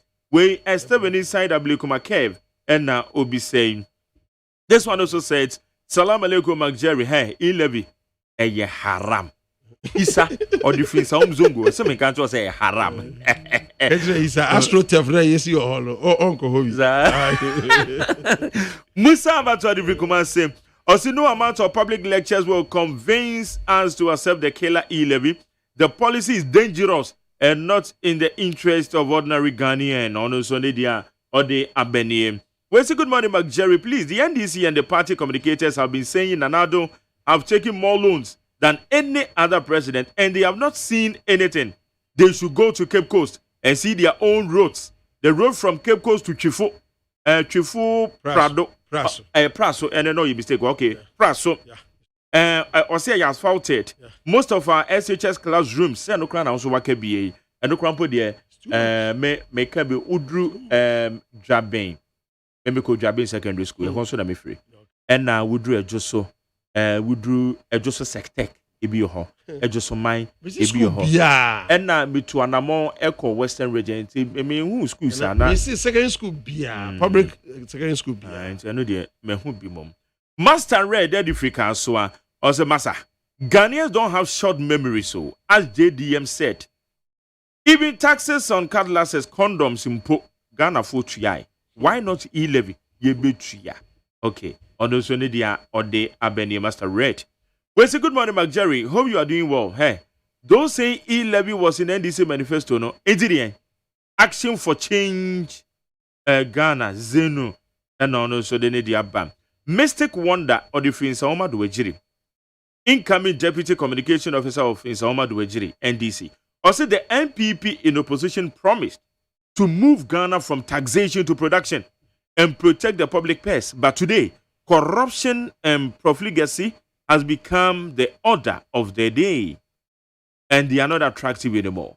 Also, they all kind of know. Say, have we moved from taxation to production? Well, say good morning, Jerry. President Anado should increase minimum wage first before we can also pay the E-levy. Oliver Andor and Odiabe. Well, say Jerry, NDC opposed President Kufuor school feeding and national health insurance. Now President Anado 1D1F. Drone service crown one more pussy into the baby E-levy papa we are going to pay. Where's about Jerry? Good morning. Oh, there is a saying. Which goes like try and see. And the one what can know. All Ghanaians must embrace the E-levy tax if introduced. Not fruitful, then if it is not fruitful, then we abandon it. It on also watch any dear. Well, yabeko amane so na yaje amanfo adwenkyere yebre ne ko ekobo no ndu na ya sorry so. Meba cho memo ache numbers na 0302243540 0302257902 mache. Opani ka se mejo so na mpom ti se. Nyame adom be me na yitio. Well nia asori bani ko ukuru adihie. Mike. Yes sir. Edi kan mebo wabaso. Eto mi no ma menchia me ame boss. Yewura alankojo tirematin. Ona munku mo oreba. Amenchia Ompahima ewo Germany Kumasi market. Jerry wakata bebre. Eye E-levy nsensem no. Media ni hunu se eya de papa. NDC for ye mo ahwe. Nti no ma hyase 18 futuro no na emfomso no. The katie no me de bema niama ban na nado danko kufu adoda no. Ade papa se mo de ba. Communicators ewo ho. Enka before kura mo be ko parliament no. Ma frɛ communicators town hall meeting ya de o se ke koso dadada.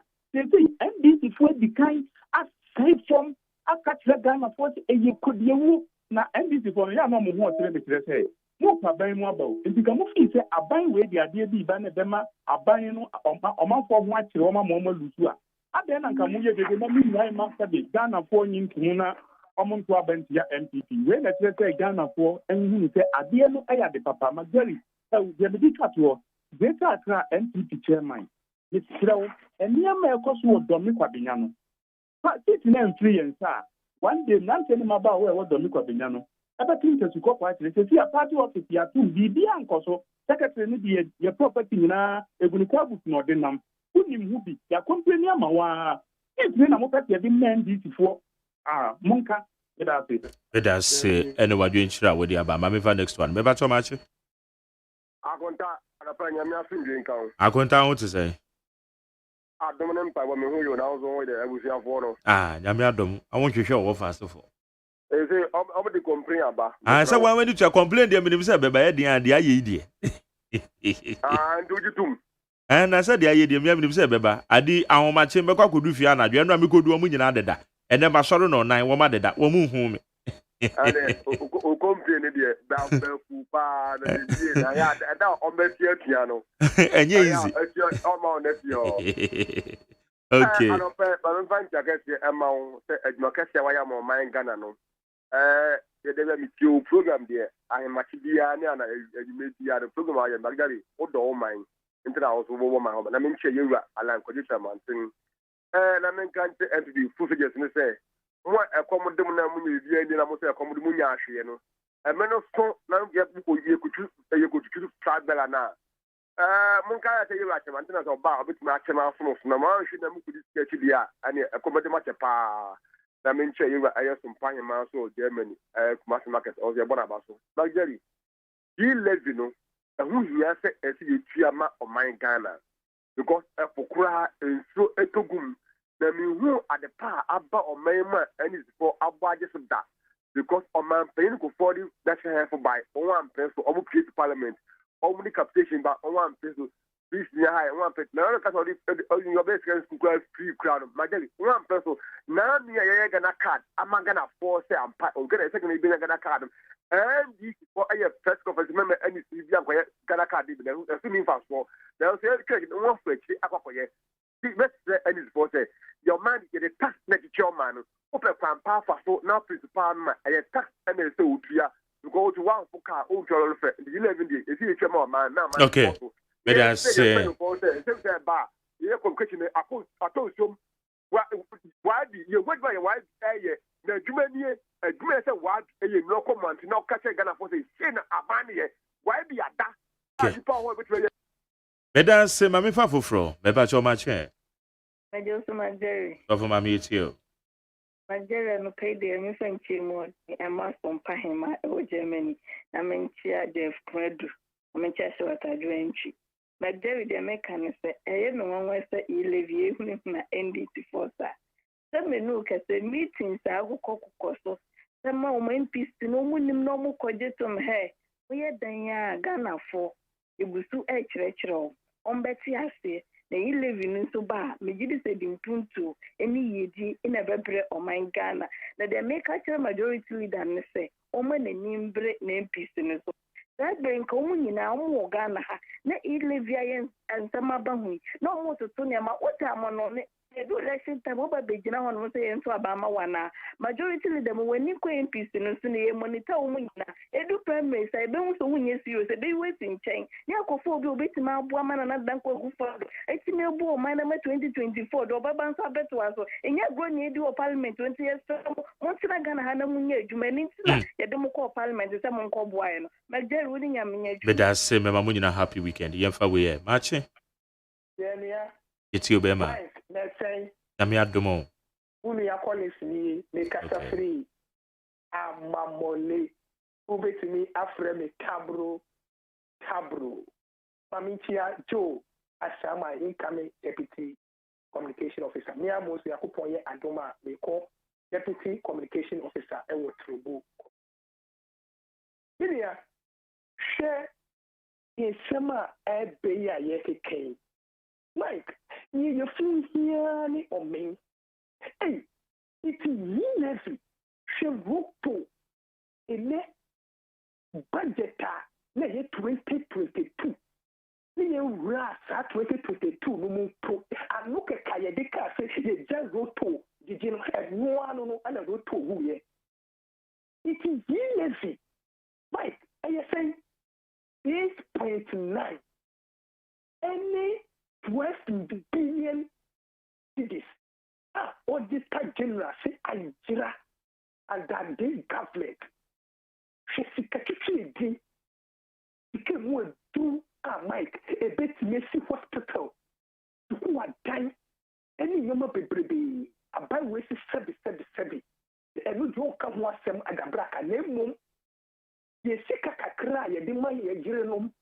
Yenianum yamamenum and no babaki at what ya and a braca Emma so there Emma so chra. Let us say yebefa ofofro ewa ha eba cho ma chi Komeja so yo edikan mebo abaso ejuma oyeboa woman minchia yewura kojo alanchre martin incoming president Ebi a yewura tatos grover will be oneso eba as organizer ena osumpa hima no so Kumasi market ewo Germany baby a yewura banga will be asumitiano yewura Jerry na who custom edru da bia yen supporters yen ka nya yen penifo ya enye mun penifo a aban no ba munya japade ni ade mo ko parliament mo ko toaba 138 137 AB Crenton you must see nipa 7,000 nipa ba ko enye bi aba mo ko to e hu sunsanso na ndem bre no na mesre yewura oforiata tama yewura kojo ban redu ho bibi ba ofre yen callers amunbu ye no no ne ya dwen ho na communicators na ye de akwa bonten afa na ndem kokofo di akodwen ho NDC for aka ade ne nye akire Ghana for ye besrem ya ye na ye wo fom no ye kasa muntie na edru campaign so a yen ya mungu yen ne ye sebe adwuma den no wo fom enso mo ba power etimodin uhia mu akora MPP pani o fra na o te obi na wakatew quality nara me chia me nu ajo wasama muntu abama no oyobi obo ne ho modin yen quality yen tan ye ho mo me ndo do ye ho ye bra na o mu ba power yen ya ye bre no o mu nim ye ni ya oni ya me nya adwuma me da say bia kanadwe kama machi yes sir yetio yeah so Marjorie the court to this yeah a bit for that being attacking MPP finally I don't have time for that Jerry the page what can I say you're gonna near or in that put your political colors aside never obi and that down you let the assembly you can what do to her now what can I judge MPP for say 7 bar don't know about the business so Ghana problem Jerry. You love the Chicago Maya, you for 7 billion. And I do pay the Chicago picture when ya. Oh, yes, Chicago and I do ya on your $120 million a year. Oh, yeah, Chicago. What do you know? A so that's Saudi Africa the 4 chain. What's your 230 billion? We are gonna need this Ghana this can I what's our hospital be? What's our school be? The says she can now go to be a fair BBA. No, catch yourself or the 6 billion and the best of got a problem now. We are getting there, we'll do as somewhere to say. We are getting there, more beer than thou say. Nanando Sika when you know the free SHS and you know that. Na the free secretary ya use wo hu nyina ye 7 billion. Ti bi so say anu kwa ya o ya sika ebi. Ti bi so say 230 billion o dia ye den. E na do bobusia ma o kwa busia ye ma ni biom. E sa bofu na hu say sika no mu hu jode ye. We get the name woni da ho. Okay. We people to say. Better say yemfa last one. Yemfa biem. Mache. Mr. Jerry. Yes, sir. And I pay me watches. It's also be men na. Me chia only wa pound phone na near my smart or I am on my Ghana. Yeah, that's it. And a parliament chia knew somewhere na appear the will be a michiano. Na minchia ewa alantra mantre so near my smart or yama on my Ghana. Or no, a minister, or be a minister or trade minister, and then I'm in Sasma 101 factory, and then Abba or many Magana Mebu and Yabi, and the Ameno Sma, and I for an entity for Monkairo, not Omini or my name, and you may be Busu or men. Mr. Mike, so Obi Bakas and another Danko Fado, Skawenya our men on fair be any sure many ya. Na kuntumpo and na bla master and the oka. Oko the whole secondary school oko gonna have a bia. Who dormitory, who classroom block, who assembly hall, abano expansion because obia person the back Accra Academy and as a prefect and as a wigihi and as a brigade. And then you block only the person the back. And the abana expansion et for more state. Oh, that's our school no which made training come and go to me as woman. And then Oko Abumusua, abana is school from Grassa, West Syria as a university, the best in San Juma, our Paco, our brick cafe, and also our Tizet, our Nayami Yase, and before to drink count once a Juma, why your my woman to drink and once and then Oko Babia, this is Captain Biawa. Road after the road be all we be, and then from Cape Post to Kakum Park, a corner channel, a ban ISR corner into Omuyana, and then thrown any Nadana and before they pay to me because I am a Yasi, you are your mamma, you are your mamma, you know your mamma, your fool, and the member pay Jumaye, and also on your magica over to command one year Jumaye, and this our San Benjamin or your magica now, remember the fool and the echo IMF. Nameless do so go among Fordma, nameless unemployment government association. Okay, so okay, Judah, as a good corner, I'm for the top of a moment point. I'm a worry. Wait, Juma. Okay, better say, and I get DC. Obibia Ufrey be a message, Yankopon in Shroud, Ghana Mutiswini, and then, from the other panel members, and they say, Mobano woman to me, Ambam Kanya Hon Ewaha, and it's now 1 7 a year. Honorable Mrashibidweni or a year asene about to persuaso ne meneno di kasubo. Honorable, final comment. Me das min. Min ya metieti obi asene make us midi kaka and say entimi nya 100% so be able support E-levy. Na adistredi am de magana for say ye besro omo entie na omo ndi so man. MPP ye ba power in another policies or the buy. Me pe baako pe obi mo baako pe din a NDC for wo Mrashibidwom support to yen. Bie ni ho. Project bie ni ho and a policy bie ni ho mo support to yen. Ni nyina mo kiki against. But then it is saying be ni free SHS. Almost 20 years time and sign you bit me aye.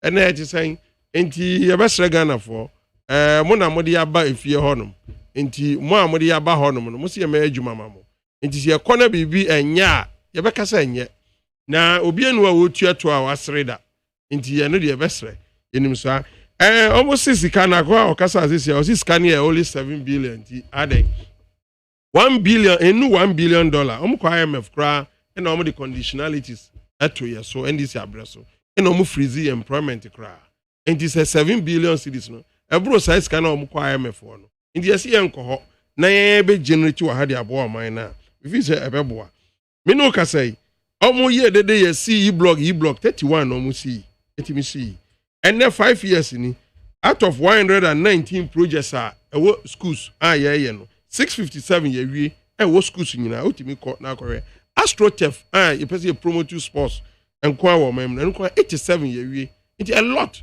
nti Ghana for ebi wa akwan de miti bi nka bebre akwan ya ye eche wo makwan omba omo ye nyina wo kapɛ omo de wo bɛkɔ eni esi Accra airport yes hospital ha hospital nso bebre yeguso ayenso ye bi agenda 111 so baso ni awie ansana 2024 election edro ni nyina mo behu na edro a ye behwe de omo beka se omba ye enti mi da mase adofo no masem nyina ne se E-levy esramo Ghana for munyintum na yentimi nkoyanim na medika aka se GDP to tax ratio awo mam no 12.2% enye omo develop no about 34 to 40%.